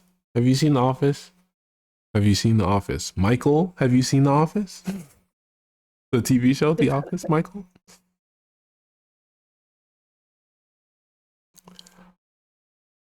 Yes. Straight up accusing. Okay, I need to take a break. I need to get nutrients inside my body, and I also have 4 hours until my final deadline for this project. So I should probably focus, but I make no promises. I mean, if you need help, I don't know if like I have the ability to help you focus outside of being a distraction, but yeah. No, just keep distracting me is what I recommend. I think like being able to what do you call it, diffuse my attention is actually very helpful, because if I try to focus too hard, the ADHD will deflect me away. But by trying to do this thing and then having a dozen other things happening around me, my what do you call it, fucking unconscious brain defaults to stimming by doing the work. Do you know what I'm saying? Like, I'm overstimulated. Like, I'm talking to a dozen people, so what my hand is doing is the work that I need to do. But if I just try to focus on doing the work, the more I focus on doing the work, the more I'll be like, what's going on my phone? What's going on the internet? What's going on? Oh, I got this song stuck in my head. Let's listen to that song. And then I click on the thing and end up spending half an hour on Spotify putting together a playlist instead of actually working. Like, I mean, listen, like I need to kind of like doodle a little bit today probably, so I don't know. Just like, I don't know if I should poke you or whatever. No, I need you to full-time distract me. I need you to be a full-time 24 hours a day distractor. I'm joking. 24 hours is a lot. I don't even know if I have the ability to focus on myself that much, but I will do my best. Okay. All right. I appreciate the effort that you're putting in. You really like bring this team together. Has anyone ever told you that you're a real asset? No, that's powerful. I don't know why. Put it on my resume. I'm an asset. I'm an asset. Listen, my friend who I love dearly said, "I'm a real asset. I really hold the team together." Just put it in big, a whole paragraph. That is your entire CV. An asset really holds the team together. It's like, oh, we'll hire you for fucking anything, darling. No, no, You no, know no. what? I'm not. We're laughing, but I'm legitimately like when they're gonna ask me like, what do you bring to the team? Like, well, It's like licks your lips, like so kind of does the stud. the Gucci, but yeah, Let me tell you something. yeah, man, I fucking. That was what I said. Oh yeah, babe. Okay, I do need to take a break, and I'm Okay. using my executive function to stop right here, right now. Okay, Y'all, go right now. I'm gonna put on some music for chat, and I apologize if y'all don't want to be listening to music. That's unfortunate, but we're gonna put on the playlist that I was playing yesterday, and I will try and be back in a little bit.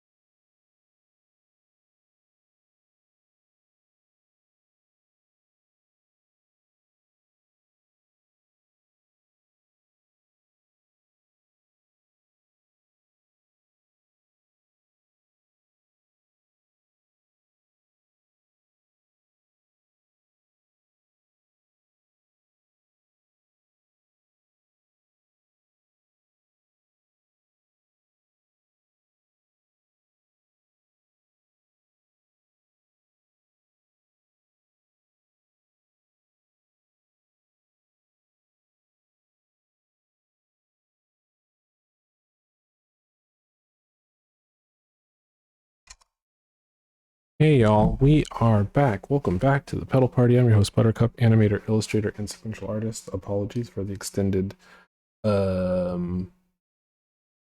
leave of absence.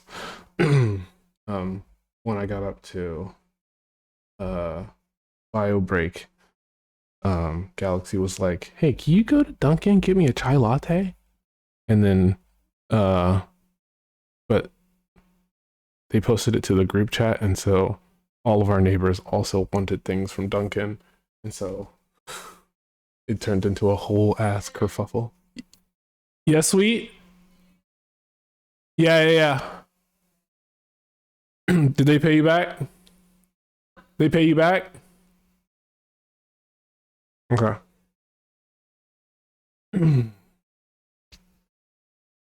Anyway, back to work.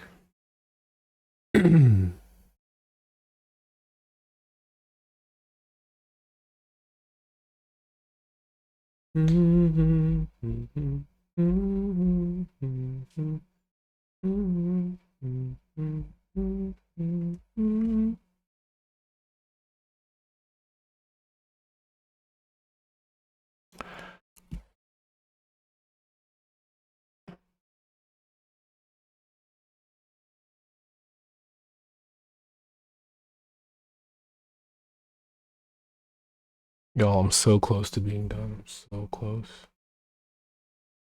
So close.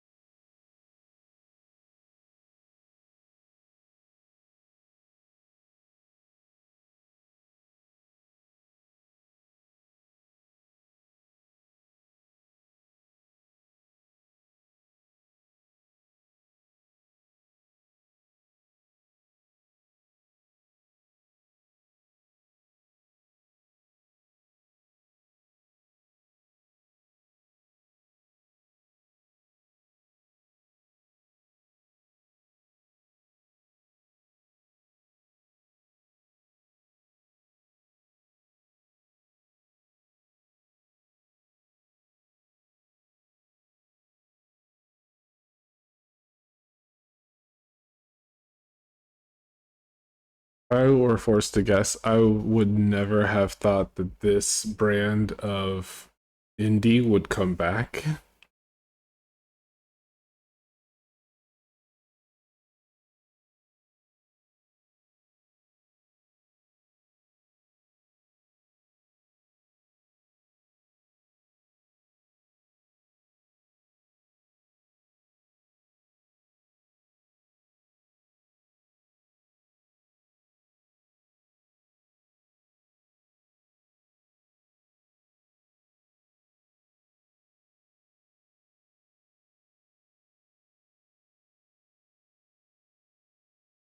I can't even think of any songs that were in this sort of genre of music back when it was popular.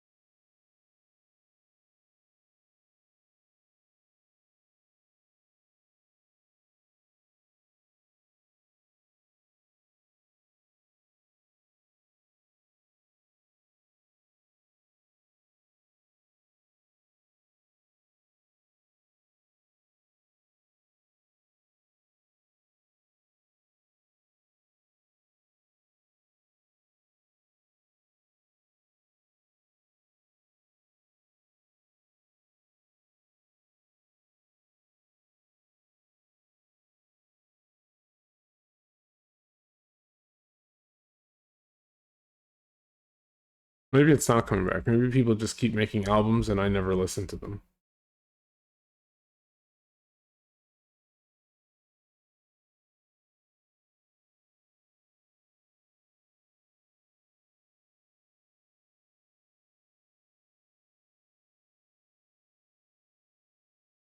Did it again.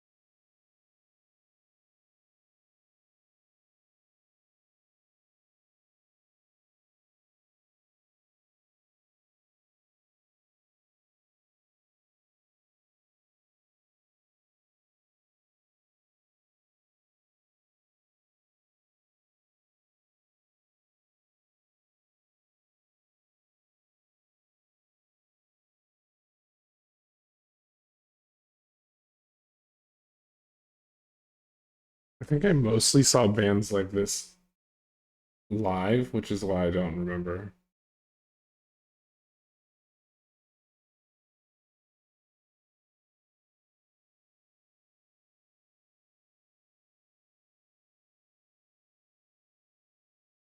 It's kind of like the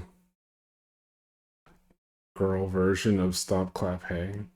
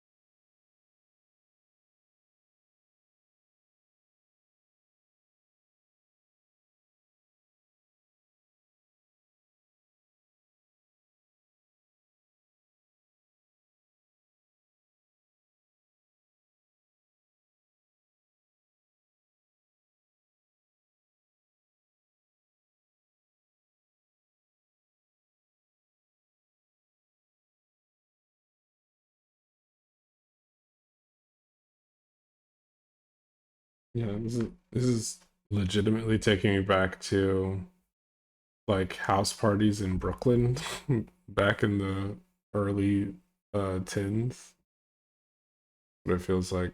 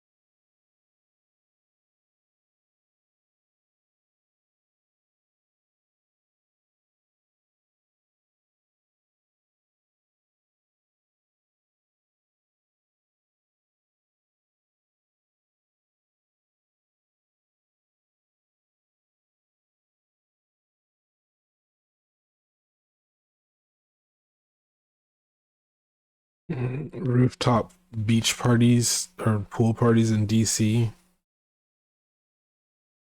This kind of music.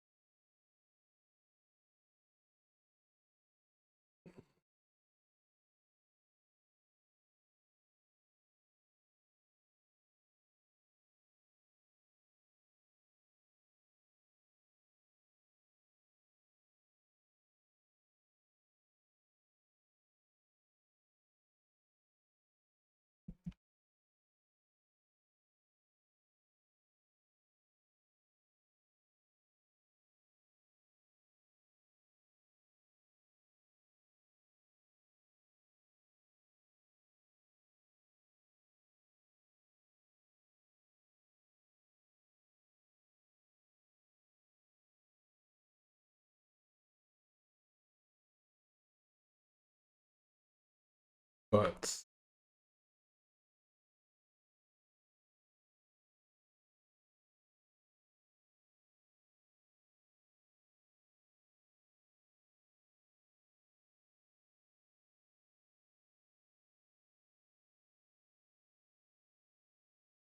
that's rich coming from you.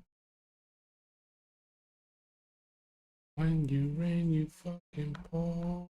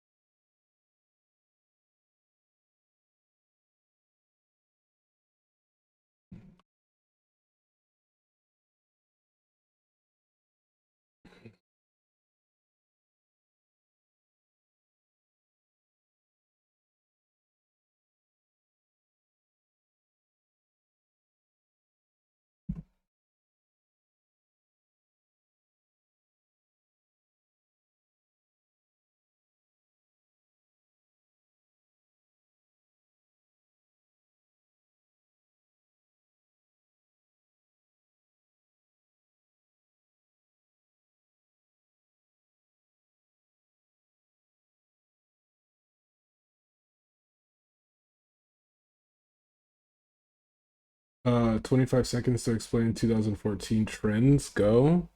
I don't remember 2014. I was largely on drugs, drunk, and traumatized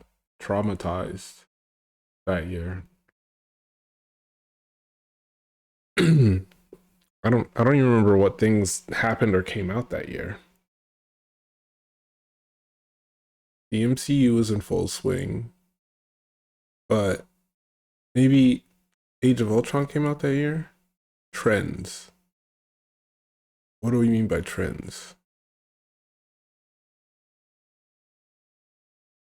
Oh my god, this is an hour long fucking no DJ set.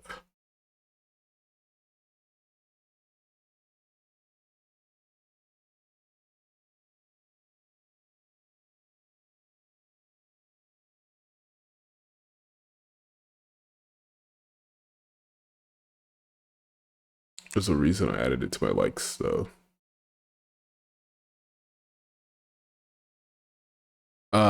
What things happened in 2014?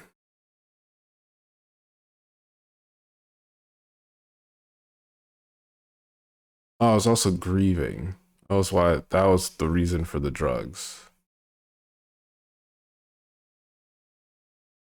Uh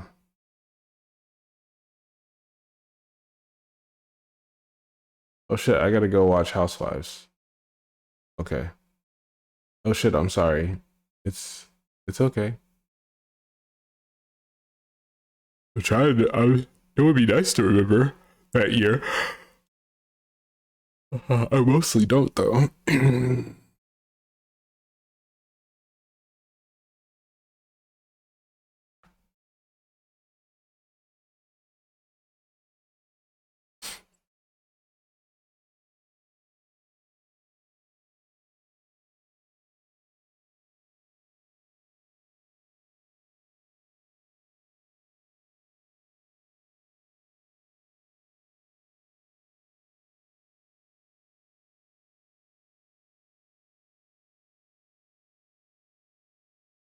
It's interesting how you can trauma block an entire like span of time. 2014. I was in New York City a lot. Um,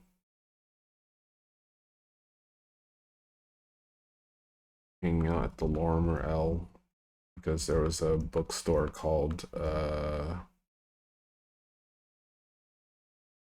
can't remember the name of the bookstore. It was just off the L stop. And there was a bunch of like poetry and novel readings there. Oh, oh, it almost flashed back to me. What was it? I wonder if it still exists. The shop was called.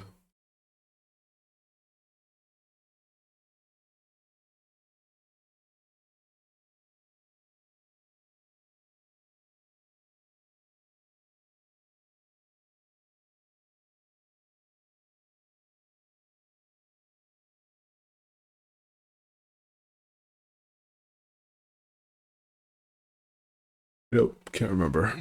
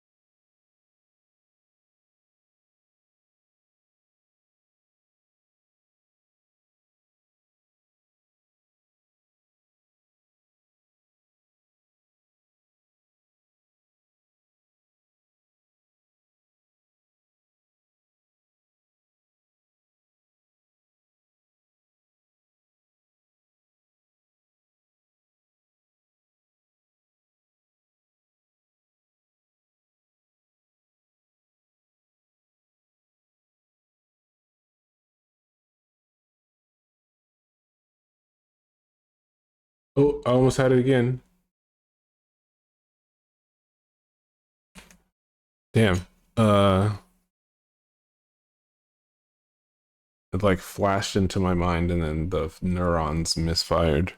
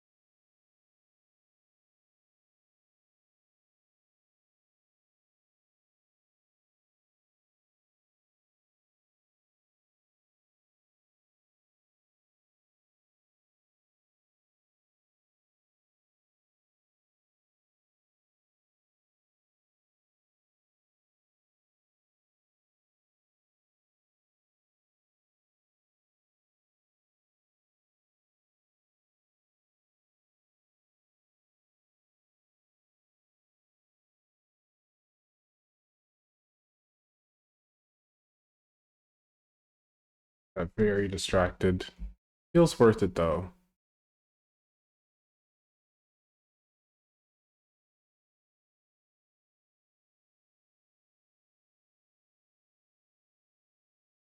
Took a trip down memory lane trying to remember 2014 was unsuccessful.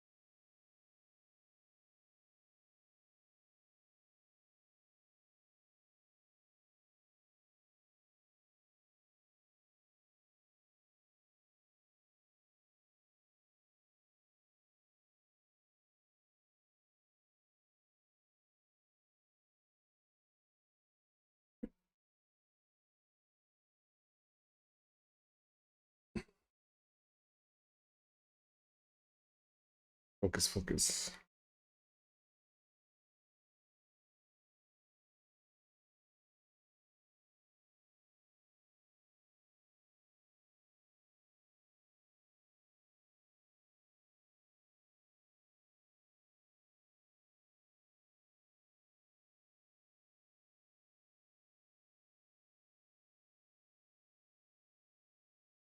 I feel like that's enough of that.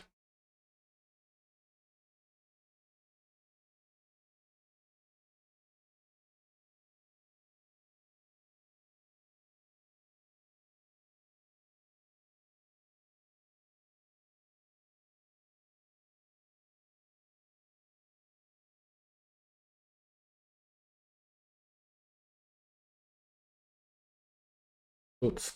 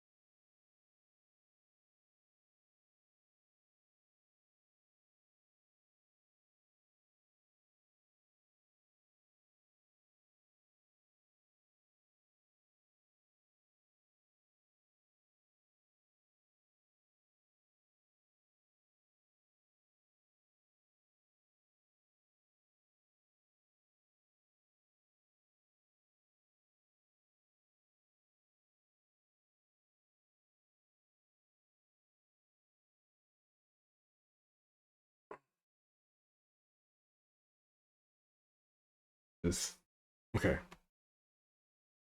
I cannot do the amount of work that I need to do in 1 hour but I am still very close to being done.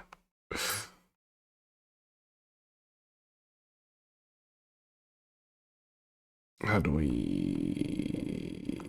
split this difference is the question. The answer is we can't, and we simply must soldier on. Oh my god.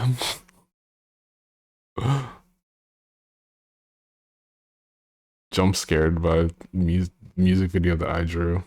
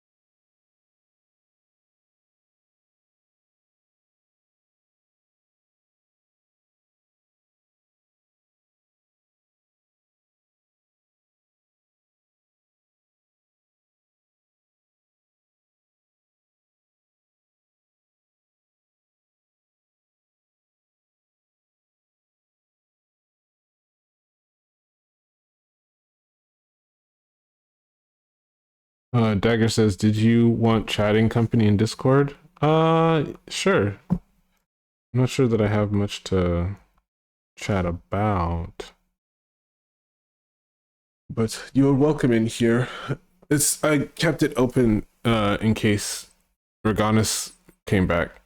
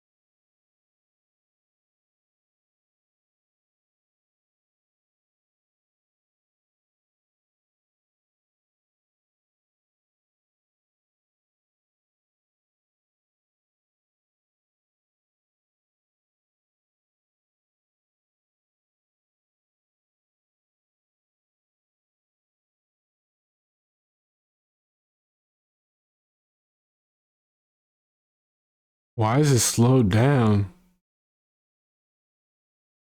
I fully accept it, but why is it slowed down? Was this the original version?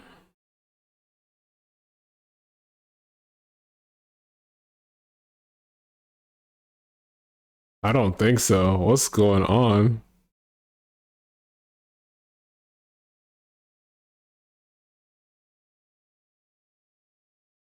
Hello?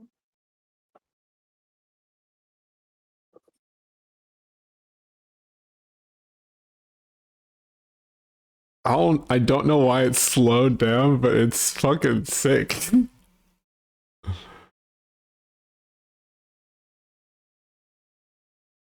Yeah.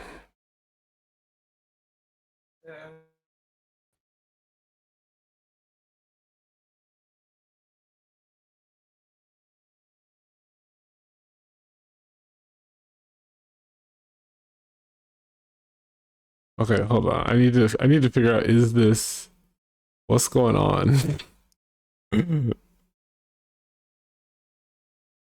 uh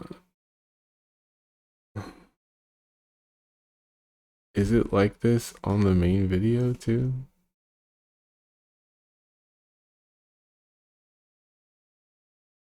It is. Maybe your system is just like I've had it. It's interesting because the version that was uploaded to Spotify this is how this is how Quicksilver hears the original.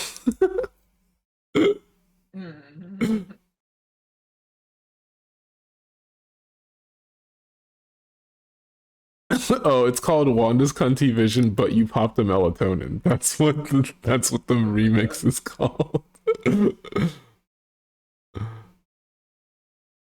Have I listened to Down the Cunty Road? The what do you call it? Agatha All Along. Yeah, the Agatha song.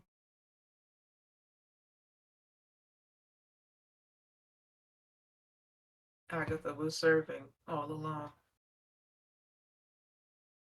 What did you say? I said Agatha was serving all along. The Agatha was serving all. Mm.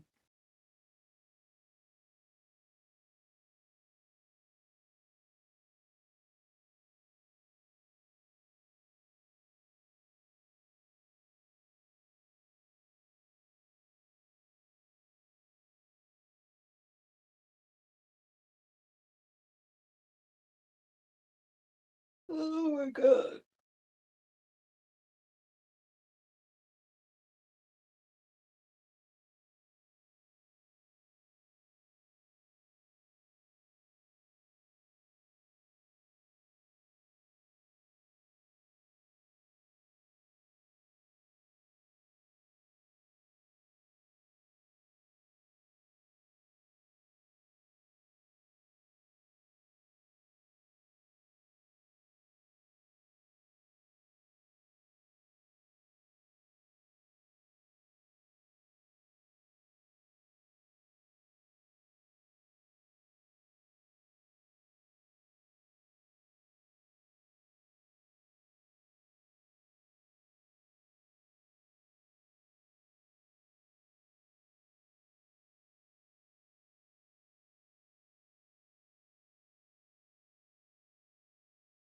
Do I order food or do I make food?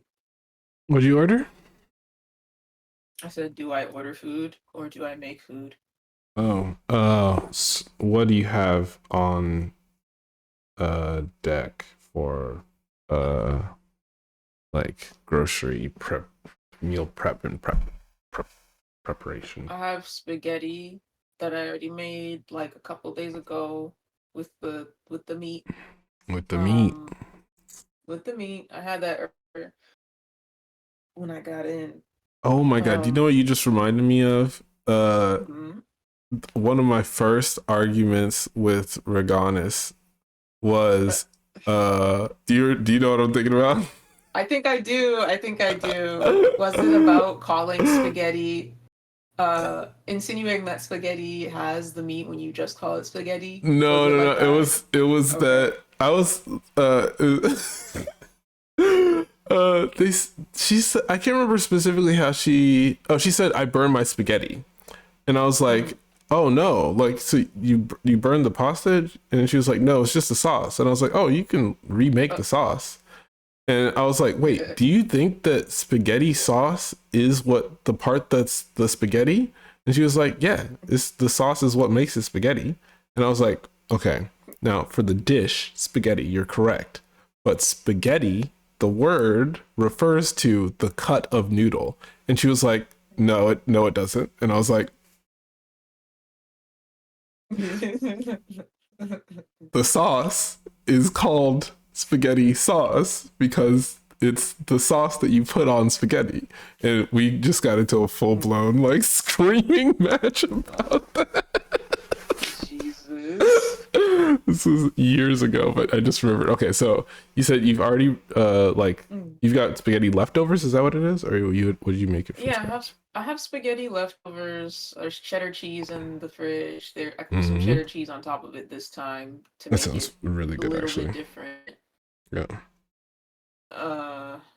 I If I were in your position, I would just straight up Mhm. do that because like I'm hungry and you just describing that fucking had me like sign me the fuck up.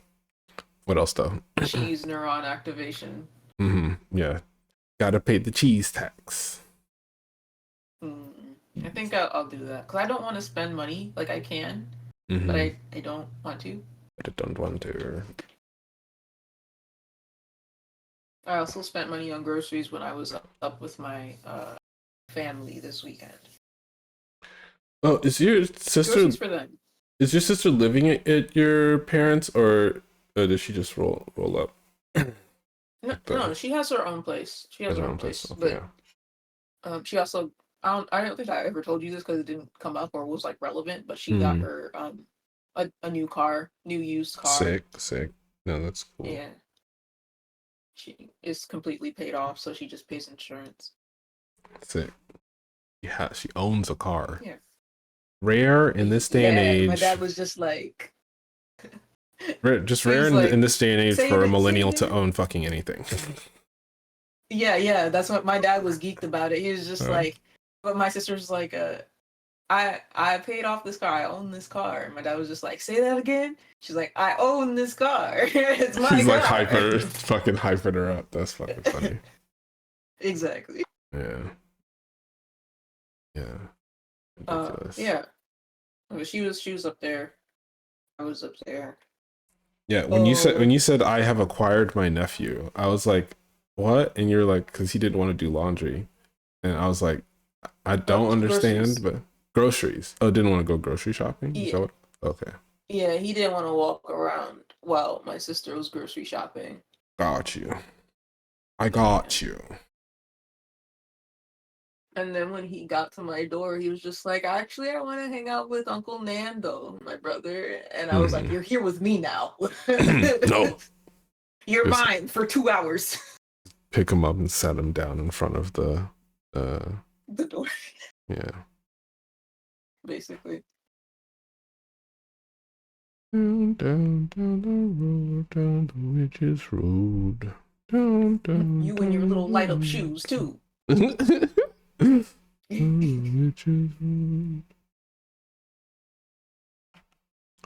Okay. Cheese free equals tax free. I don't understand. Piccolo training arc. That's funny though. I get that joke. Oh, I just got it. I just understood. Yeah.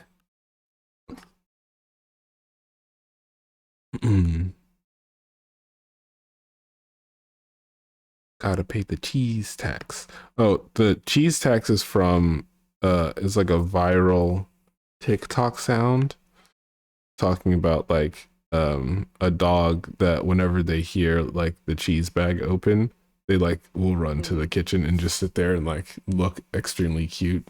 It's like, God damn it, gotta pay the cheese tax. Because the dog heard the cheese stick. So you gotta every time you eat cheese, you gotta give a little piece to the pupper. Viral sound from before my time. No, I don't. Wait, I don't think that's true. I think it's recent. Is I it? think it's extremely recent.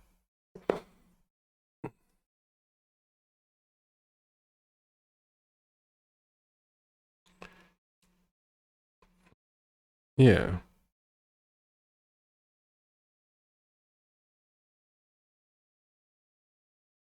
Sorry, I'm Googling it.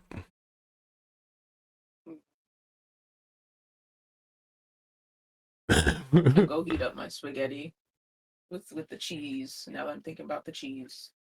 Hold on, I'm gonna link it in chat.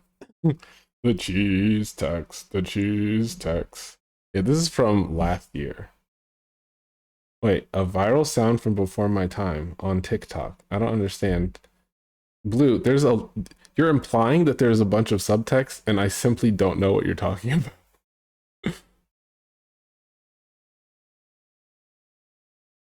From before my time.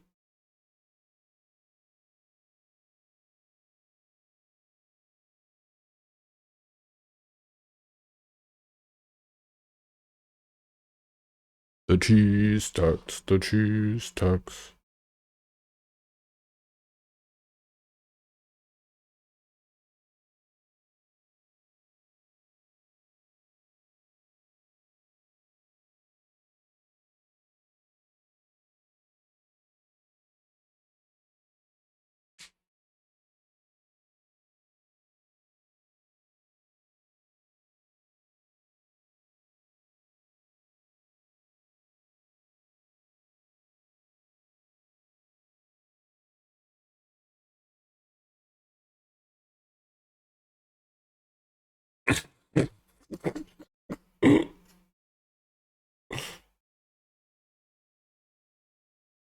Oh, I meant the sound probably came out before I started using TikTok. I see. Before your time on I guess I don't know when you made your TikTok. You could have been on there for a long ass time and just only added me recently. The cheese text, the cheese text.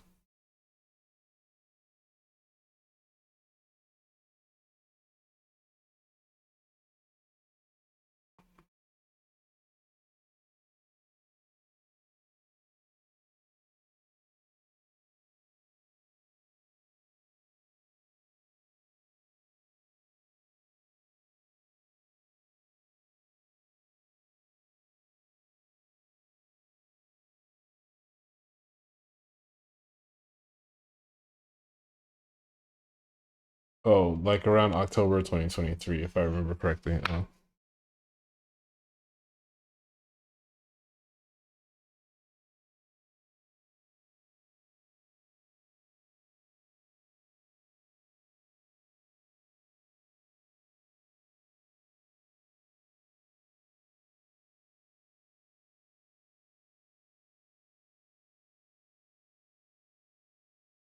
No, it's Sunday. It's got an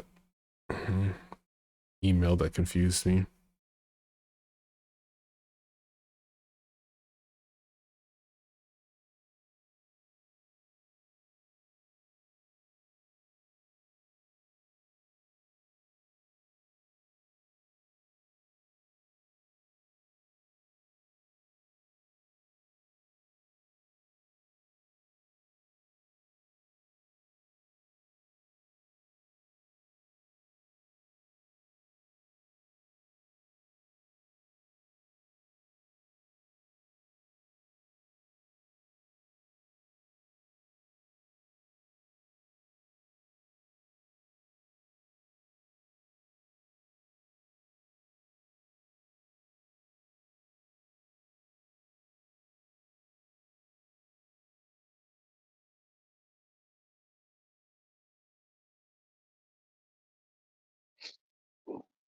Excuse me. Regani says Ratan. Are you? fuck are you a fucking outsider? That's gonna tickle me for the rest of the week. I'm sorry, Cup. That's just so funny. Everyone who plays the game gets those guys like catchphrases stuck in their head. You're not. This is not the It's first so time. funny. Like you, what was the one that I said? I can't think about it while I'm listening to music. The one that I said was you plague-ridden rat.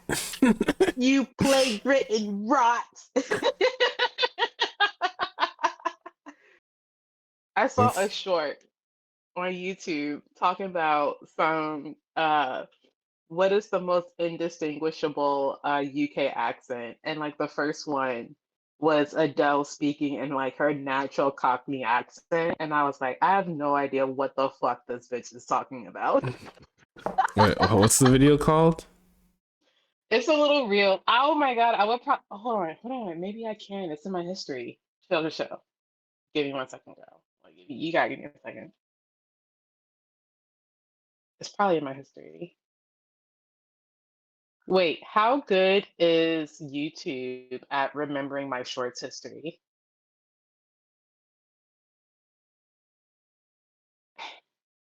Oh, hold on. Maybe very good. Not very good. The carousel is short.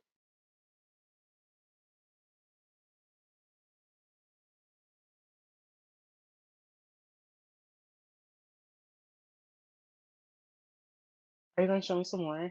No. I'm watching videos of her talking fast. Why was I watching a video? Huh? I'm watching. Oh, I found it already. No, you didn't. How do you know which one I looked at? Because it's a reel and it's Adele talking fast. Oh, hold on. Let me see if I can find it. This sucks. I hate YouTube. Wait, can you search through your history? Yes.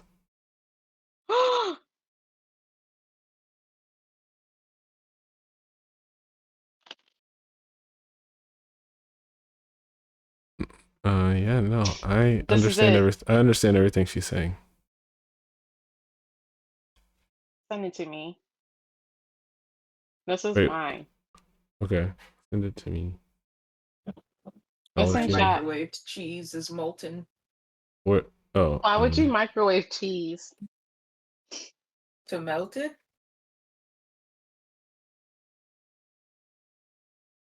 Do you not melt cheese, Dinan? I melted on the stove. I'm deafening so I can hear the video.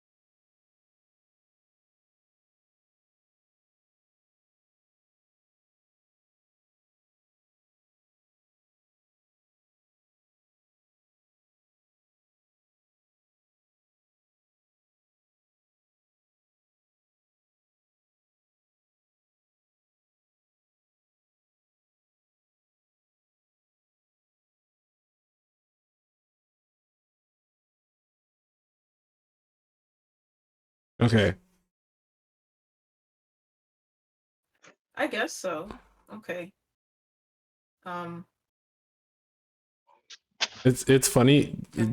According to this video, Reganis, you tapped out at the easiest accent to understand, which was Adele's. You were like, They were I all fucked up, to be honest with you. I understood all of them except for the last one, which was like supposed to be comically difficult to understand. Like it was from what was that movie? Oh, I can't remember what that movie's called. It's part of the fucking that trilogy of movies by Edgar Wright. Show me your crunchiest country accent. Tennessee, Texas, Mississippi, I don't care. I can understand all them niggas. Show me a UK nigga that can't talk, I'm done. Can't Sorry. talk. What you mean by can't talk? They're speaking the original language. They deserve it. It's colonizers, Cup. It's They're colonizers. Fuck them. I don't understand why there is a value judgment happening at all. Like, Regardless is basically saying because country accents are generally like slowed down British accents. So Reganis is saying that she can understand the slowed down British accent when it's country, because that's what country is. She can't understand British, Britain, whatever you British. British English. British English. Thank you. The place where English came from. Yes. No, Cup. That last dude was just speaking in straight consonants. Like he didn't have no vowels. And at least in the South, right? In the dirty, dirty South, you will hear a vowel. You feel me? That nigga was speaking straight, no vowels, no click, nothing. Just straight consonants. Like, what the fuck am I supposed to do with that? I simply couldn't tell you. Exactly.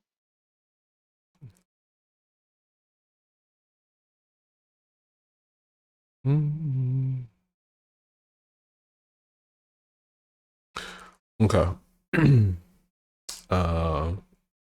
What am I to do?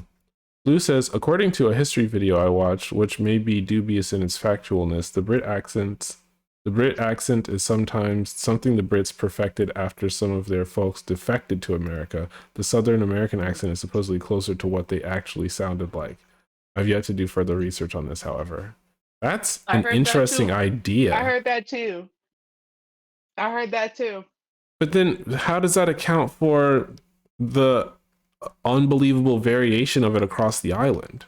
Right? And none of those accents sound like a Southern accent. Like you're telling me that they changed the accent after people defected to America, and no one across the entire island retained that version of it. That sounds extremely. Did we all watch the same video, Romeo? So, like, here's me, right? Mm-hmm. Here's my question to you, Cup. Being a reactionary, how far will you go in reactionary response to something that you don't understand? There's levels to it. You feel me? There's like, I don't believe you, which is simple denial. And I'm going to restructure my entire reality because I don't believe you, which is what this is sounding like. Does that make sense? What is you're saying that was what the British did? No, this just is like a theory, because that's what this sounds like. What's your question? My question to you is, how far do you think a person who is person or a society who is engaging in reactionary sentiments, because during that whole time when they were like when people were moving to, like, not moving, instead of divesting from Britain to go to America, there was a reaction to that whole sentiment. And I'm asking you, like, based on like your understanding of like reactionary behavior, politics, right? Yeah, behavior. That's a better question. How far do you think a person would go in order to like deny, like, why would you want to leave? Like, we're the best, we're Puritans, da da da da da. Like, I feel as if them changing their whole accent kind of makes sense. Motivate says the version of Brits perfected is the accent you hear in the posh Londoners royals talk. Yeah, that sounds accurate, because like they literally like I watched a video that was talking about how like, what do you call it, artificial that way of talking, the way that like prime ministers, every given prime minister probably for the past like 50 years, like the way that they talk, it sounds very like I don't know. I don't It know just actually sounds how. fake. Yeah, but it's like it's supposed to sound like posh and official and like you know, it's the accent that people that they put on while they're in parliament.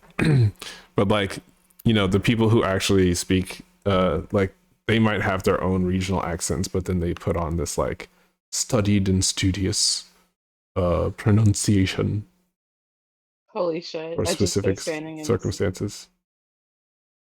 Why am I lagging so hard? I'm sorry, I started up Bloodborne. Um, Okay, I'm turning your volume down. okay, that's probably a good idea. Cup, is it a good idea to go the sewer rats route or just go out the door where actually never mind, I found a different way.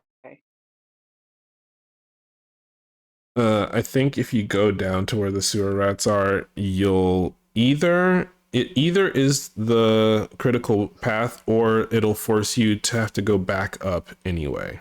I think it might be the latter. Because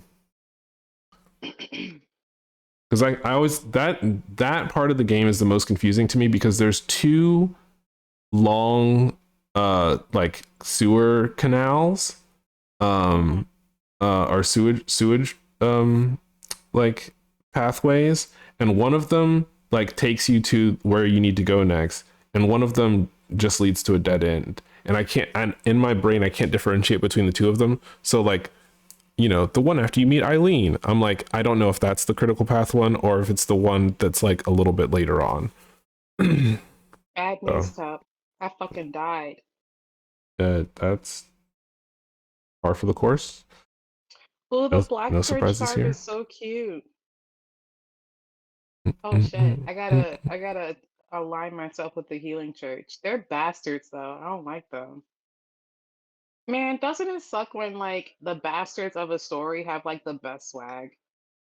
No one in this story is good at all. There are no good guys in the whole story. So you say the bastards, but when you say the bastards, you mean every single person in the entire story period. Well, yeah, but I'm talking specifically about the Holy Church or the Healing Church for real. Remember Okay, that little blurb I said to you that you probably know about? I'm like, that's fucked up. yeah, but so Bergenworth, the Healing Church, the choir, and the School of Mensis, all four of the faction. Oh, and just the like commoners, like who are from the city, and the commoners who are from Hemwick Charnel Lane. All six factions suck. Like, there's no good guy. Like, they're all like killing and sacrificing people or trying to capture gods so they can use their blood, or like they got carried away with their research and accidentally did a genocide. Like, there's just nobody who was chill or like even close. Like, there is no spectrum. They're all shitty.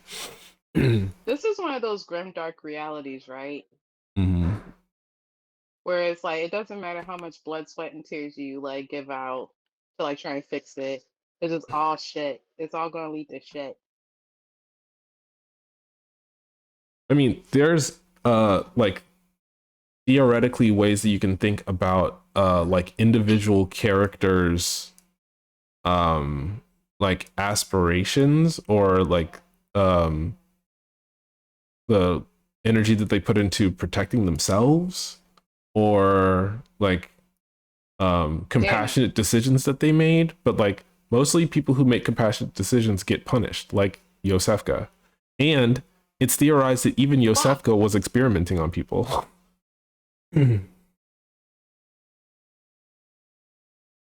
He slapped me straight in the face. He was like, "You little bitch." Yeah, Yosefka was experimenting on niggas. I'm saying, I'm not talking about imposter Yosefka. I'm talking about OG Yosefka before she got killed. Oh, really? Yeah. Was she forcing people to get pregnant or something? No. She was trying to create the celestial emissaries, the little blue dudes. Like the other I thought you had to get pregnant to do that. no. No. No, she can turn anyone into them. Oh, the thing that Roz turned into? Roz? Or Ronnie? Or who was the girl? Her name started with a R. She got turned Rom? into the. Yeah, Rom. No, I'm talking about the blue alien dudes. With the with the stomach that's poking out. They do have kind of chubby bellies, but their heads are really big. Oh, and they're like kind of tentacly. Yeah, sometimes. Some of them have like psychic powers and it makes like tentacles come out of their head. That's so weird. But like, no matter, like, even if you go into Yosefka's clinic before imposter Yosefka, like turns OG Yosefka into one of those things, there's still a half transformed one on one of the operating tables, which implies that Yosefka was already doing that research, and then imposter Yosefka like perfected it. So Yosefka was also bad. Oh, I didn't realize that there was one right here. I mean, like, okay, here's Yosefka, right? She was trying to get pregnant to do what again?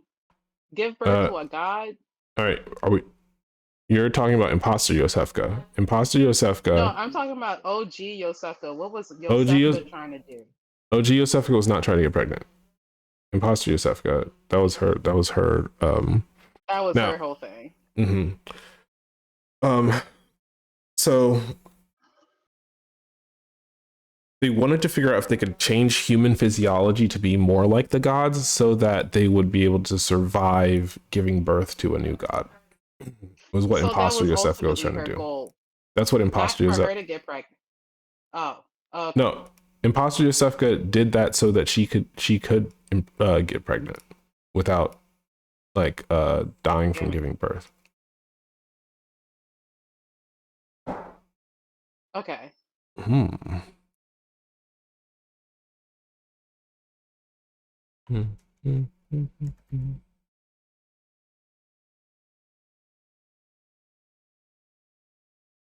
Fuck.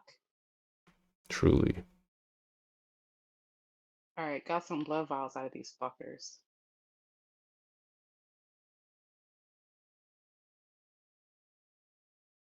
I'm starting to regret my decision to get the boomstick cup. The what? The boomstick.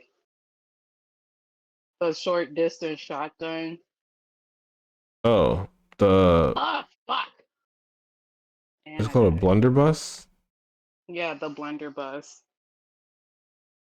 It's good. In terms of like when you're close range to an enemy. Yeah, but I'm so scared and I'm running so cautious that I'm just like, I should have went with the other one. I feel like I would have gotten like a better shot. A and B, I feel as if this would have been like helpful when it came to like, I don't know, getting certain people out of my way early. Ah! No, I disagree. Only because the other pistol is really good for getting enemies' attention, but the blunderbuss has a, I think, wider window for doing parries. It does Really? more. Yeah. The other one shoots further, but it does less damage and like has a smaller window for parrying. I don't know if that's 100%.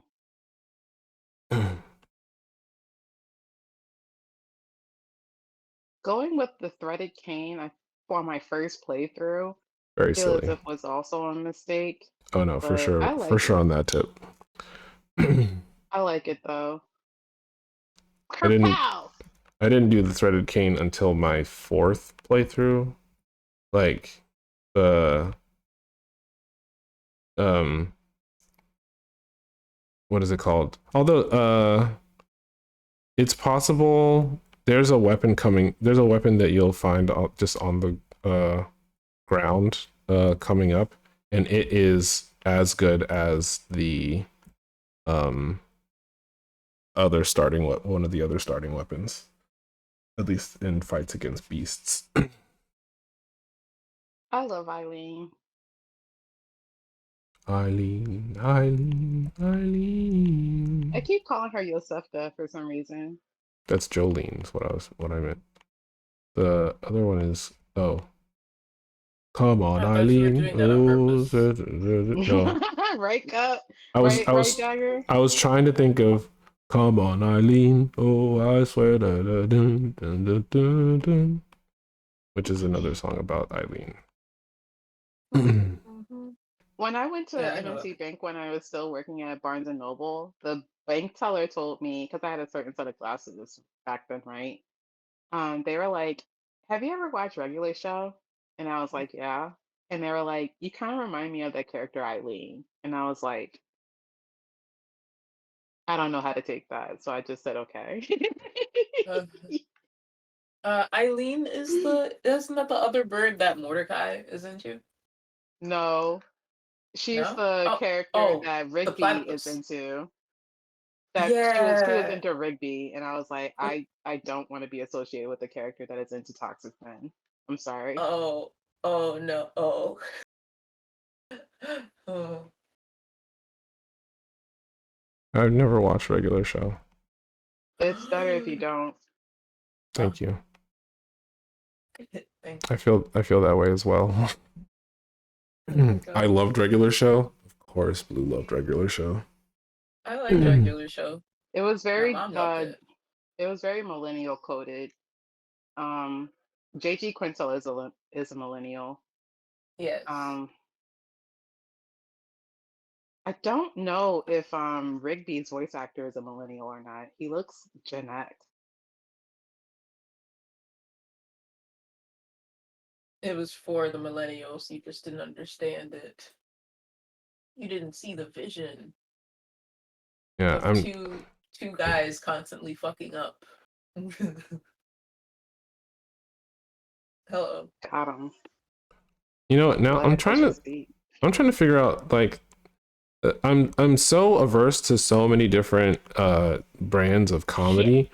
but I'm now. Blue, are you okay? Why did you come in and then immediately say shit?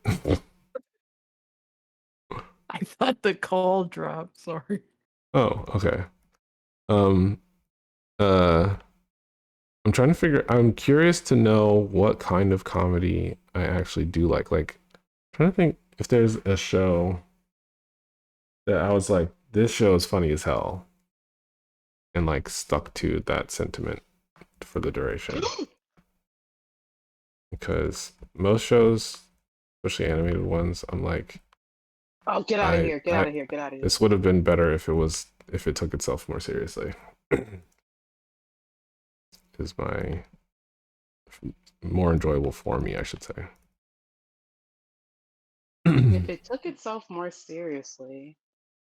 Yeah, like I hated Gravity Falls because like Disney mandated that it be like Kitty and Goofy, and I would have enjoyed a version of, like, I would have enjoyed a story with similar lore that like wasn't specifically like, all right, we've got to have 5 slapstick jokes every like per minute yeah. in order to fill the quota. It's just like every single line is just joke after joke after joke, and none of them are funny. To you. To you. To me.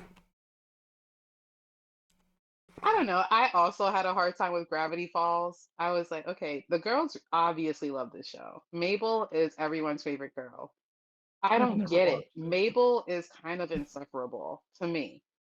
To you. Sorry. And I don't understand why so many people like just want to be like, I want to be the most insufferable character on any TV show. I relate to that person. I think it's because she's like in that middle-aged like state, like everyone was kind of annoying at that age. That's why they're relating to this very nerdy girl with her knit sweaters and you know, her little personality. It's them. Her braces and her pet pig and Her her braces and her crushes on the vampire adopted boy.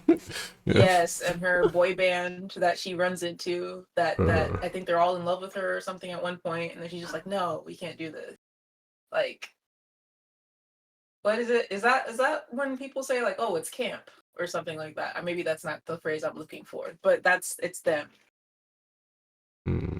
Where the fuck am I My going, understanding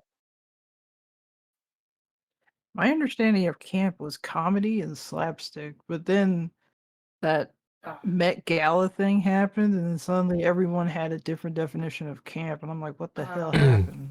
so Okay. maybe What it's is not camp. that? Uh, Whoa.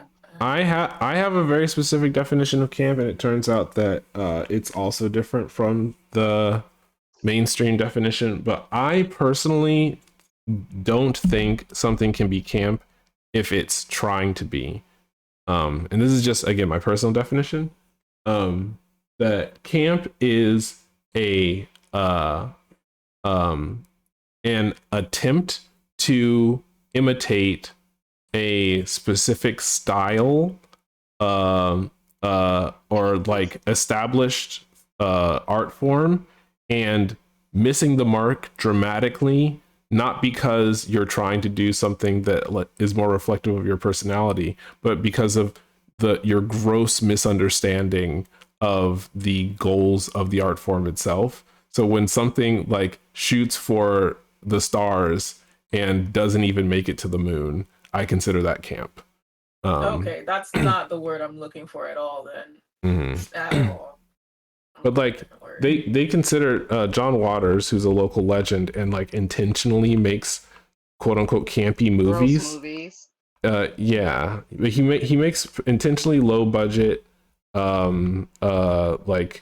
movies where the like effects are intentionally not believable, and he tells the actors to intentionally overact, and the plot is always like Rocky Horror Picture Show levels of like ridiculous and raunchy and like with everything's always about like sex and fucking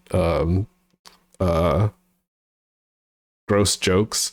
But like, you know, in the context of the movie, the characters care about the things that they care about and are trying to accomplish the goals that they have. And then when there's a happy ending, everyone kind of like winks at the camera and goes like, and that's a happy ending, you know? And it's like, but he's doing it on purpose. So like in my mind, I'm like, it can't be like, that's just his style. Camp has to be like, you tried to put together an outfit that looked like Princess Diana, and you ended up looking more like Rachel Dolezal. Do you know what I'm saying? Like that's that's camp to me. Cup, there's a big pig right here. I don't fuck with that. Oh shit. Oh, you're close to the I wait. ignored it and went up the ladder. Okay, cool. Now there's a mob in front of me and like a boulder, like a Right. big bolt. I'm assuming I just go up and The then boulder, like they're gonna go roll the back. boulder at you. Okay, cool. Now, Come on, girls. no. Oh, I didn't say go on the bridge. Go back, actually. Oh shit, they're not. They didn't release the boulder. They're just following me. Help! Help! Help! Oh fuck! I fell. Never mind. If you had just chilled and not acted, I was going to explain to you that the switch for the elevator that would take you to that would be the shortcut to go from where the two giants are was right behind you. Oh, that's so funny. Okay, I'm gonna. This is frustrating. Yeah, I'm sad that you acted before like listening to my entire Your set of little spiel, instructions. hell yeah. I'm also upset because I'm just like, damn. Yeah, you would have saved Yo, yourself like Bloodborne 10 is for minutes. like the girls who like to like punish themselves. I You know, like don't they're just like, okay. They're like Mm, this girl. There's this girl in this game, and she you can turn into a worm or whatever. It's really cute. And I'm just like, yeah, I also want to be a worm. That sounds really fun.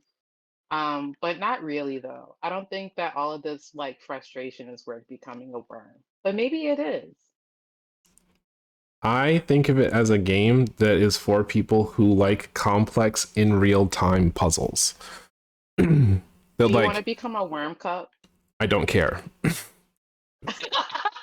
Um, so like, you know how you saw there's a bridge, there's a mob at the front of the bridge, there's a big boulder at the back of the bridge, and then instead of doing something different, you like ran up to them and then had them chase you, like, and then fell.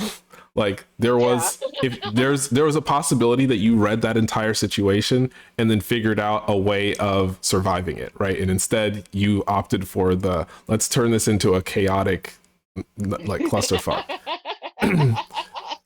Because the um play, like, how do you give a game to a chaotic girl and be like, okay, so what you need to do in the, you when you say what you need to do, you already fucked up with me. Like, I don't need to do anything but be black and die. You feel me? Like, okay, when I that's all say I need to do. when I say need, you remember I have pathological demand avoidance. I try to only refer to needing to do something when there is already an established goal. So like the goal is Okay. established that you're trying to solve the puzzle. In order to solve the puzzle, you need to do these things. That doesn't necessarily mean that like you are restricted to only those actions. It's that like certain puzzles, especially ones that have a dedicated solution, require a certain sequence of events in order to arrive at the conclusion. It's similar to making a recipe or preparing a recipe, right? Like if you decide to do the recipe out of order, you're gonna fuck up the meal, and that's what every single thing in Bloodborne is like. It's like they're like there's a sequence of events that need to occur in order for you to achieve this goal, and so like you can bypass a bunch of the instructions, or you can like go a different direction. You can make the soup before you make the salad. uh but like you're if you want to achieve the goal of finishing the game, you need to do certain things: beat a boss, explore an area, get a certain upgrade, you Damn. know. That's the context in which I'm using the word need. Otherwise I'd be like, oh yeah, no bitch, I too need not do anything but be black and die.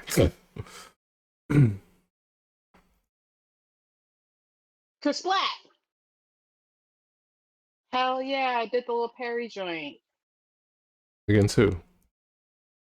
This little guy. Little I guy. gotta get all up in their face and everything.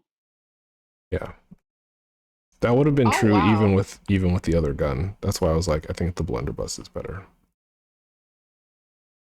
because you still need to be in repost range, reposting range. That guy didn't even turn around and I just beat up his homeboy.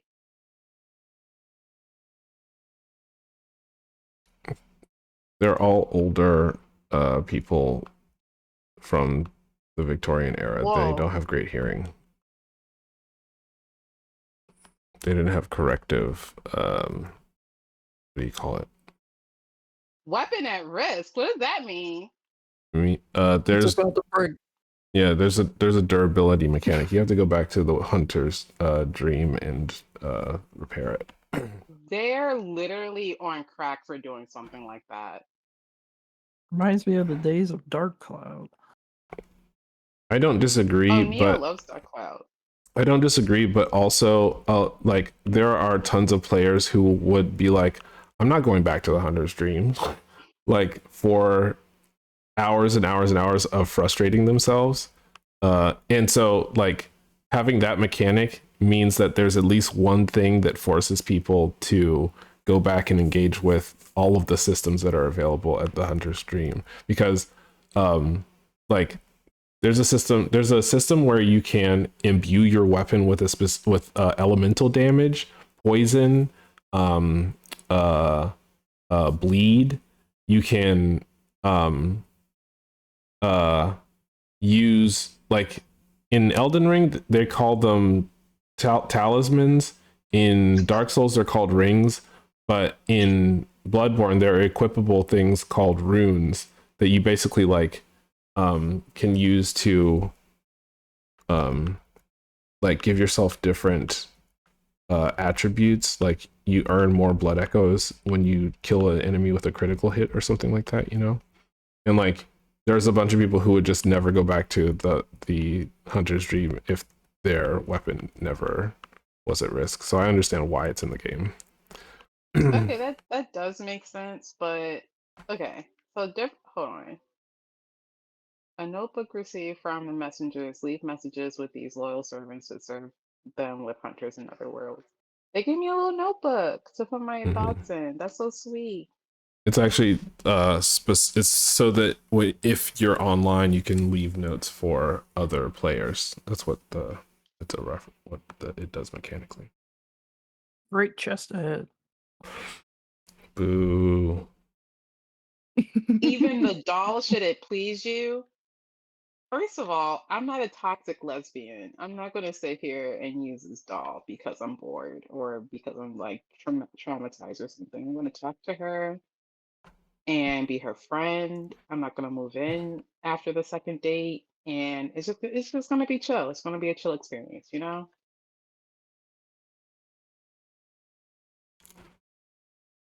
Hey, I got a question.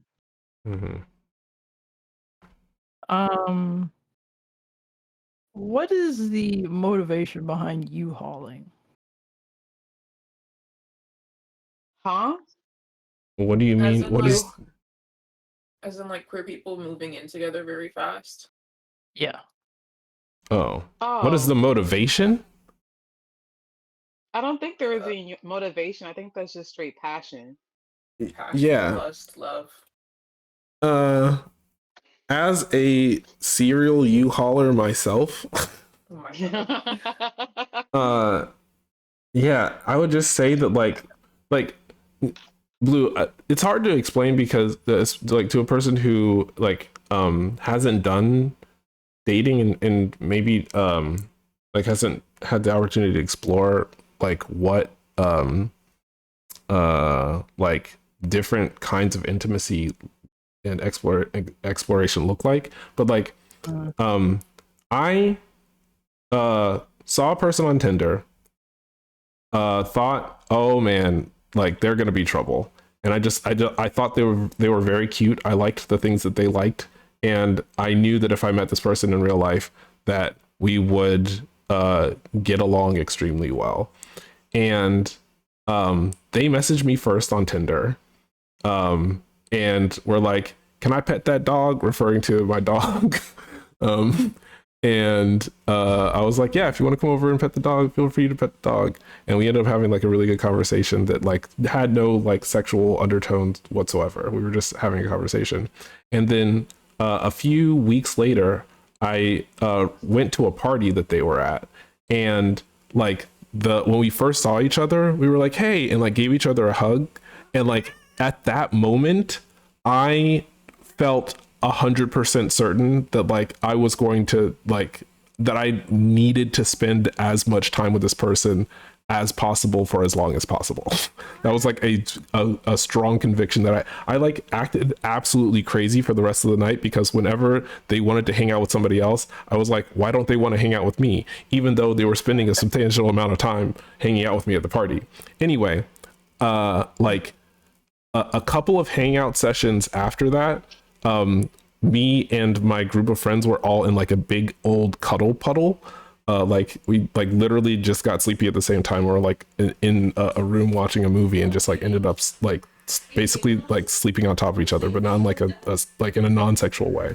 But during the cuddle puddle, that person like grabbed my hand under the blankets and like got really close to me, and I was like, okay, I guess it's on. And like within a week or two, like we were absolutely inseparable for like over a year.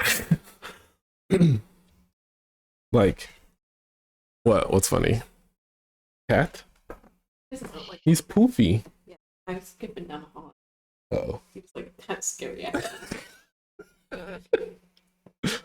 But yeah, I don't know how to describe the why of it. It's just like a thing that happens between people.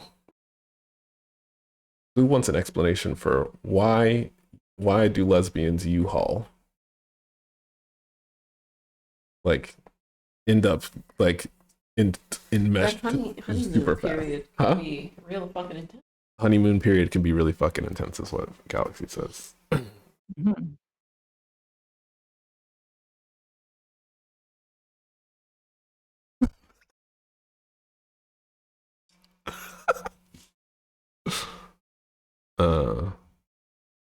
Yeah.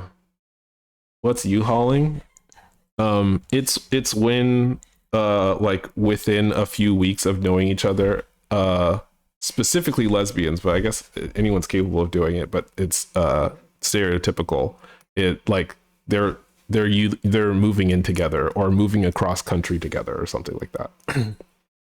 The cross country moves are what scare me the most. I'm like, oh my god.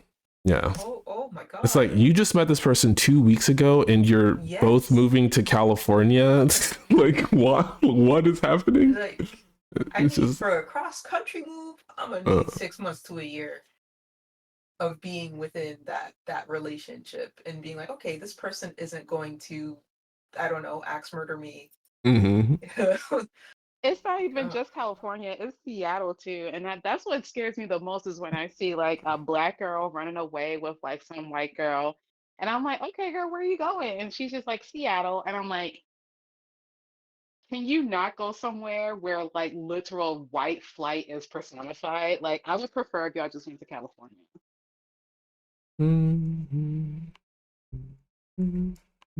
Yeah. Yeah, that makes sense. Did that thoroughly answer your question? Mhm. Yeah. Also, there's a component of it that like is difficult to like I don't want to activate anybody, but there are some people who have had a lot of sex and just have had bad sex their entire lives, and then they end Yeah. up with a person who like they are very compatible with, and for their brain basically says like, oh, this is love, when it's just they happen to find a person who they're very compatible with. That's It's kind often of scary.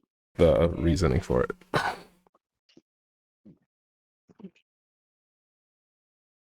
What's even scarier to me though is like, So it's like having your first orgasm. No, not that. Not necessarily that specifically. I don't think it's that. I think what it comes down to is like, you have to remember that a lot of the folks in the queer community are coming from like unstable homes. And so they don't, a lot of us don't have very clear examples of what a healthy relationship is. True. And so the first person that we find ourselves to be compatible with, we're just like, let's get married, let's get this over with, let's get this train moving, let's move in, because we don't know if like one of us is going to be in the emergency room tomorrow, and we need to go be there to be with each other. You know what I'm saying? So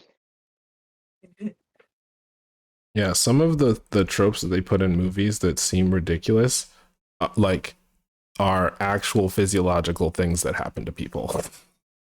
yeah. Like, Romeo and Juliet isn't super popular, just because it's like practically a comedy. How quickly they fell for each other. Like that is an experience that I've had where I went from like seeing a person in masquerade at a party, and like within 3 days was like, I never want to leave you, I never want to be away from your side. Like that's a thing that just happens to people sometimes. I think you have to have a certain neurotype for it though. I also agree that you have to have a certain neurotype for it, because I had someone a long time, like the first time my first go around in college back in 2011, there was someone who was like that towards me, and that freaked me the fuck out. In fact, I Yeah. failed my semester because I was trying to avoid that person. Damn. I've Yeah. had similar-ish experiences where like I haven't like I could say like 100% I haven't done anything except like be nice. Mm. and then it's like I don't know what happens.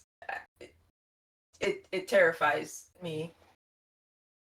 Yeah, when you come on too strong, it freaks me out. I'm just like, oh, like my brain immediately tries to psychoanalyze this. And I'm like, is this you trying to like love bomb me or is this genuine? And I can't figure it out, so Yeah. I just leave.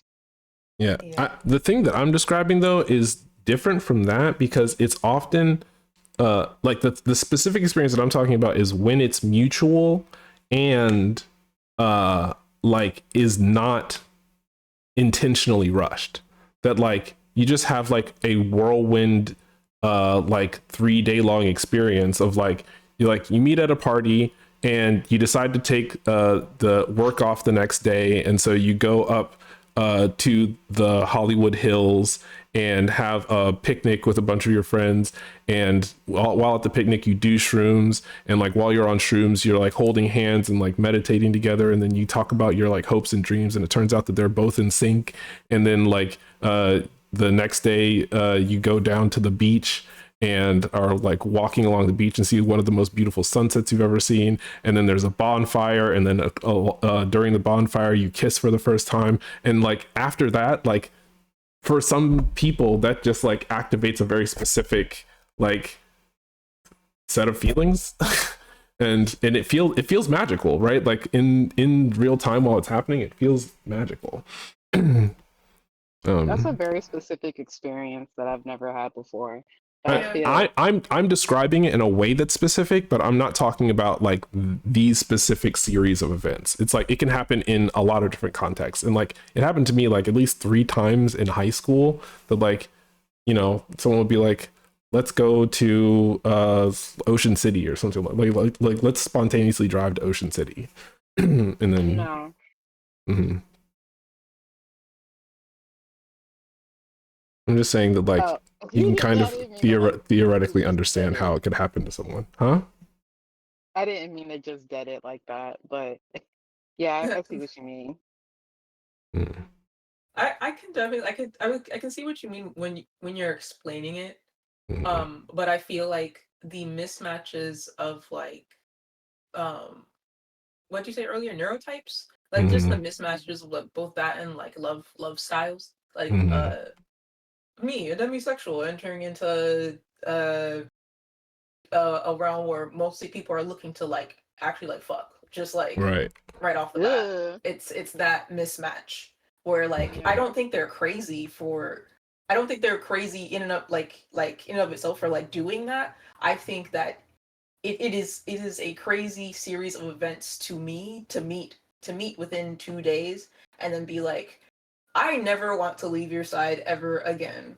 I think I need a little bit more than that to go off of. Yeah, I'm like with Dagger on this. It's like it's not that I can't see it happening. It's just that I have difficulty seeing myself like fully invest in like that quick of a relationship. Because like me knowing me and how like hyper emotional that I am, it's not like it's going to take like, oh, you left all these dishes in the sink and I'm going to kirk out. It's like I know myself well enough that once I get past the honeymoon phase, like I'm going to start noticing some stuff. And the honeymoon phase for me does not last that long. It lasts maybe like a week and a half, maybe 2 weeks, maybe a month. And then like after that, like I'm like, okay, like let's see if we're really compatible. And maybe it's me, right? Maybe it's full ass me. And like I just see myself being like, okay, like I'm in a relationship, but like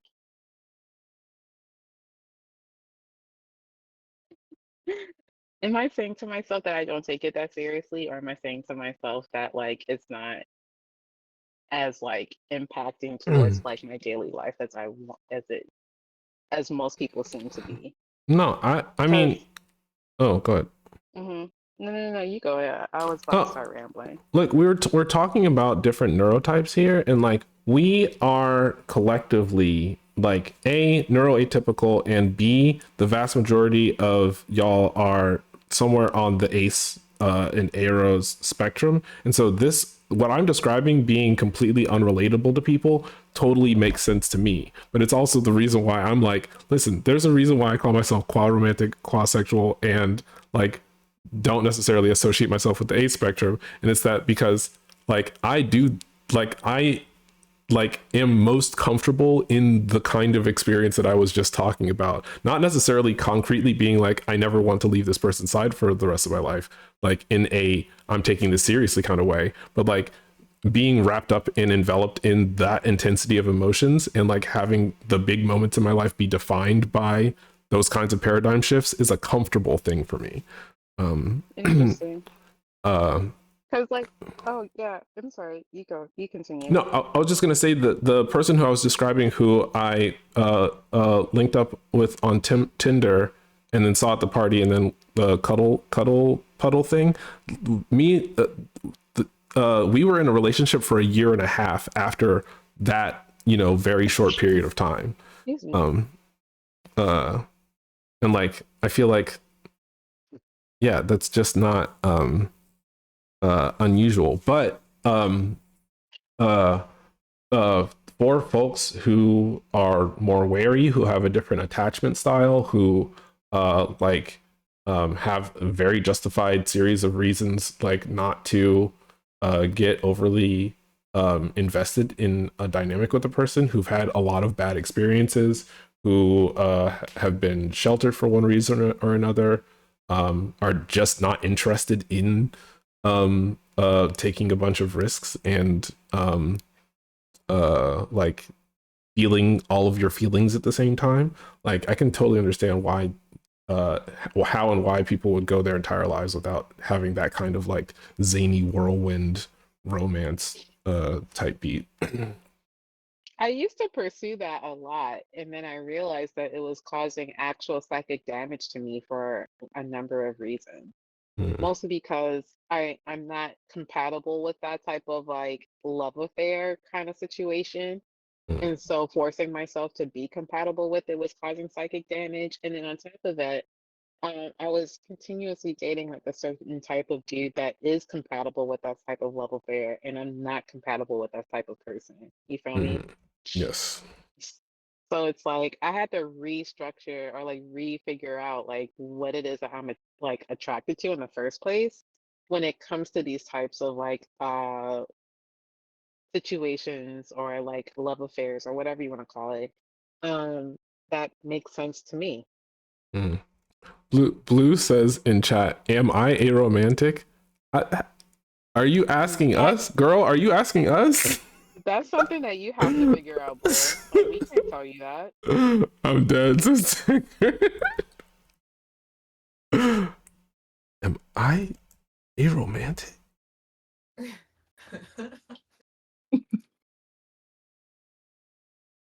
Yeah, I don't know. I'm sorry. I was just like, were you actually having an epiphany, or?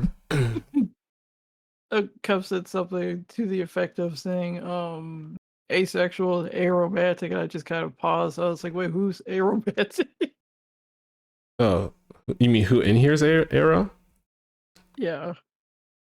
Oh, I don't know. That's a good question. I think most of us are asexual, not necessarily aromantic. Yeah, maybe that's fair. demi-romantic. Yeah, somewhere on the spectrum. Yeah, somewhere on the spectrum. It's not straight ace. It's definitely in the gray area of the cake. I don't know. Blue, are you a romantic? I honestly don't know. Yeah. Like, just from the lack of interpersonal relationships. Yeah. You'll figure that out the more you date. Yeah, there's part of me that feels like, especially when, I guess it's because we've been talking with Chloe about it a bunch, but like part of, sorry, I'm trying to think of how to phrase this. Like when people are allo romantic or somewhere on the allo romantic side of the spectrum, I feel like they go out of their way to facilitate with other people experiences that enable them fulfilling that need, you know, and don't just see it as like an experiment to see if ... right? It's similar to gender identity. It's like when people like I know a bunch of people who now identify as genderqueer, non-binary, or even trans, cis trans, that like we're like, I was having a bunch of gender thoughts, but like, doesn't everybody?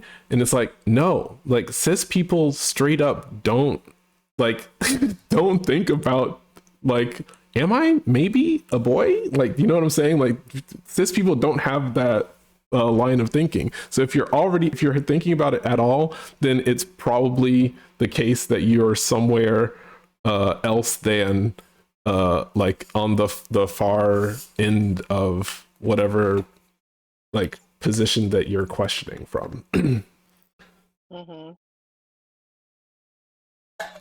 So like not to, and I do think that like I'm not interested in what do you call it, invalidating any like desires, experiences, or like aspirations that you might have in the space that you occupy, but like at least for my part, at some point I was like God says be fruitful and multiply. I need to go find a wife. And like a true autist, completely misunderstanding the social context or consequences, like basically started interviewing people to find out who I was romantically compatible with, and then legitimately fell in love with somebody like while doing that. And I feel like there's sort of like a version of that most people who are alloromantic experience. It's like for one reason or another, they're like, I had a huge crush on this person, and like not even because someone said you should have a crush on this person or because they were just there, but like they just like slowly started obsessing over all of their little nuances of their existence, and then it was like, I want to spend a lot of time with you. That's what the seemingly romantic experience is like.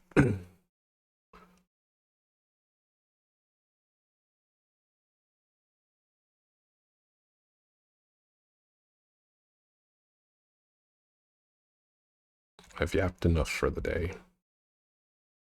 No, it's You be fine. yapping. I just kind of feel like Spock listening to all this stuff. What is feeling like Spock? What is that like? Oh, just like taking in the information objectively. That sort of. You know, Spock just be observing. Well, Spock has very intense emotions that he has learned to suppress. So that's part of my confusion around the I feel like Spock. Yeah, because like Vulcans. Isn't that also autism? That's also autism. That's also autism. So Vulcans and Romulans are branch species of a specific humanoid alien common ancestor race, and the Romulans decided that they were going to feel all their feelings all the time, and became like extremely violent and reactive and reactionary, and like so like you set them up, you like say the wrong thing and they're like I'll fucking kill you. Whereas the Vulcans like have the same capacity for intense emotions and like going like all over the place, and like really poor emotional self-regulation, so they made an entire culture / religion around self-regulation. And so the reason why they seem so put together is because they're basically constantly meditating to like not go off the handle like a Romulan.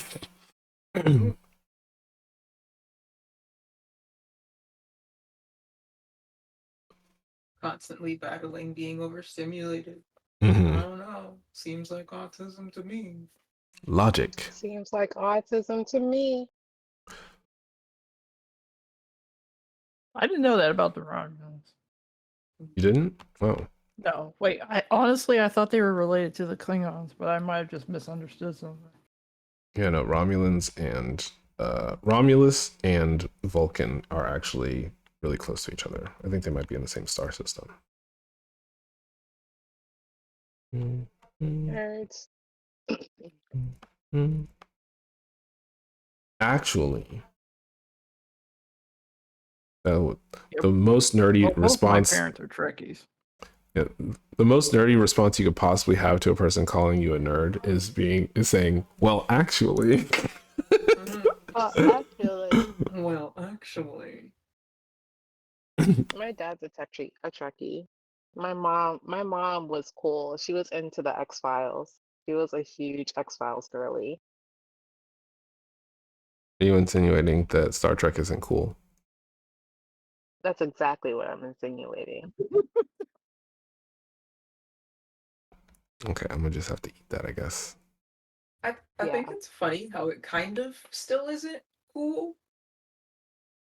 Kind of like it's just like it is what it is. Mm-hmm. It's very progressive, the Yeah. ship. I But I wrote an Oh, essay do you about. disagree? No, I wrote an essay about how it's not as progressive as it thinks it is. oh, it's not. Yeah. Is it the Because same way Aaron McGruder isn't as progressive as we thought he was back in mm, 2008? no, it's that like the premise for Star Trek is humanity reached socialist utopia, abolished money and war on Earth, right? On Earth. But then they're like, okay, now we're going to explore the rest of the galaxy and basically find other intelligent species and show them how to reach utopia by force if necessary. So it's sneak colonialism. It's like if Star Trek was just taking place on Earth, then it would be progressive as fuck. You know, like it would be like, oh yeah, we've reached socialist utopia. Like there is no private property or personal possessions. There is no money. Like everyone's fed, everyone's housed, and people just get to pursue their deepest desires and greatest dreams in life.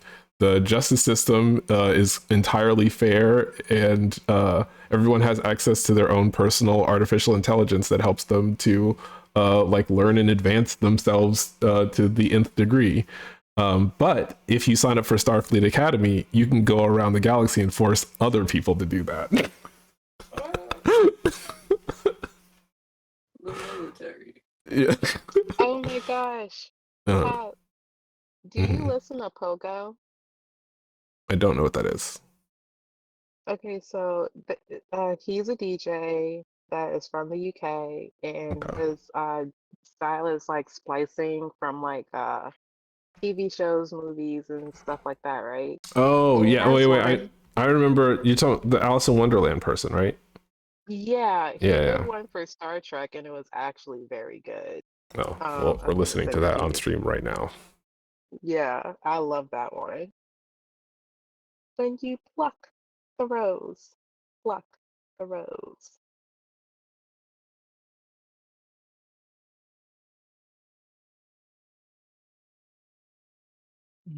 Everybody on my letterbox is watching Mickey 17.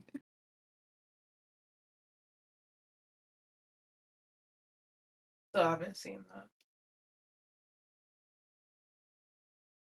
I do love Bong Joon-ho.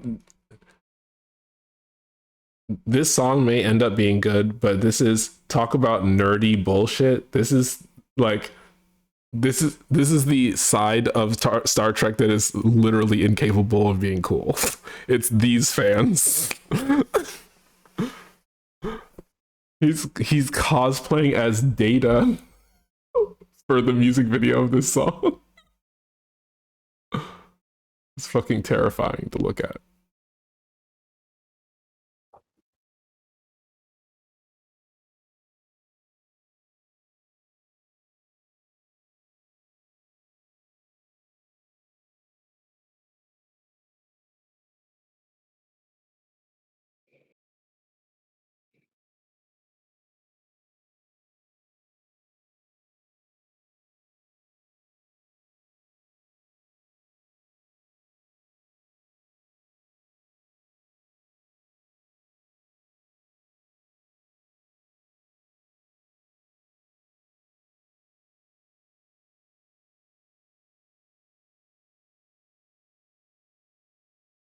Okay.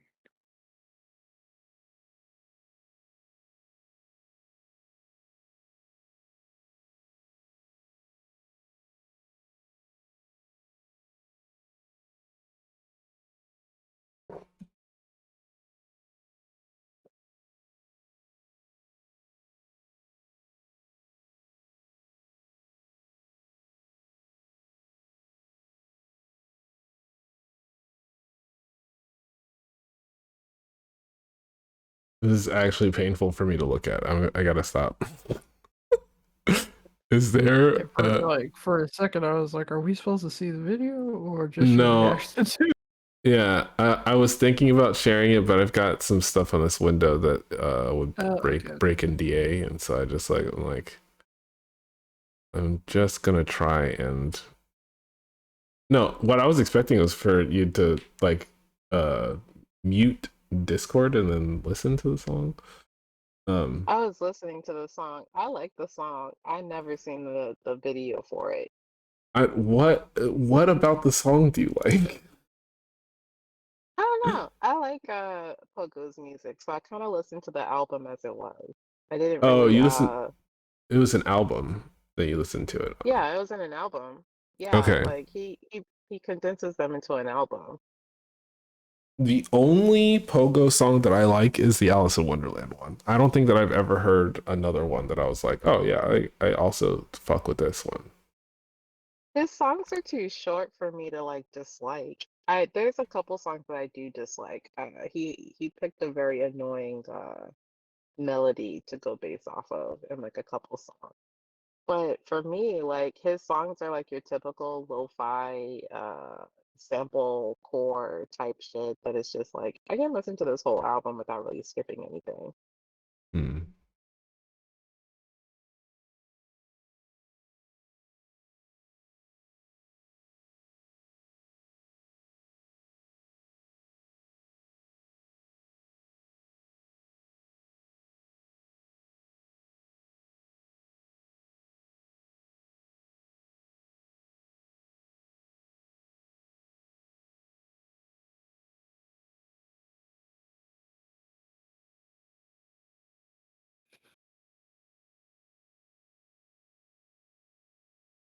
Are you back to your secret project? No, I'm distracted now that we've gone down this hole. I'm like in a I released hole. you from this genjutsu. Oh, if only that's how it worked. I spent all day washing my cat stuff. They're like bowls and stuff. And vacuuming.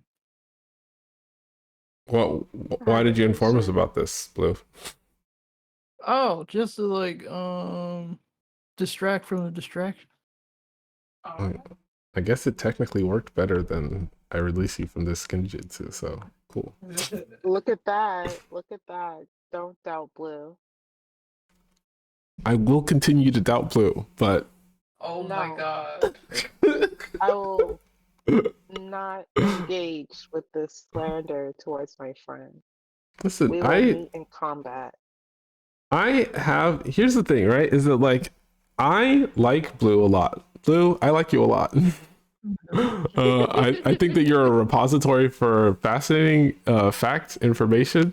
I like a lot of things about you, like your takes on certain ideas and the way that you're interested in stuff. But none of those things will stop us from being communicatively incompatible. Like, and so, like, in order to not cry when trying to have a conversation with Blue, I'm going to laugh, and in laughing, I will also make fun. I'm cool with that. Okay, thank you. Just say the word. Say the word and Morganis will find them. I will. It's entirely unnecessary. I think it's a mutual understanding. Morganis will show up at your door T-posing. Stop. to dominate, to assert dominance. Yes. Oh my god, that's so feral. Well, she like glitches through like the environment though. Did anyone see the Rick and Morty episode where they're in a simulation and the mailman keeps passing by and going, "My man." But then the No. simulation starts glitching, so he's like glitching, turns upside down, and goes like, "My man." I think Hey I've seen there. a clip of that. That's all that I could think of. It's just like Reganis in her in their rage broke the simulation. No, stop. Maybe. Oh my God, Blue, did you see that they got the boys from Supernatural to be in The Boys for this special or whatever? Oh, they Wait, got Jared Padalecki. Yeah, they did. wait, you mean The Boys as in like the show The Boys? Yeah, because the dude, what's his name? The dude who played Dean, Blue. Jensen Ackles. Yeah, Jensen Ackles. He plays Soldier Boy in the show. I was like, Soldier Boy, like Soldier Boy. Is he gonna crank No, that? that show's too white for that. I was cracking up when I saw his name. I was like, this is comedic as fuck. Oh my god. Oh I my god. how did everyone get into Supernatural? Because maybe it was just like after my time or something, but like I'm shocked at how many people I know who watched it, and I'm like, what was the draw? Like, I simply don't understand. My college roommate showed me it because she had like the DVDs, and then I was into it until I realized that the women kept on getting shafted. So then I just stopped Mhm. watching it. Yeah, same. That's my experience. Well, not necessarily my entire experience. I was in college and one of my homies was like, you gotta watch this. And I'm just like, okay. And then like by season 5, I was like, girl, why the fuck Oh, is all these girls being I like, didn't stay around for season 5. I think by the time my roommate had it, like it was probably on season 4 or 3 or whatever. I don't know. It was past the first season, but I didn't make it past the first season. yeah, I thought that the lore was really interesting and well, there wasn't really lore, I'm being real. It It, was an interesting plot conceit. Like it yeah, was like, very, wasn't it like very Monster of the Day, Ghost it of the was Yeah. monster Day? it was Monster of the Day, but then there was like an overarching plot that connected to like this summoning circle to like call forth whatever the Hmm. fuck. Yeah. It's like I got the into sorry, go ahead. My bad. I got into the show honestly. I was watching Smallville and I saw an advertisement for it, like one of the first teasers. And I think around that time, the TV show with Patricia Arquette, Medium, came on, and I was really into like supernatural, like procedural shows. So like that was why I'm stuck with the show until like maybe the second season, because like the second season basically it kind of ended like a complete story, and then the show just kept going on and on and on. But yeah, that was my main draw. My main draw to the show was the fact that it was just uh, a dysfunctional family hunting monsters, and also, just beefing it with each other. Interesting. And it did remind me a lot of X-Files, and I think Eric Kripke, the guy I think who also produces The Boys, said that that was like one of his influences on top of Buffy the Vampire Slayer. Oh. Interesting.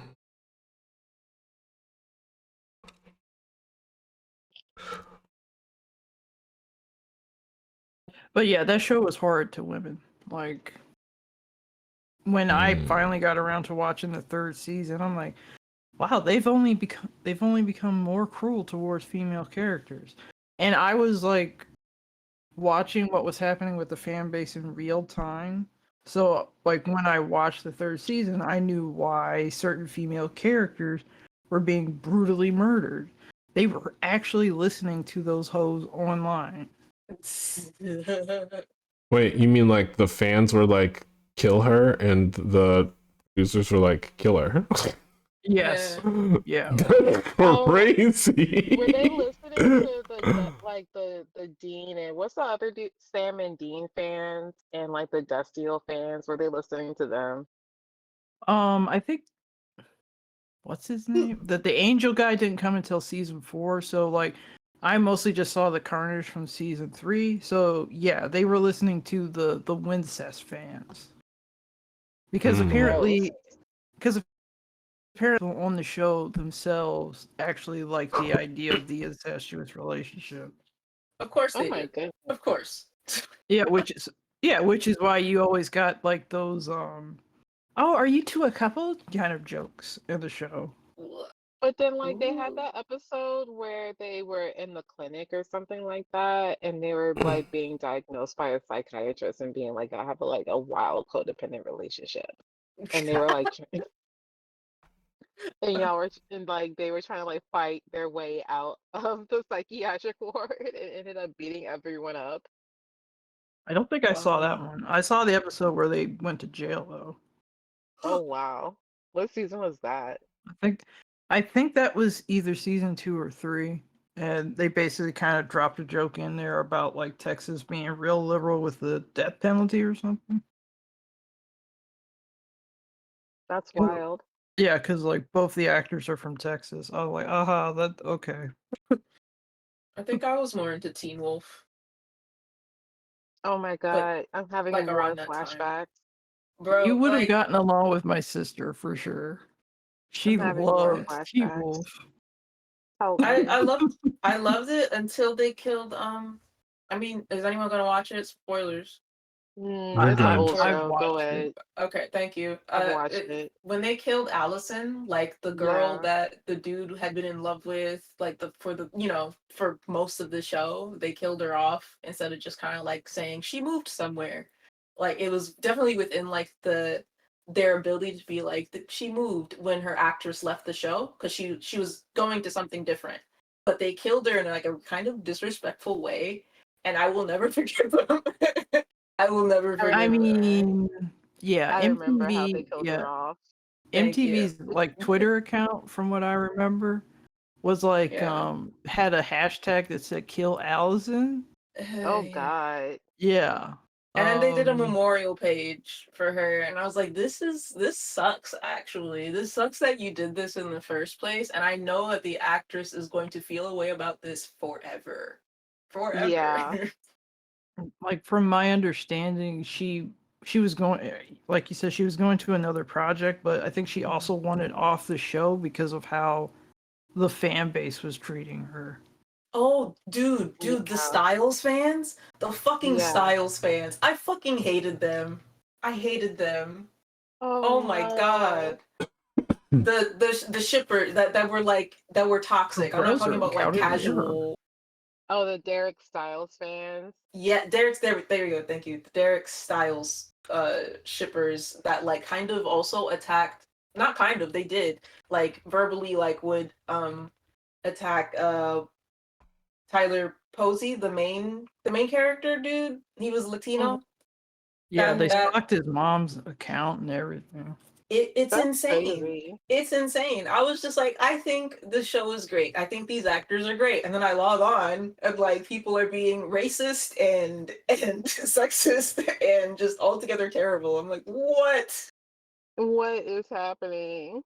Yeah, so it wasn't like the actors were doing anything, it was the fandom. It's always the fucking fandom. Yo, I remember when me and Blue have talked about this, like the Steric fans and everything like that. I used to be a Steric fan because I was just like, oh my god, these two are so cute together. But I was like very baby, and I did not understand that like this relationship technically constitutes as like statutory R word because it's like a high schooler and someone who is in like And their an early adult. 20s. Yeah, exactly. So it's like not good just based off of that. but then it would be like they would be at like fan conventions like not Derek, Dylan O'Brien and like Tyler Hecklin, and like fans would come up to them with like their fan art of like their characters kissing or something like that, and they'd be like, "Can you sign this?" And they're like, "I'm legally contracted to not sign stuff like this." And people were sitting here being like, "This is homophobic. Y'all are being homophobic," but it's just like, no, bro. If they were to sign something like this, they would be co-signing statutory R word. Like, come on, be fucking for real. Yeah, like that Just keep it to legitimately. AO3. Yeah. I think it sucked in particular because it was one of those shows where I was just like, oh, a het couple that I don't hate. Like, I don't hate how they're being written here and like interacting and they have chemistry. This is really cute. And then the rest of the shit with with trying to interact with different parts of the fandom, it's just like an actual trash fire train wreck. Mm-hmm.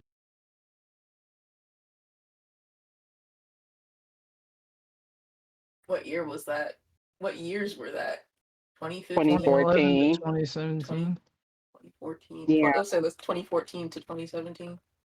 yeah, about Jesus. that. That was the year Reganis came in here and fucking nuked the chat by being like, cut 25 seconds to describe the, what is it, the 2014 style or something like that. Go. Trends. And trends. Yeah, okay. And then like by the time I started talking, they were like, sorry, gotta go. I was like, I was just about to do that. I'm like, listen, y'all, I gotta go. I'm like, I'm kind of sleepy. that's fair. It's 9:30. But I was saying that like in 2014, I was like basically living in New York City, drunk on drugs all the time, and like just like an absolute mess. I don't know what the rest of the world was doing in 2014. So I don't have an answer because I like y'all were watching Supernatural or Teen Wolf or something. I'm like, I was not on this planet. Like, It'd be like that 2014 sometimes. for me was like around the time where I actually stopped watching TV shows. I was in college, so, and also working on my stuff. Yeah, my I was. Yeah, animation I was stuff. also in college. And we constantly had stuff on in the background, so I was watching a lot of just everything. Steven Universe had already started airing, which is hard to believe. Yeah, Steven Universe is like 10 years old. All right, y'all, I'm actually really sleepy. Good night. All right, Night, sleep well, sweet dream. Talk Sweet soon. dreams. All right, see you Sweet dream. later. All right, bye. Okay, peace. They're gone. Okay, see you later.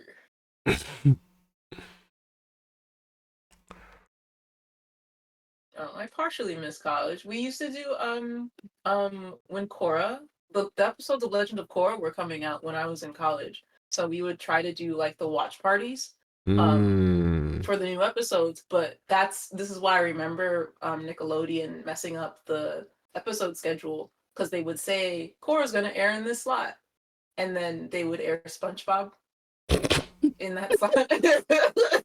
I would have been so fucking pissed, bro. I was pissed. No, yeah. We were pissed. Yeah, y'all were justified in how pissed you were. That would have put me over the edge personally. Just imagine like a room of sleep deprived animation students. It's just like waiting for Korra to come on, and then fucking SpongeBob comes on. They're like, okay, everyone, get ready. Like, got the popcorn, everything sitting around. Hello, kids. Are you ready? I can hear you. And y'all are just like, what? Throwing pillows at the TV.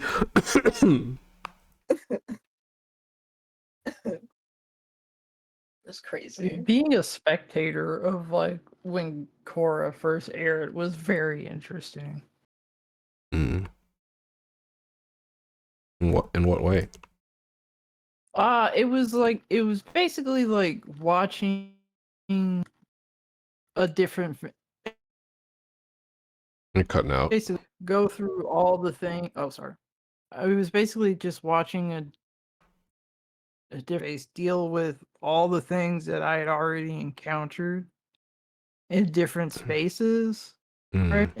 But For the having first like time. no emotional attachment to it. Mm-hmm. Mm-hmm. Yeah, I'm trying to think if there was anything that I experienced that was like similar to that. Oh, I mean, this is highly divergent, so apologies for it being so out of left field. But like, I felt that way in 2020 when oh God, I can't remember. George Floyd died, or was killed. And I had already, like, I was in Charlottesville in 2016. Do you know what I'm saying? Like, and so 4 years later, and like suddenly everybody like cares, and all the people who 4 years previous like weren't woke or conscious, like suddenly were like, we need to stop racism. I was like, where were y'all where were y'all 4 years ago? Like, for real, where were y'all 4 years ago? No, Yeah. that's exactly what I was experiencing as well. I was like, now you guys care? Yeah, now you can. You know, and I feel like at that point, like, it was very disheartening to watch people go from abolish the police to defund the police to reform the police. And I was like, oh, okay, so the same thing that happened in 2014 is happening It's just again. gonna happen again, yeah. Yeah. Just a bunch of pacifying efforts, and yeah, and by 2025, Trump will be president again. Like, if you had asked me to predict, like, if you had asked me in 2016 to predict exactly what was going to happen, I probably wouldn't have been that far off, all things considered, because I was just like, wow, like it really doesn't feel like, no matter how much we mobilize or do stuff, like the spin is always going to go in favor of empire and power, and like they're gonna let white supremacists get away with whatever the fuck. But yeah, we're talking about media, not necessarily politics, so Yeah. we can loop back around to it. But yeah, that was but like, watching it makes sense to me that like you know what, I predict, because Steven Universe wrapped in 2020, that like in the next 3 or 4 years, another like explicitly queer and like really engaging like rabid fan base show will come out, and we'll have to watch like those kids go through the same like like flipping on the showrunner because they're like, how dare you so casually talk about fascism or treat it like a thing that actual humans experience, internalize, and believe in, without actually you know, addressing the implications.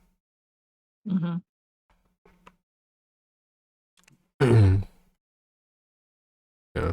My sister, she kind of, I think she made it maybe through like the halfway point of Korra, but like all the scheduling troubles, and she basically just didn't like the trajectory of the story.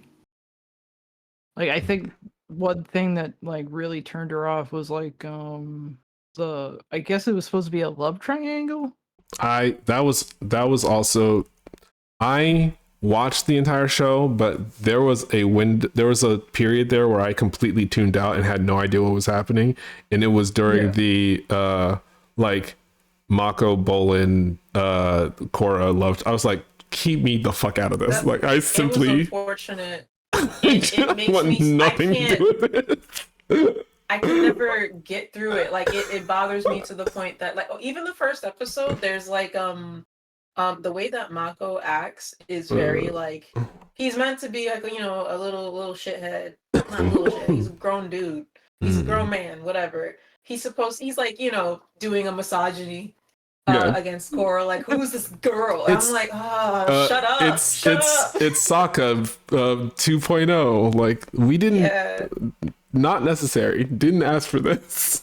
Yeah, and Bowen's like, you know, the sweetheart, and like everything else, like I can get with. People are just like, I don't like the way that this villain was written for season 1 of Korra, and I'm like, I'm accepting of it because they didn't know that they would get the other seasons afterwards. They thought it would just be that chunk, and that was it. But the thing that I can't stand is Mako's existence. That's basically it. 100%. Yeah, that and like them not knowing if they would get another season or not, that makes their focus on like the love triangle just bizarre to me, because I'm like, wouldn't you want to entice your audience with maybe more interesting things than like 20 somethings fighting over each other? I'm glad that failed and that we got Korra Asami instead. Once they introduced Asami, like when I read their stuff or listen to their interviews, like once they introduced Asami, they were just like, actually, Korra should go with her. So they just like gradually slid her over while arguing with the network. But dude, Mako, Jesus Christ, Unbearable. not even actually unbearable. I feel like his character like just didn't go anywhere. I mean, whole he should have romance thing gone. He didn't- should have gone into that volcano. He should have jumped. Like,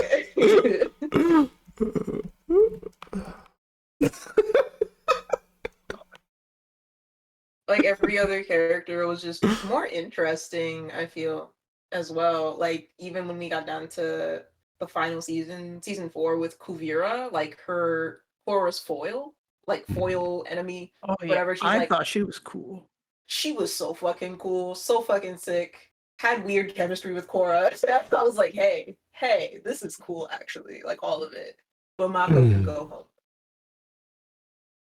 home. The Genga, the Sakuga of the, what was it, Kuvira Versus Suyin? one of Toph's daughters. Yeah. Yeah. It was so fucking cool. Yeah, they definitely found their stride season 3, season 4. So I think it sucks to also be like online in the presence of people who are like just heavily misogynistic, and so when they talk about Korra, they're like, Yeah.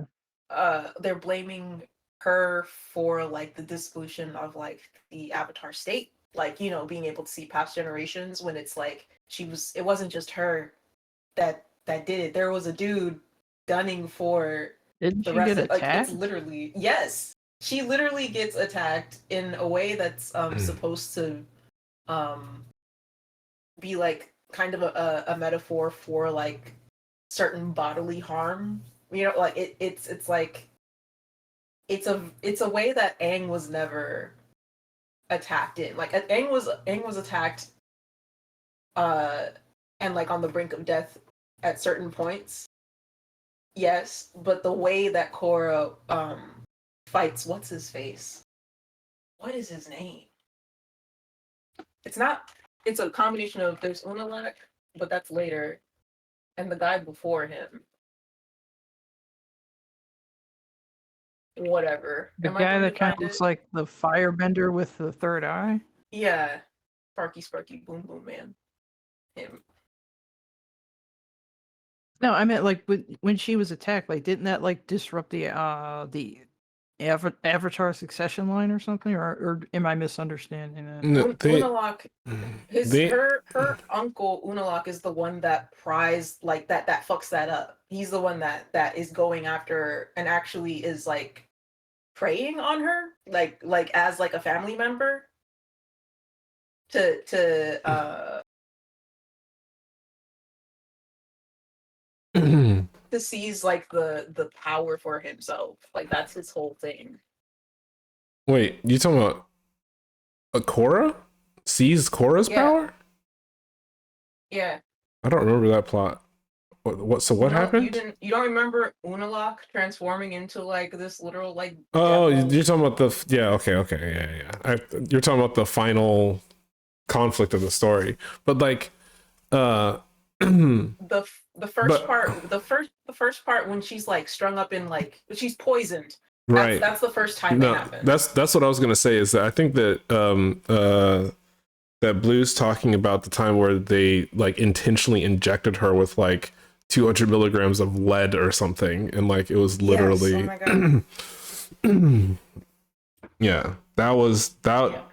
And yeah, them having to like have a bunch of metal benders like move the lead out of her body. That was like I think, in my opinion, while I was watching it in real time, I was like, why is this brown girl experiencing this level of like suffering and torture? This is even before they actually injected her. They were just like torturing her before that. And then like we had to like sit through like multiple episodes of her being like sick and on the verge of death, and then depressed for the beginning of the next season. And I was like, what? Like, whose idea? What was the motivation behind? Who's getting off on this? That was what my brain was thinking. I was like, I feel like is this absolutely necessary? I really didn't like that. But like, yeah, go ahead. No, you're good. You're good. I'm done. No, it was definitely like it was a bit too much. It was a bit too much. I get what they were trying to do, in like trying to go darker, quote unquote, with this season with Korra.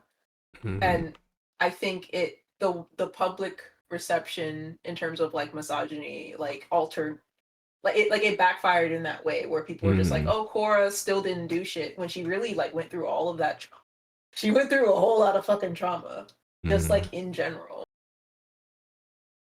Yeah. Not to bring up Sleepy Hollow, but like something similar happened with the Cole Bahari's character, Abby. Yeah.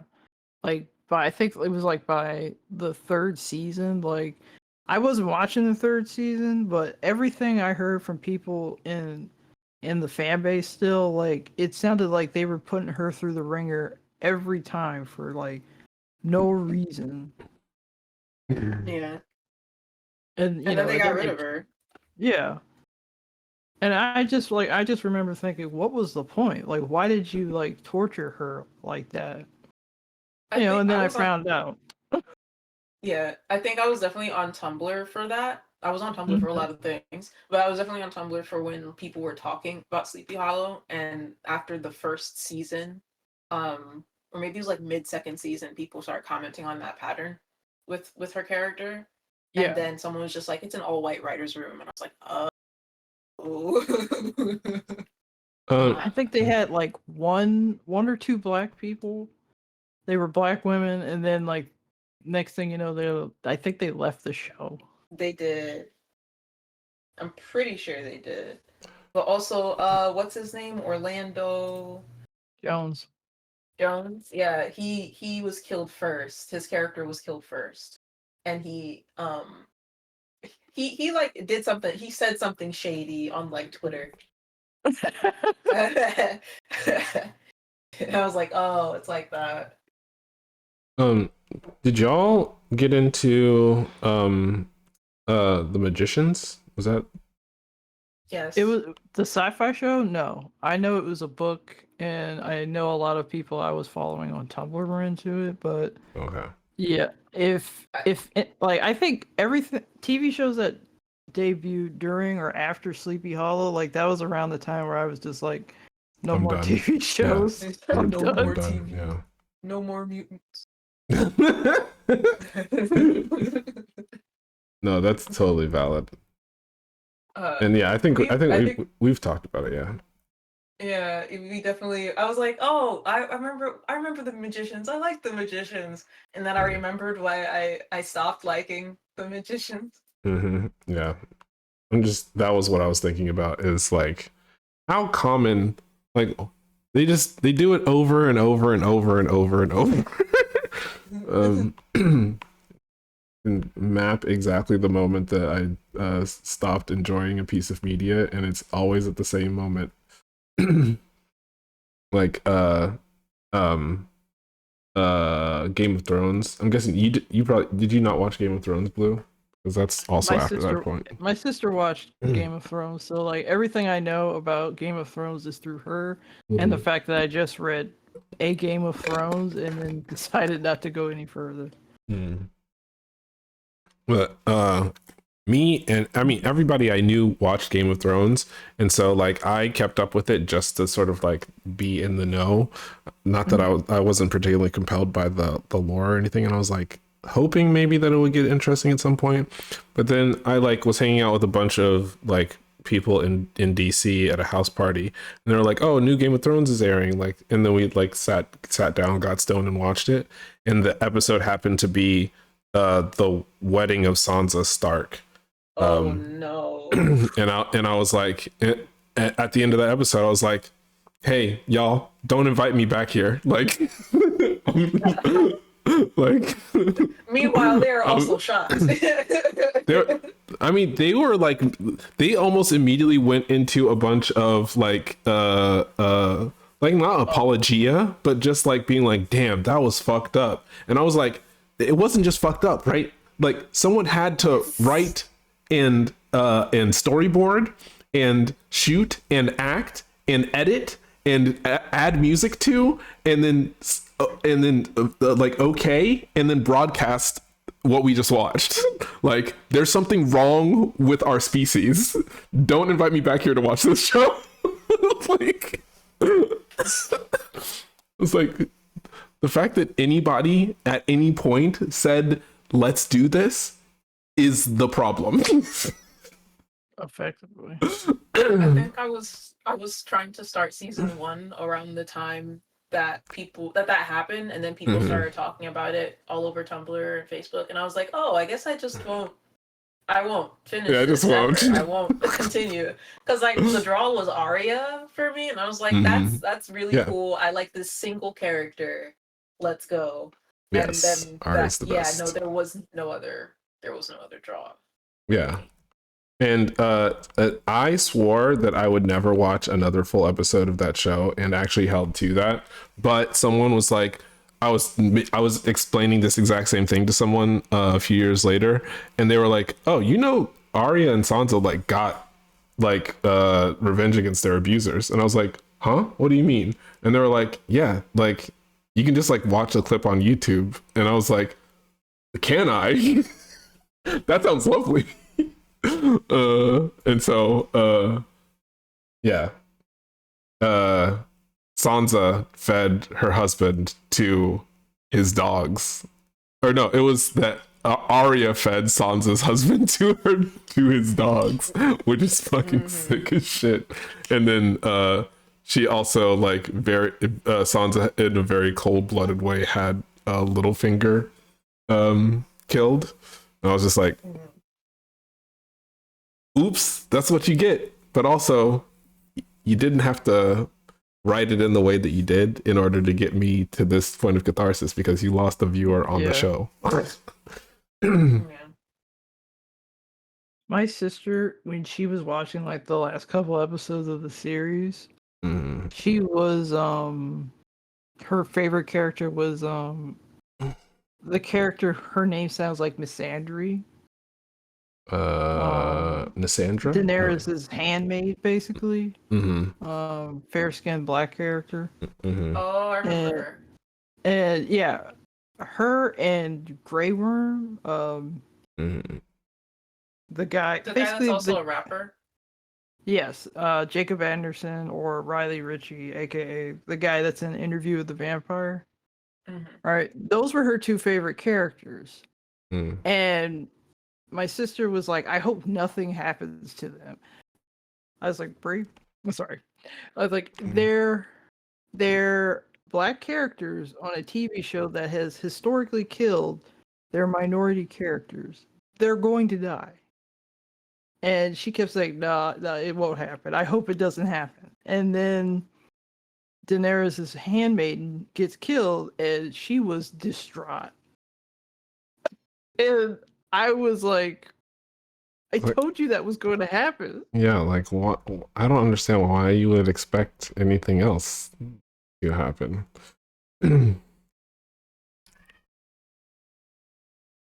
Like she was just messed up by the whole thing. I think she didn't even like well I think she watched the last couple episodes, but she at that point she was just like watching it with hate in her heart. Or she was glad that Grey Worm got out. Mm-hmm. Damn, that was so fucking sad though.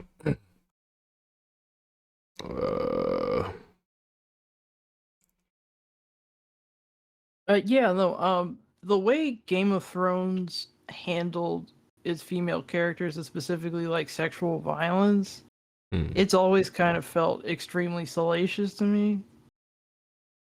Like, there was no real thought put into it. They just were like, we're gonna commit to it being dark and gritty, but not really putting any forethought into their actions. Yeah. I mean, my counterpoint to that would be it's very difficult for me to conceive of a project no matter how. I mean, first off, like I'm gonna make the concession that like I find it extremely difficult to internally justify having something be gruesome just because it's supposed to reflect like a particularly like apathetic sort of chaotic world that like I enjoy things that have factions where people like screw each other over and make these sort of like big sweeping political moves or like very precise chess moves in political context. And like if it's more effective or explains why things escalate later to have it be particularly gruesome or a particularly fucked up betrayal, I'm kind of like into like making that choice as a writer. But like there were a lot of things in that show where like it felt like it was gruesome for the sake of being gruesome, and then it didn't like necessarily play out in a way that like felt rewarding until like way later. Like I'm remembering I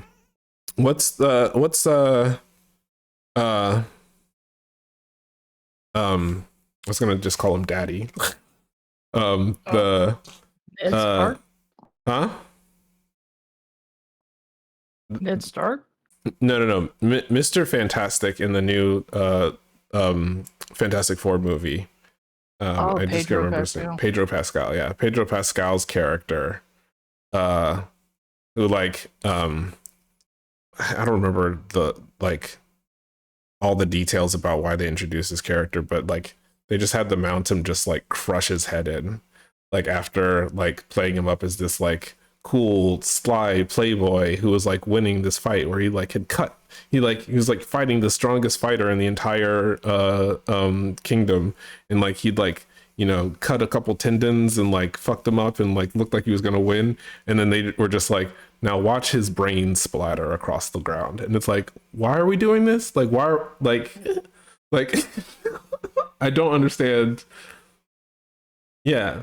And I think it felt all the violence I think felt salacious. And the specific like moral fuckery, the really fucked up moral like immoral things that happened, like it felt like it was more like, see, like, oh, the king beyond the wall like has a harem that's made up of his kidnapped wives, their daughters, and his granddaughters, and he just has a bunch of kids with all of them and kills all the boys. Like how weird and fucked up is that? And it's like, who wrote this? Like, this is so like, George, why is this here? It's just like, yeah, everything was just fucked up for no reason. Yeah, that's a weird way of saying a weird way of trying to establish a matriarch. Patriarch, but Okay. but also like the whole point was that even though they like the characters knew that that's what was going on, um like in order to form an alliance with the wild people, they needed to like basically bring him over to their side. So that entire episode was them trying to do diplomacy with this person who has like 30 women walking around, and all of them are his like kids and his kids with his kids. And it's just like, this is a fucking mind fuck. Like why are we doing this? And like, you like, no, we got to figure out how to be friends with this guy. And I'm like, this guy sucks, kill him now. Like in any other thing, the whole mission would be like, hey, so this guy super duper sucks, we're going on a mission to kill him specifically. And the show was like, nope, sorry, we got to do a diplomacy with this nightmare person. Like, I think it's possible to, and you know, that like what they're trying to do is like show a sort of reflection of a lot of really fucked up things that happen in the real world. Like, Jeffrey Epstein was an actual person. Donald Trump was an actual friend of that person. A ton of people who are like in seats of power in the government have done super duper fucked up things personally, and or had proxies do those things. And we have to occupy a world where we have to see them on TV every single day instead of, and worse, their victims have to see them on TV every single day. And like, that is a fucked up component of the world that we live in. But there are people who can take a moral position and stance of being like, we fucking hate those people and are doing our best to like stop what's going on with them from happening, instead of like constantly playing up like, look at the fucked up things that this person has done. Like 15 super fucked up things you didn't know about. One. He may have had his own brother assassinated in cold blood in 1997. It's like, no, I don't want to play this game. I want to try and make the world a better place. And so stories that don't, at the very least, like frame what's happening as an attempt at doing that, lose me pretty instantaneously. Sorry, I've been ranting for a while. I think I triggered myself a little bit. You're good. Yeah. But I mean, with relation to like Game of Thrones, The Legend of Korra, and then what happened in Sleepy Hollow, it basically does seem like after a certain point, whenever they have like a female character who is the lead of something or at the forefront, they're like, all right, so what horrible things can we do to them and call it character development? Yeah. Yep. Because they're not interested in women as characters, they're interested in women as objects. Yeah.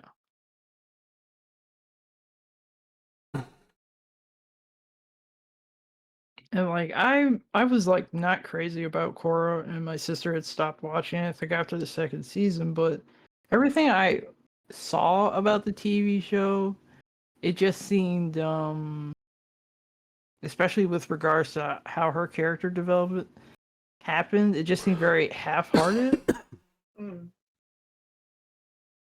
if it wasn't half-hearted, then I guess it was just really lambasted by the network. Yeah, it definitely didn't do it any favors. Yeah. Can you do me a favor? I think there was this tweet going around. Have you seen the video? There's a video of this guy in like a fast food place. He has a bag and he's being like punched by this group of other guys, like it's an actual like incident. But he's like unfazed, and then they kind of like he's like not reacting to the punches. He's just kind of like staring at them and looking kind of tired. And then like when they kind of like stop punching, he pulls like a gun, or like not a gun, sorry, not a gun. He pulls like an axe or a hatchet like out of his bag. And then they start like kind of like scrambling, and he smashes, I think he smashes someone's phone. Maybe. I think that's in that clip.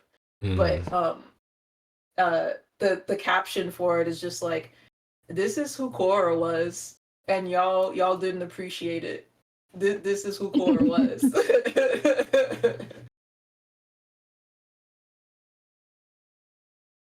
But this was an actual thing that happened to someone? Yeah. The clip that I'm describing is like an incident that happened in like either McDonald's or wherever it was. Yeah, I found it. Yeah. Oh, okay, because I was like, that sounds like something that from out of Old Boy or something. So, a channel called Crazy Ass Criminals. Unfortunate. There's a show. There's a Houston segment on their news show that is called Crazy Ass Criminals, which is just uncool. Not chill. Zero chill. Crazy Ass Criminals. This person very clearly is like doing a self-defense. Yeah. Well, the state certainly doesn't like people who self-defend. They call them criminals, after all. He's defending while black.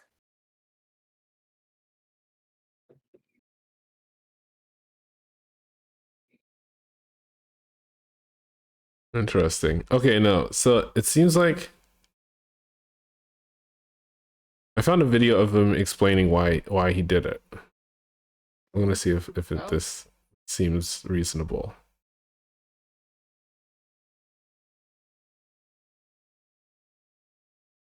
That sounds like a very different reaction to that people had to like the drive-in employee who had a drink thrown at her, and she basically came out swinging through the window with a hammer and smashed the guy's car windshield. Hmm.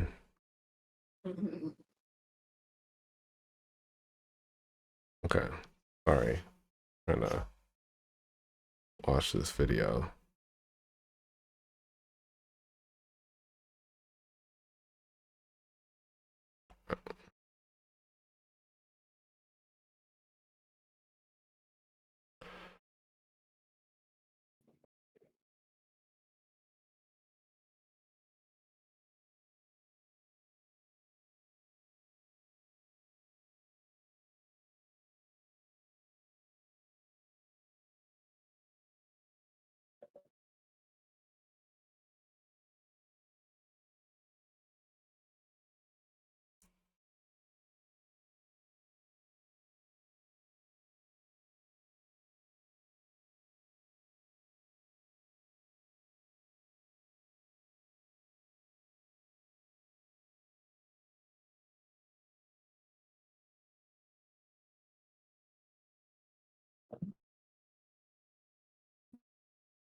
Okay, yeah. It turns out so the way that they broadcast what happened, it seems like they play the clip in reverse. So they show him taking out the hatchet and breaking a bunch of shit. And then they show a bunch of like white dudes beating up on him. It's a black dude, and they show a bunch of white dudes beating up on him as if they were like stopping him from hurting people with the hatchet. What actually happened was he went into McDonald's, asked if he could use the bathroom.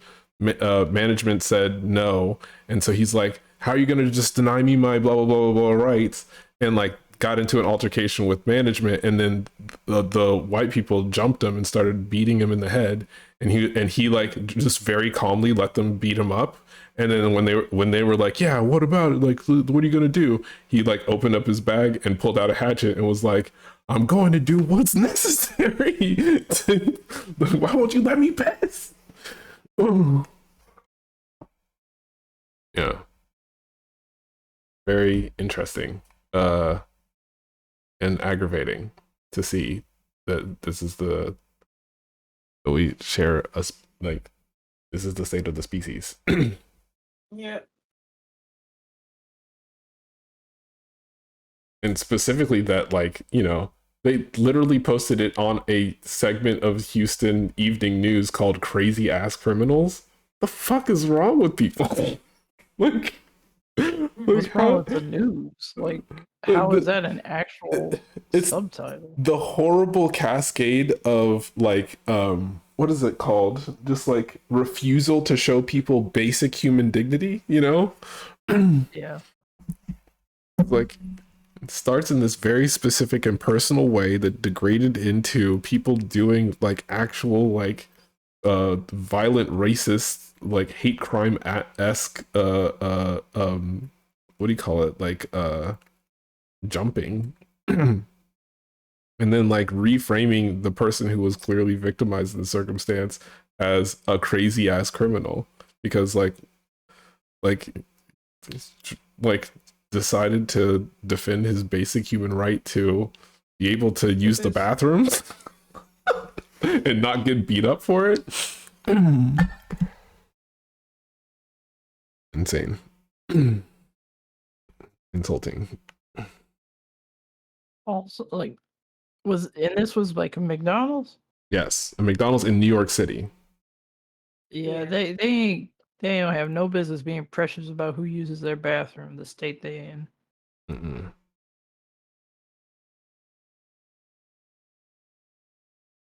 The number of times that I have like not had somewhere to sleep in New York City and just literally like chilled at a McDonald's for fucking 10 hours at a time, like that is just, everyone must be doing that all the time. Like, why would you be precious about not letting a person use the bathroom?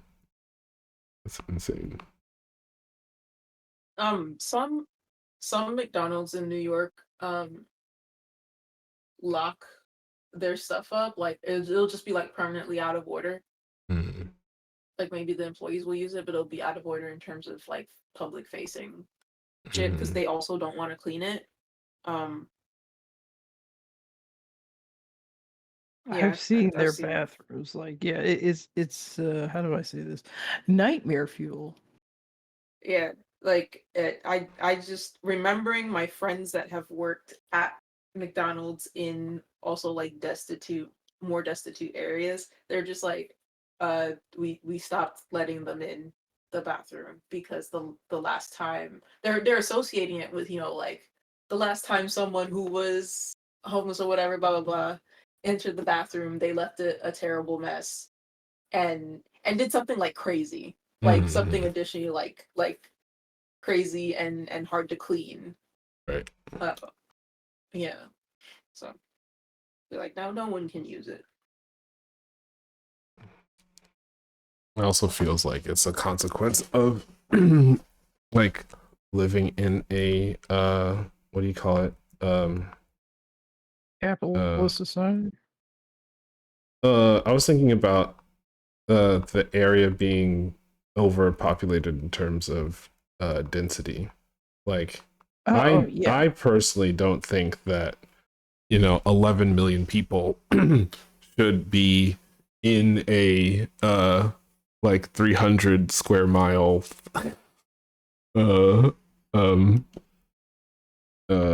area under any circumstances, let alone like on a daily basis. It was like too many people. Actually, let me get the actual number on how big.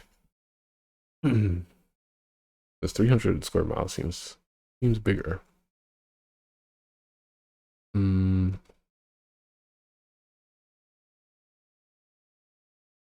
I was exactly correct. It is 305 square miles. Okay, you know what? Never mind.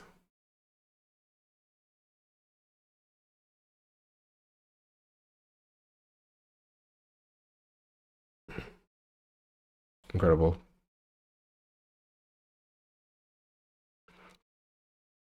Wait a fucking second.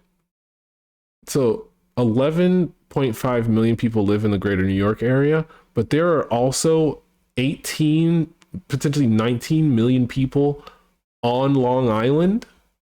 That's too many people. It's Long Island. It's not long enough to justify there being 20 million fucking people on it. What the fuck? 20 million people in Long Island? That's strange to me. I've been up and down. I guess they're probably including Queens, right? Or not Queens, what's it called? Oh, the power went. Okay.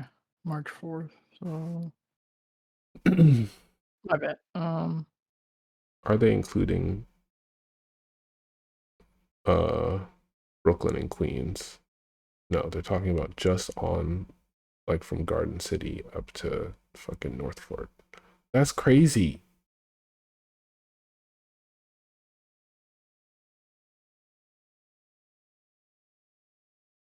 $20 million people? I don't know, y'all. I simply don't.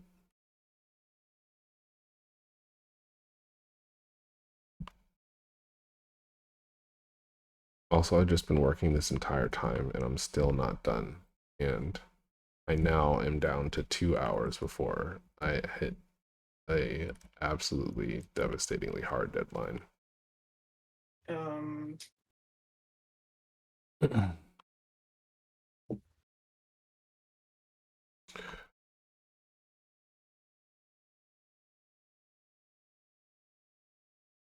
thought you had finished yesterday. What did I actually finish yesterday? I finished all of the, I said, the way that I described it was I finished the bones, muscle, and intestines yesterday, but I needed to I needed to add skin and adornment and or clothes. All the time you're taking with these extra flowery words could have been added to the animation. Shut. I'm working at while I'm talking. Adorn. What the fuck? Okay, you know what?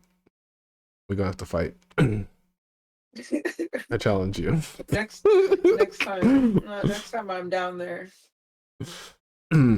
Also, speaking of which, though, we should probably start talking, even before the meeting, I'd like to start talking about our game plan for executing this big project that's coming up, because I don't want it to interrupt your job significantly, but I also don't want to end up pulling nights like this very often.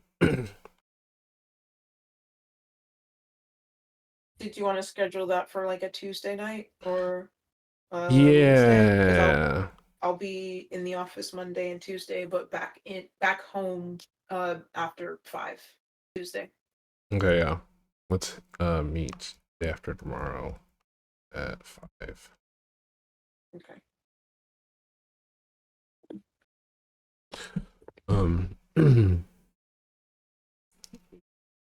I want to show you.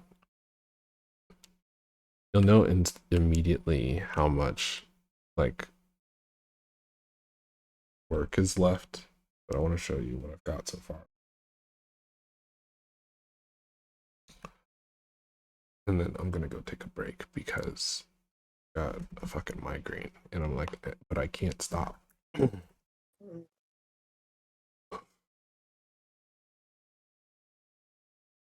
can, however, turn off all of the lights.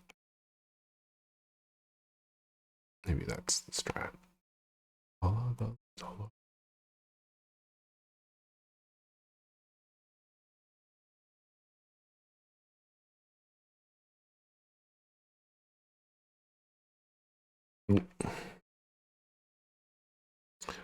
Let me know, Dagger, if you have any notes. I doubt. My guess is that you won't, but if you happen to, please don't hesitate. I know that I said that I don't got time for that, but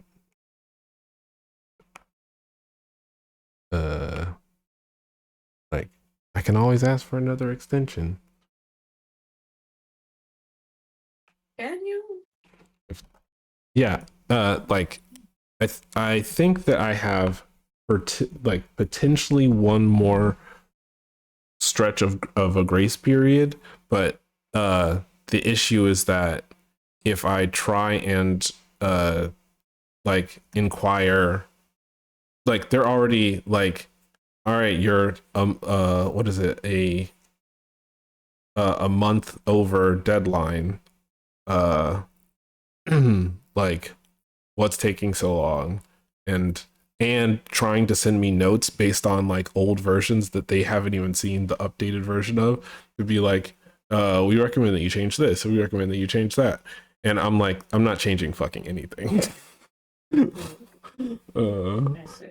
And so I feel like if I let them get more pissed off, then it'll be a problem where they might just be like, you know what, scrap it, we're not doing it anyway, and I'll have done all the work for nothing. And I'm trying to avoid that outcome specifically. But like if it will substantially improve what we've got currently, I think I could justify being like, you know, appealing to like, no, this is gonna be really good. It just needs this, and this changed. Okay, I'm sending it.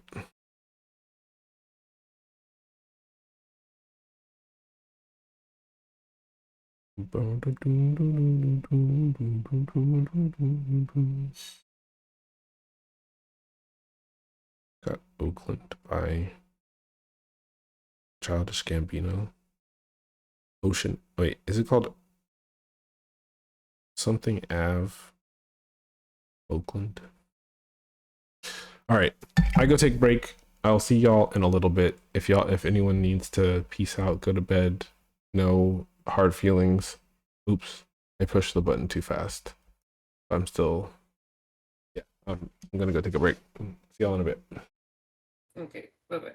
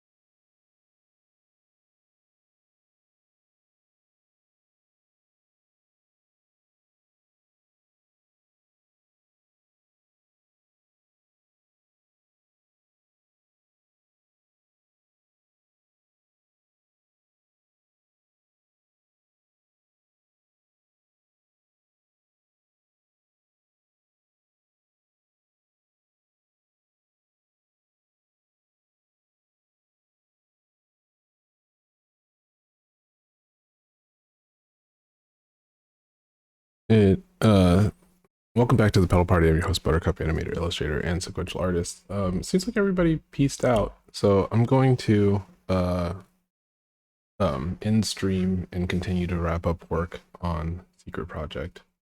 But thanks everyone for joining me. I hope y'all have a fantastic time zone and enjoy the time between now and when I see you next. Later.